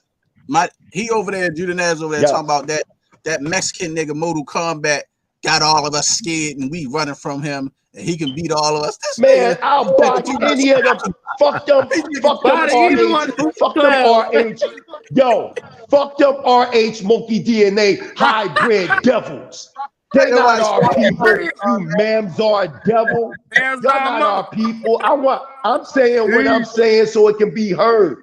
All them Joel Issachar, fucking Jose Vera. You remember when he disrespect the late General Deshaun Tatum, talking shit that he was an albino, and that's right, the white woman supposed to shot him in his face. I'm on some real personal shit. Fuck them. Them devils, man, in our communities, and we running you the fuck out. Fuck that 12 tribe chart. Fuck them lies that they've been saying that we not the people of the book when we know we the people of the book. Are you crazy, man? We over here. And even the word Africa, right? You know the root word for Ephraim is Africa. Dickheads! The northern kingdom of Israel was known as Ephraim. Damn. And the same root word for afar is the same root word for the tribe of Ephraim. And that's Africa. You stand correct. Come on, man. Come on. I can use the word Ephraim alone. I can use that word alone. Ephraim, the root word for Ephraim. Yes, sir. I just want to say this last word and I'm done. Right. Yo, Cesaria, the word Ephraim was also a name for the northern kingdom of Israel. The northern kingdom of Israel supposedly went to the land of Ozarith, right? Right?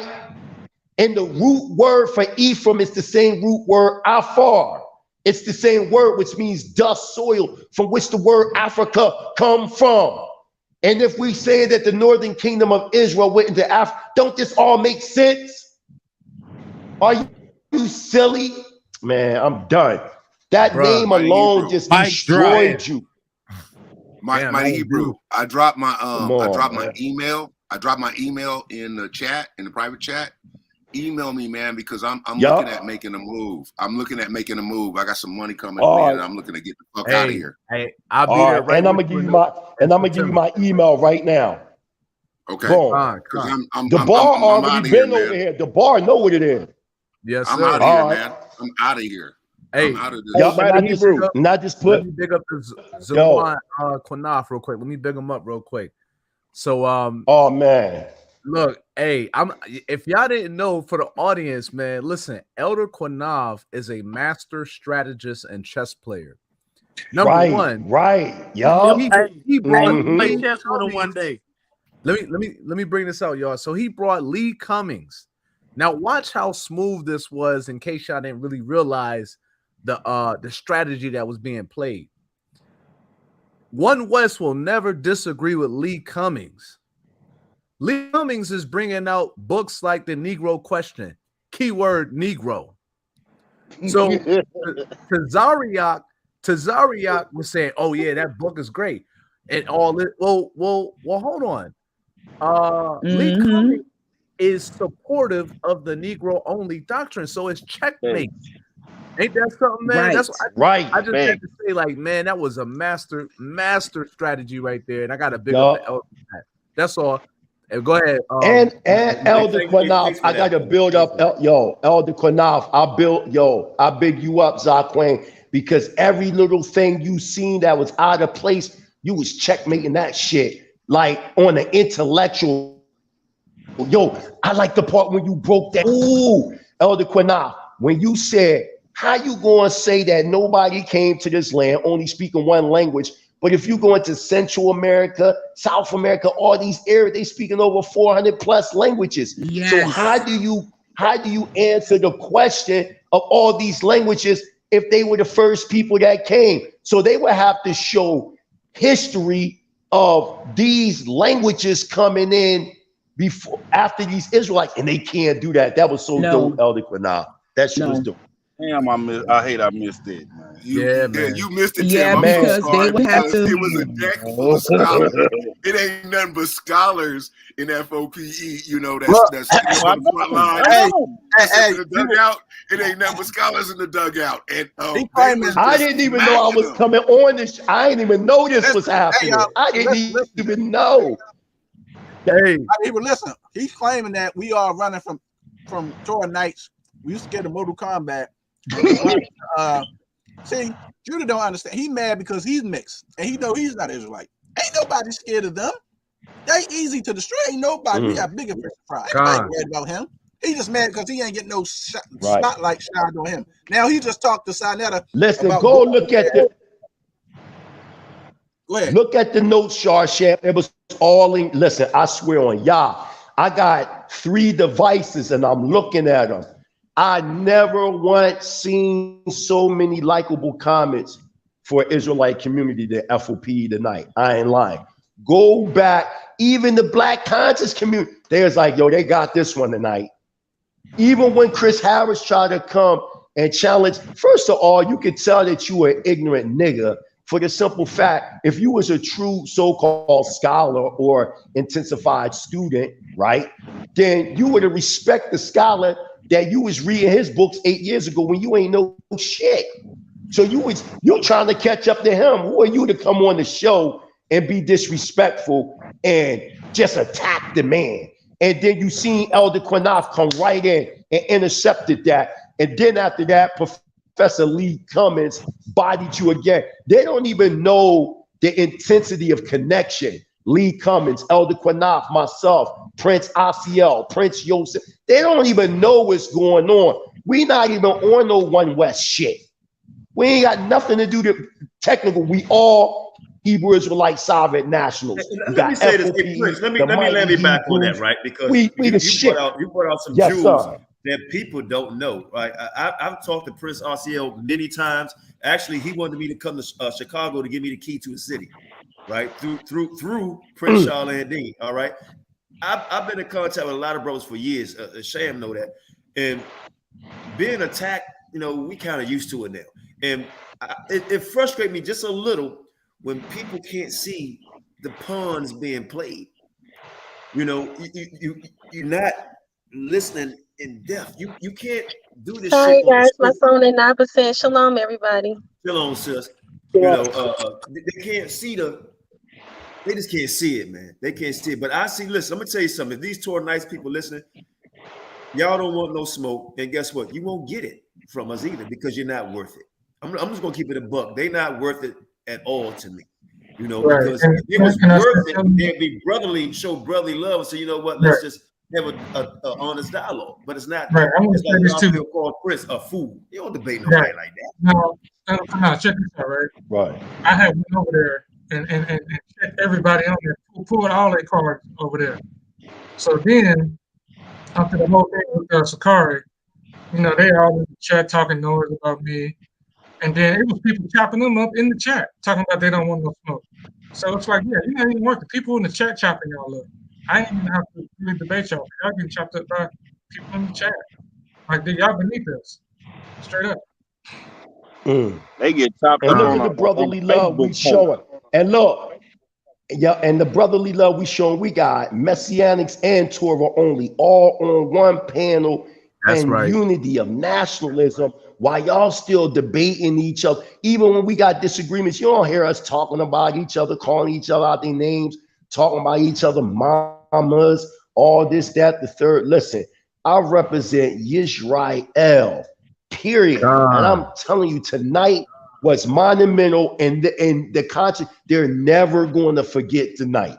They're never going to forget tonight. Everybody that Chris Harris got busted, he got destroyed.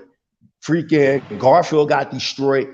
Then you're going to come up with your 400-year comment. You really don't want to go there with the 400 years, because we do know that there was slaves that came over before 1619, but that's not the slave I'm talking about, fool. I'm talking about the so-called Negro in the United States. That's who I'm talking about, because what you don't know, Chris Harris, that I can prove that prior to that, all the slaves from West Africa were going to the West Indies and getting broke, right? It is the so-called Negro in the United States that's the only ones that came straight from West Africa to the United States. Did you know that? That's why 1619 and 2019 to 2019 is monumental. What happened after 2019, fool? You had the George Floyd murder. Now you got to look at the dynamics of that murder. That murder wasn't just isolated in the United States. It affected the whole planet. George Floyd was the face of the death and resurrection of the nation of Israel, you ignorant fool. Then the death of America was symbolic by the COVID vaccination. And the COVID, that COVID-19, all that, it destroyed the whole planet. Post-judgment, opening up the door for Israel to leave, and we still got room. And look, we in post-judgment now. Look what the Most High do. He calms down the COVID, right? To give a window period for more Israelites to leave. That's the post-judgment and the spiritual mercy that the Creator is having upon us. But watch, when the Most High come again, he gonna plague something on America that's gonna be even fiercer than the COVID vaccination. And then from there, he's gonna close it up for a minute, open it up, let more of the 1/3 leave, gonna keep and measure. The Most High is gonna destroy America and the Western powers. And that's what you see right now. So the 2019 was clear. And there's one more thing. Sister asked about that calendar she keep asking you about, right? Sister Audible, you keep asking them about that calendar. Well, didn't they not say that 2012 was this whole thing about the Mayan calendar and all this, that, the third, right? But guess what? They were correct. The people failed to understand what they weren't correct about. That 2012 to 2019, ain't that the 7.5 years that we reading about in the book of the, I ain't even gonna go there, which is 2019 right now, which is now 2022. Everything is aligning. The real house of Israel, the so-called Negro. I understand why they keep saying both parents need to be Israel. What are you talking about? Because of that doctrine of the seed of the father only, which I subscribe to. But as a man, I can admit I'm questioning it right now because of the simple fact that y'all able to manipulate and get these mamzars in our communities with that doctrine.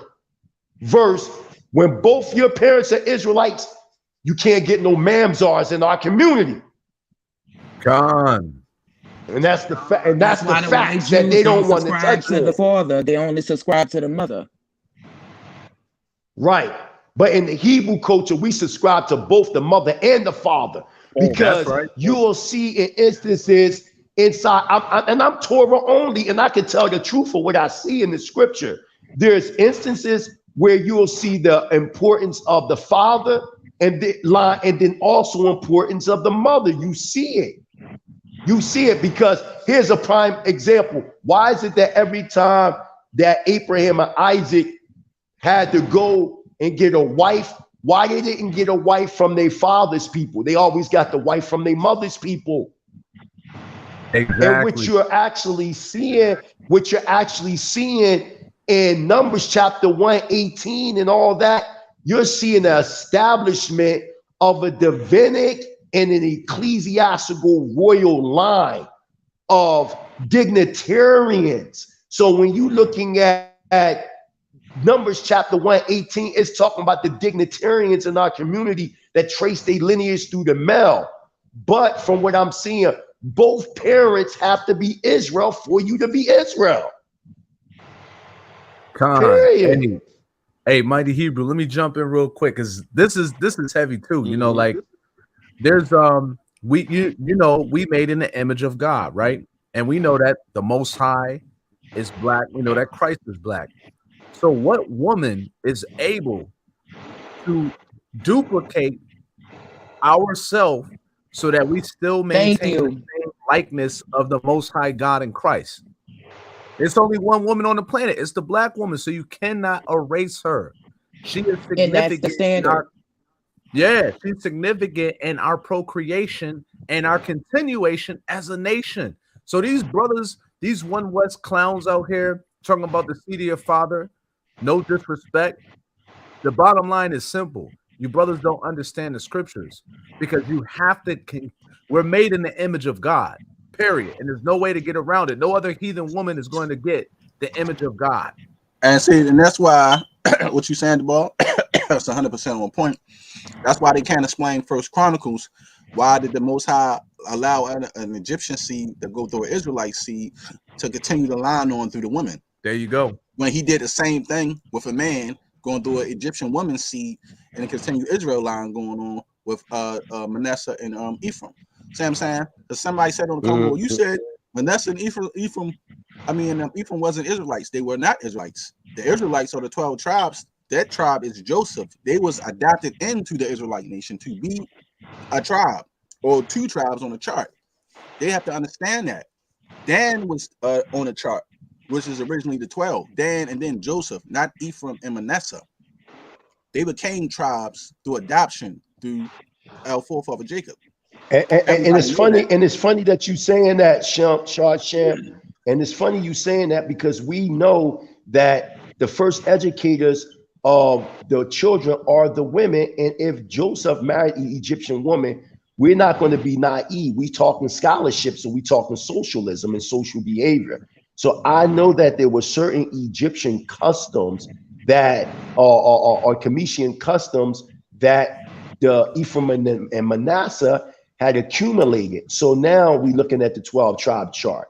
Ephraim supposed to be the so-called Puerto Ricans, and Mexicans supposed to be, and Manasseh supposed to be the so-called Cubans. Now let's look at the Cubanian culture and the Boricuan culture of the Caribs and the Tainos. Why they don't have no Egyptian similarities? You see more Egyptian similarities with the Aztecs and the Toltecs and the Mayans. You don't see that with the Boricuan and the Cubanian culture. You don't see that. Why y'all don't have any similarities or no characteristics of Egyptian culture? That's just something to put out there and think about. If you talking about characteristics, because don't y'all try to prove y'all 12 tribe chart by Genesis chapter 49 and Deuteronomy chapter 33 and certain characteristics when you talk about Dan being the serpent, or you talking about, for instance, the yoke of the neck, and our hands would be at the yoke of the United States, and Gad, the truth cometh, talking about the U.S. cavalry. We know all that stuff y'all use. Why y'all don't teach how y'all used to teach that Yahawashi was the reincarnation of Solomon? We know the history and how Chief High Priest Mashayach supposed to be the reincarnation of King David. We know this. We know how. What you say, Shashan? They did. You say what, Shashan? they did teach that Adam was Yahawashi and Solomon was Yahawashi and Melchizedek was Yahawashi. Right. You think we don't know these things? And yo, Sham, I ain't gonna lie. I didn't even know in that deepness how you brought it out, and you were eyewitness and you heard it, how you was breaking down, how them elders even told you from them camps that the so-called Hispanics are not Israel. He told you that. They told you that out of your own mouth. Out of their own mouth.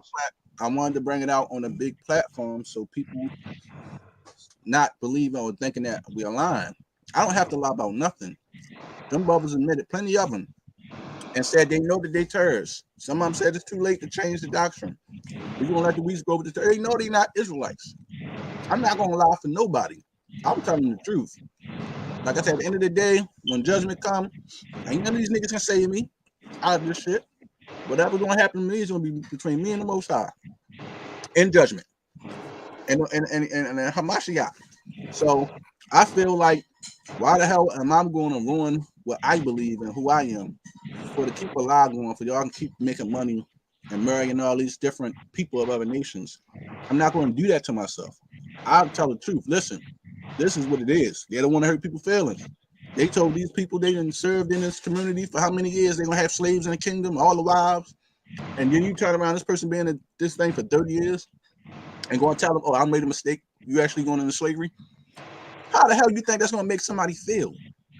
It's just the truth about it. Like, you know what I mean? I'm not doing that, man.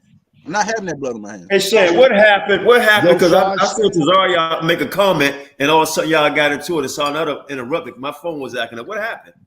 Oh, because he saw I was great at them niggas' neck because he was running his mouth talking about we ain't telling the names of the people who said that they weren't Israelites, but we gonna call out Qanath's name. I said, fuck Qanath. First of all, Qanath is not an Israelite. And that's why I said to Zaria, I don't believe you're an Israelite. I ain't got no problem saying your name. I ain't got no problem saying who the elders' name were, but we don't really need to get into all that. They know who they are, bro. They know who they are. So, and it is what it is. It's the truth. They know who they are. They know who want to keep this shit sworn to secrecy. They know who they are. There's plenty of them.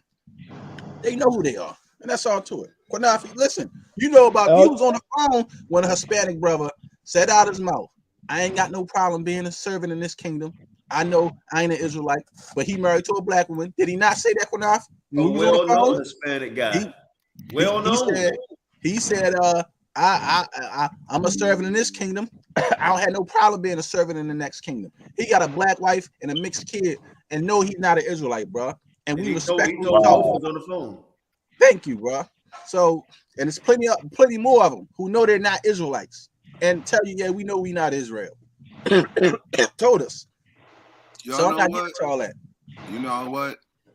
When I was out there in Christianity, that said that, you know, pretty much everything was okay.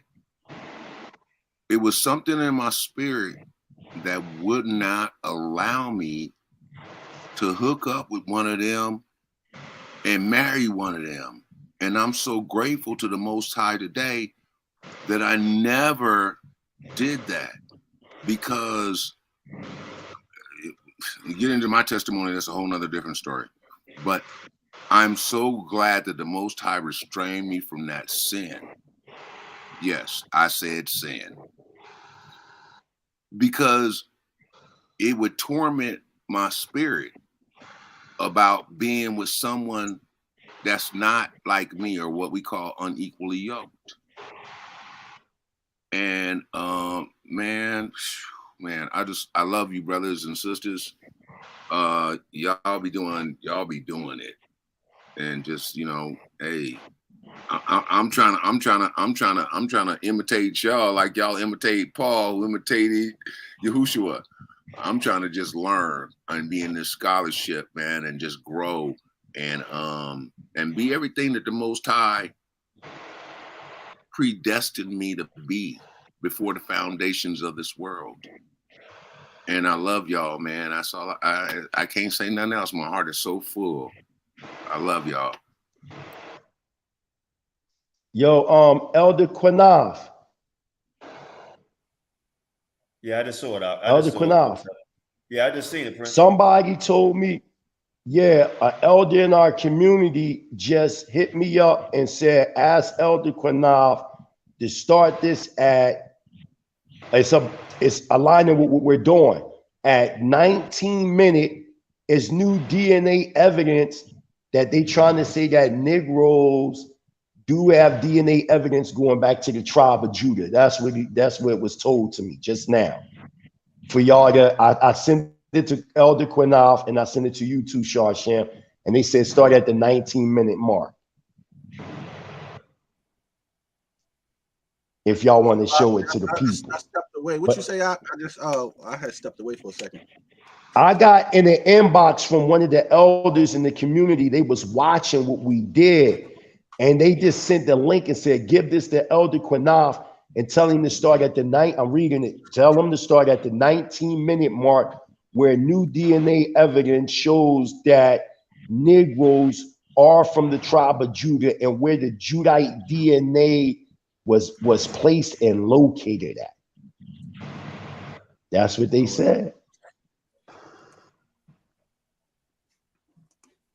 And with everything you've been saying, proving that the Israelites are Negroes because DNA is showing it now. And they saying they trying to say it's like undeniable DNA or something like that. It's new. It just came out. Start at the 19-minute mark. Yup, they said start at the 19th-minute mark. The elder said it's 25 minutes, but you may want to just break it up. But he said from the 19th-minute mark from on, it's 25 minutes. That's what he said. No, we can't do the whole 25 though. We do a few minutes. I know you can. I know you can. You just get a glimpse, show like 5 minutes of it, and then come back later, maybe another time or whatever, just to see how it tastes. That's just taste it a little bit. And then people on their own can go look it up. You give them the link or whatever the case Black may be. stoves But in the land of Israel, in the territory of Judah. All right, well, let's keep going, family. I just want to show you Upper and Lower Egypt. You can see that Upper Egypt is the south part of Egypt next to Cush. And that matches what we see on the Lakesh relief of people with nappy, woolly hair, right? So the skulls say that these were an Egypto-Nubian people. And also the Lakesh relief showing people with nappy, woolly hair also tells us that they are an Egypto-Nubian black people. Hallelujah. All right, well, let's keep going, fam, because again, we didn't want to stop there. And this is where we get into the next phase of our research, right, of these revelations. And for this, we're going to bring up DNA, or we're going to review DNA. And for DNA, for a lot of us, or many of you have probably taken Ancestry.com or 23andMe DNA reports. And of course, we know that there are many other DNA companies out there, but there are different companies that you can run your, you can take their DNA report, and many of them will give you a map. And within the map, they'll show you what places around the world that your DNA matches up with. And what you're looking at on the map is a map of my DNA report with Ancestry.com. And as you can see, as expected, I have lots and lots of matches in Africa. And here's just a broader view of my DNA report. So you'll see those same African DNA matches, but you also see Portugal, on the top part of the map. You also see France, an area of France, and you also will see Britain, right, or England at the very top part of the map. And the reason why we're getting these matches is because the DNA tests today are matching your DNA against present day population groups, right? So they'll take your DNA and then they'll take a look at the DNA that was sampled over in Nigeria, or they'll take a look at the DNA that was sampled from a living population over in Angola. And they'll take a look at it and say, whoa, it looks like your DNA matches these populations over in these certain areas. And that's how they generate these reports. And it's interesting, at least for me, when I saw the Portuguese map, of course, if you've listened to Hidden Hebrews and you've heard about all of the history of Spain and Portugal, you'll know that the Spanish and Portuguese brews were sent to the west coast of Africa. And for me, when I saw that match in Portugal, that was very significant.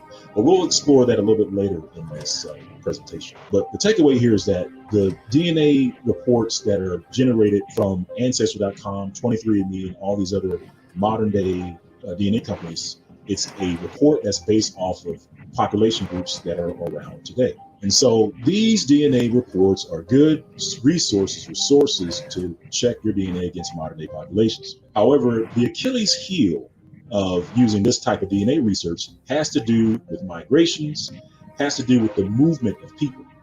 And I remember watching a gentleman by the name of Spencer Wales, and he was associated with National Geographic's, Human Genome Project, basically mapping or tracing everybody's ancestry all the way back to Africa.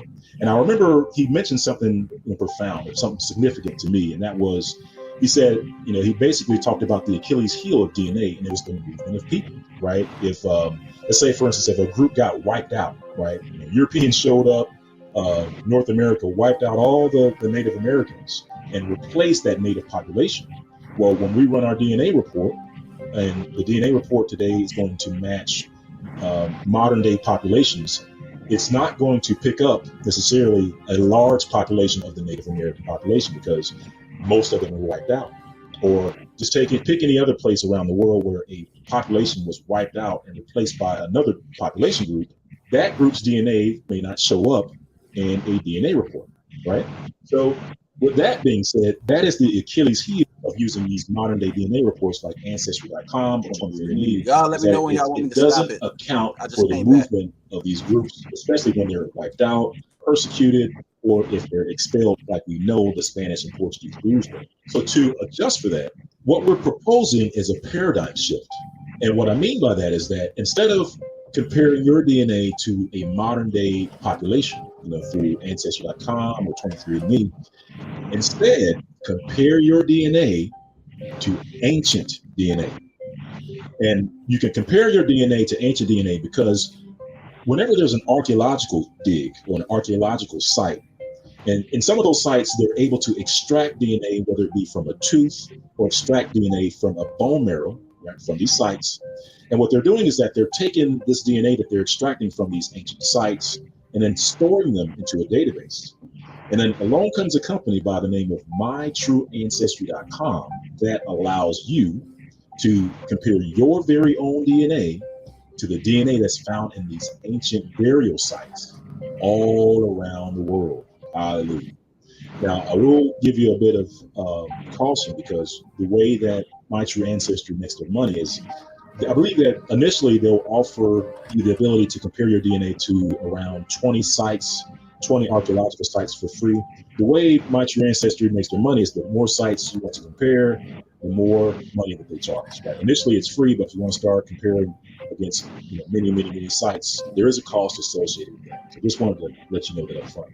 For us as so-called African Americans, or for us as so-called Negroes, it's profound because it allows us to test our DNA against the people that were there long ago. Like when we were looking at the city of Lakesh, potentially, if they were able to extract DNA from the city of Lakesh, we could literally see if our DNA matched any of the remains that they pulled out of that site.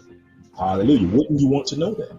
And that way you would know for sure, using your very own DNA, whether or not you have relatives in those sites or in those countries. And for this, fam, we want to make this a personal journey, right? We want to make this a personal journey using your very own DNA, because when you run your DNA and your DNA information comes back as a match, then no one can take that away from you, right? Your DNA comes back as a match in Jerusalem, or your DNA comes back as a match in Lebanon or Spain and Portugal. No one can take that away from you, right? There's no debates, there's no discussion, just simple comparison. Your DNA matched the DNA they found in those places, right? All right. Well, what you're looking at on your screen is a report from My True Ancestry. And this is from my DNA report. So I uploaded my DNA. So I initially took a DNA test with Ancestry.com. And when you take it, whether it's through Ancestry.com or 23andMe, and some of those other DNA companies, they will allow you to download your DNA file, and it literally downloads into a single file. And then you take that and then you can upload it to My True Ancestry. Like I said, initially it's no cost, it's for free. So you can take your DNA, upload it to My True Ancestry, and then they'll run it through their analyzer. Then they'll generate a DNA report. And so this is my DNA report. And an interesting thing that you'll find right off the bat is that my DNA matches archaeological sites or DNA that was found in archaeological sites in the Middle East. But how can that be? Because on Ancestry.com, I didn't have any matches in the Middle East. What's up with that, fam? You see where I'm getting at, fam? You see where the significance of this report? When they compare my DNA to modern day populations in Israel in Ancestry.com, I didn't have any matches.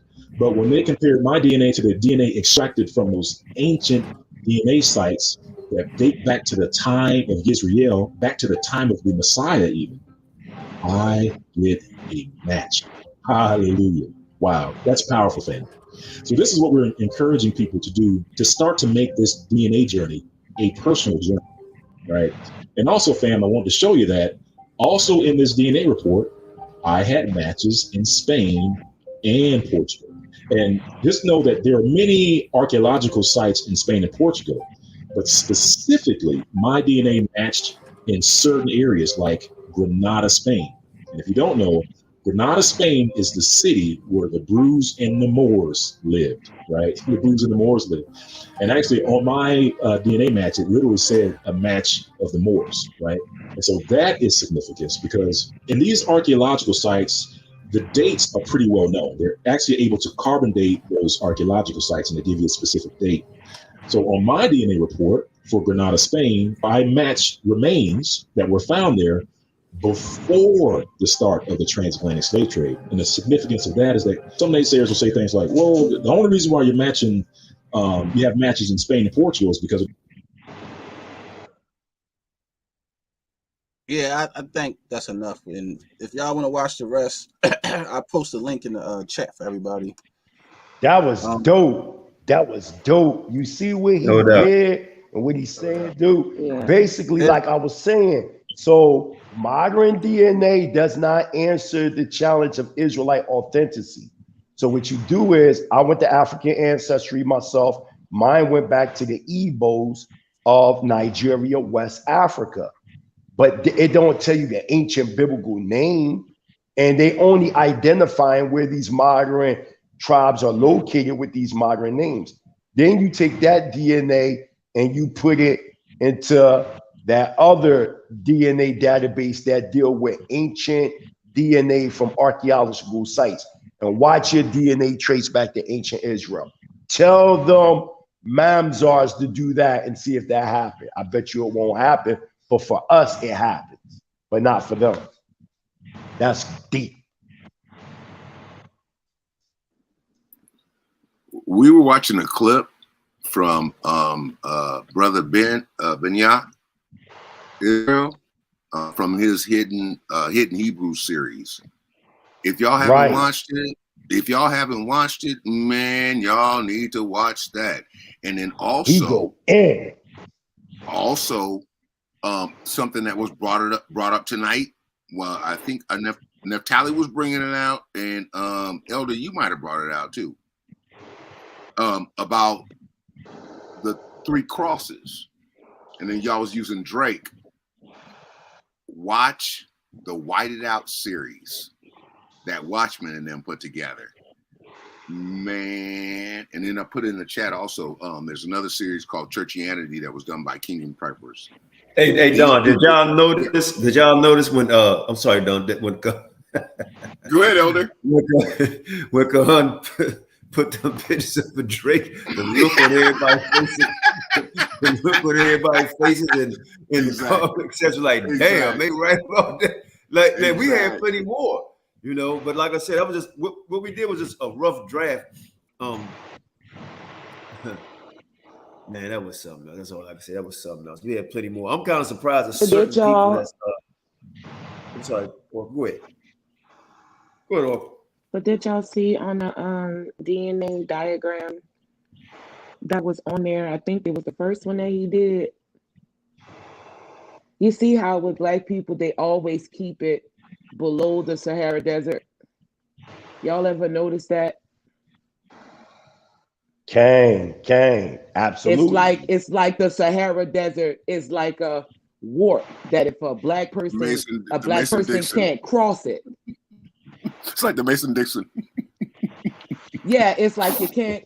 Every time a black person takes a DNA test, it always keep it below the Sahara Desert. Hence the term Sub-Saharan African. They keep the Bantus tribes in the southern portion of the Sahara Desert, but the Bantu have been all over Africa. Right. All over Africa, predating. Just like the right. And don't the children of Israel, it says, Sister Article, the scattering Israel amongst all the nations? Right. Sound like the Bantu expansion.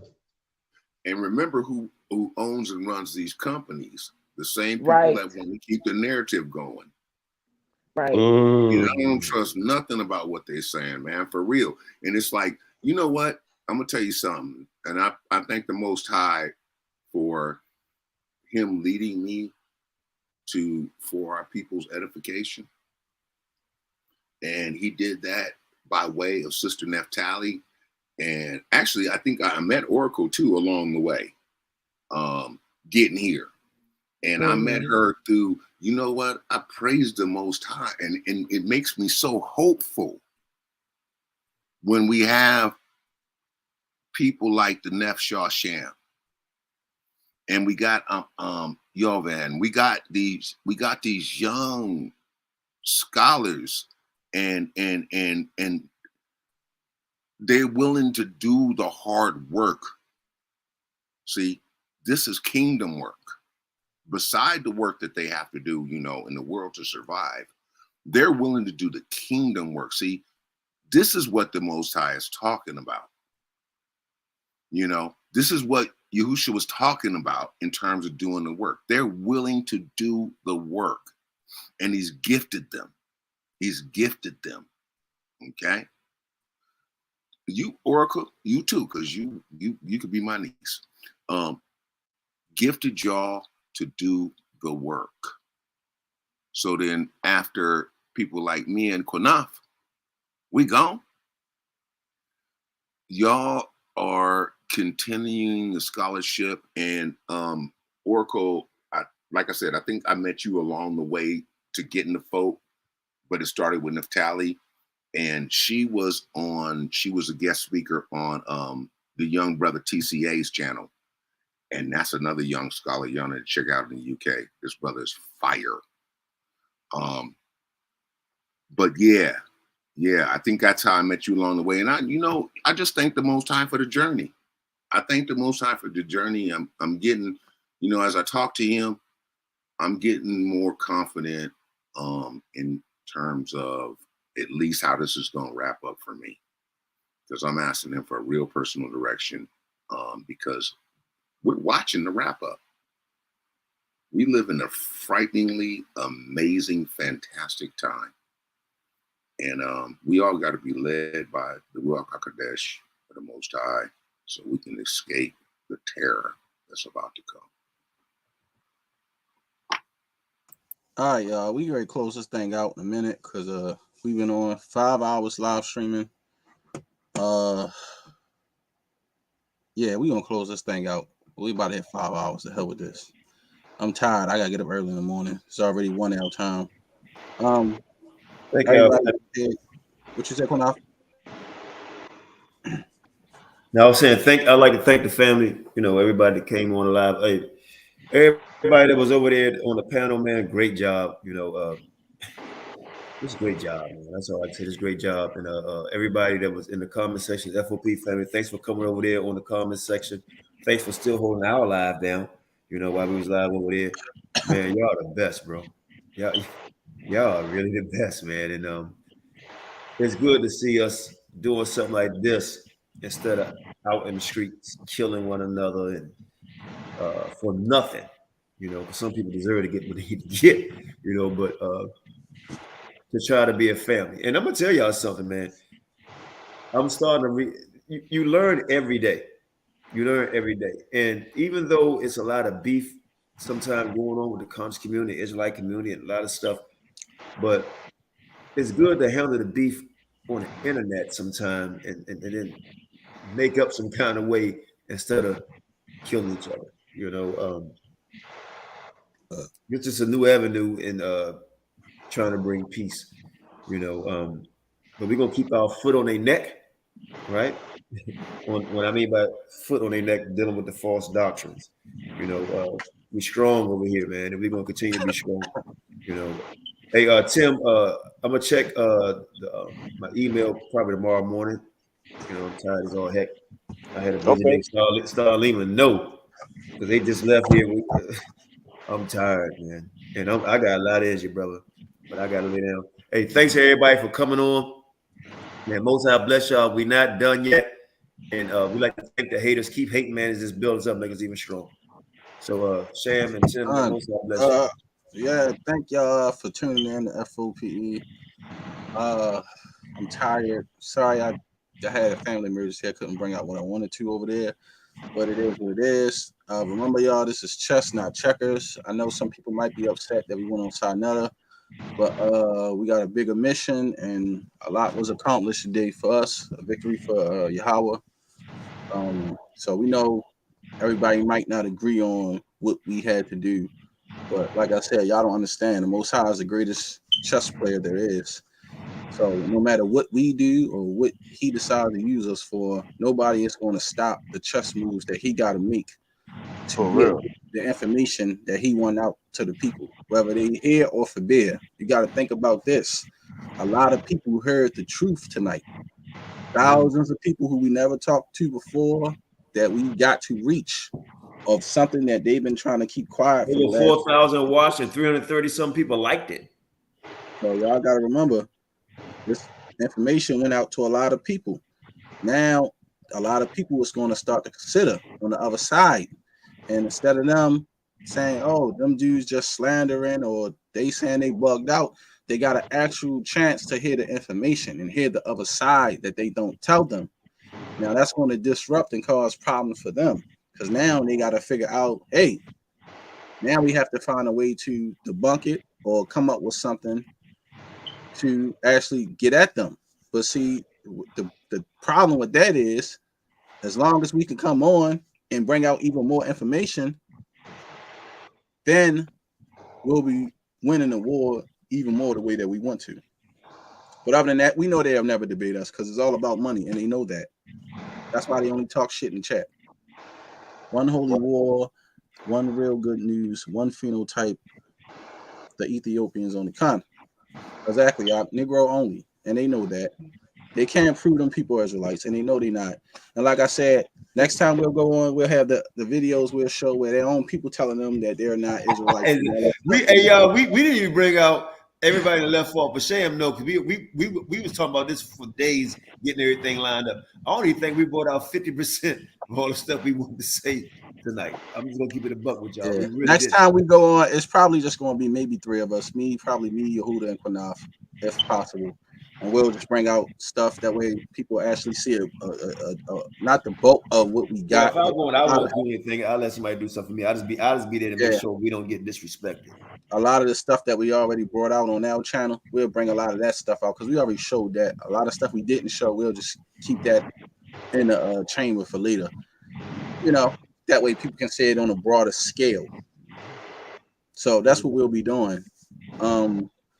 Yeah, so shalom to everybody. I love you, Star. I love you, Lima. Happy to see y'all, Queens. I hope y'all enjoyed y'all beautiful gifts. And we love y'all. Appreciate y'all, sisters. Shout out to King Judah. Big salute, King. Everybody that came on, Mighty Hebrew. Shout out to my brother Tim. Hold on, bro. My Nigerian brother, Kaduri. Yeah, shout out to our brother Debar. Sister Naphtali, Yavin, Kahan, everybody that came on, out support. Shalom to Triana in the chat. Oh, I can't see my brother in the chat now, so he thought he was blocked. Yeah. So everybody that support us, we love y'all. Most High bless. Thank y'all for tuning in. Once again, we hope y'all enjoyed the live. We tried our best, Israel. Professor Lee Cummings too. Beautiful presentation. So with that, we're gonna say we shalom. We out of here. Shalom.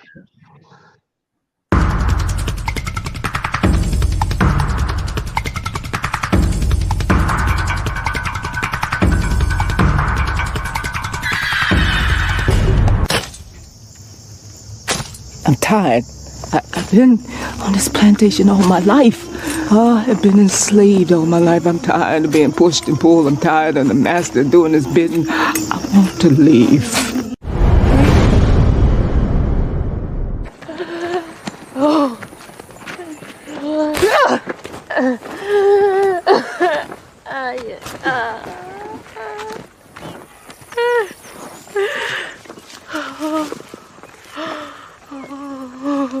You done this to yourself, Pats.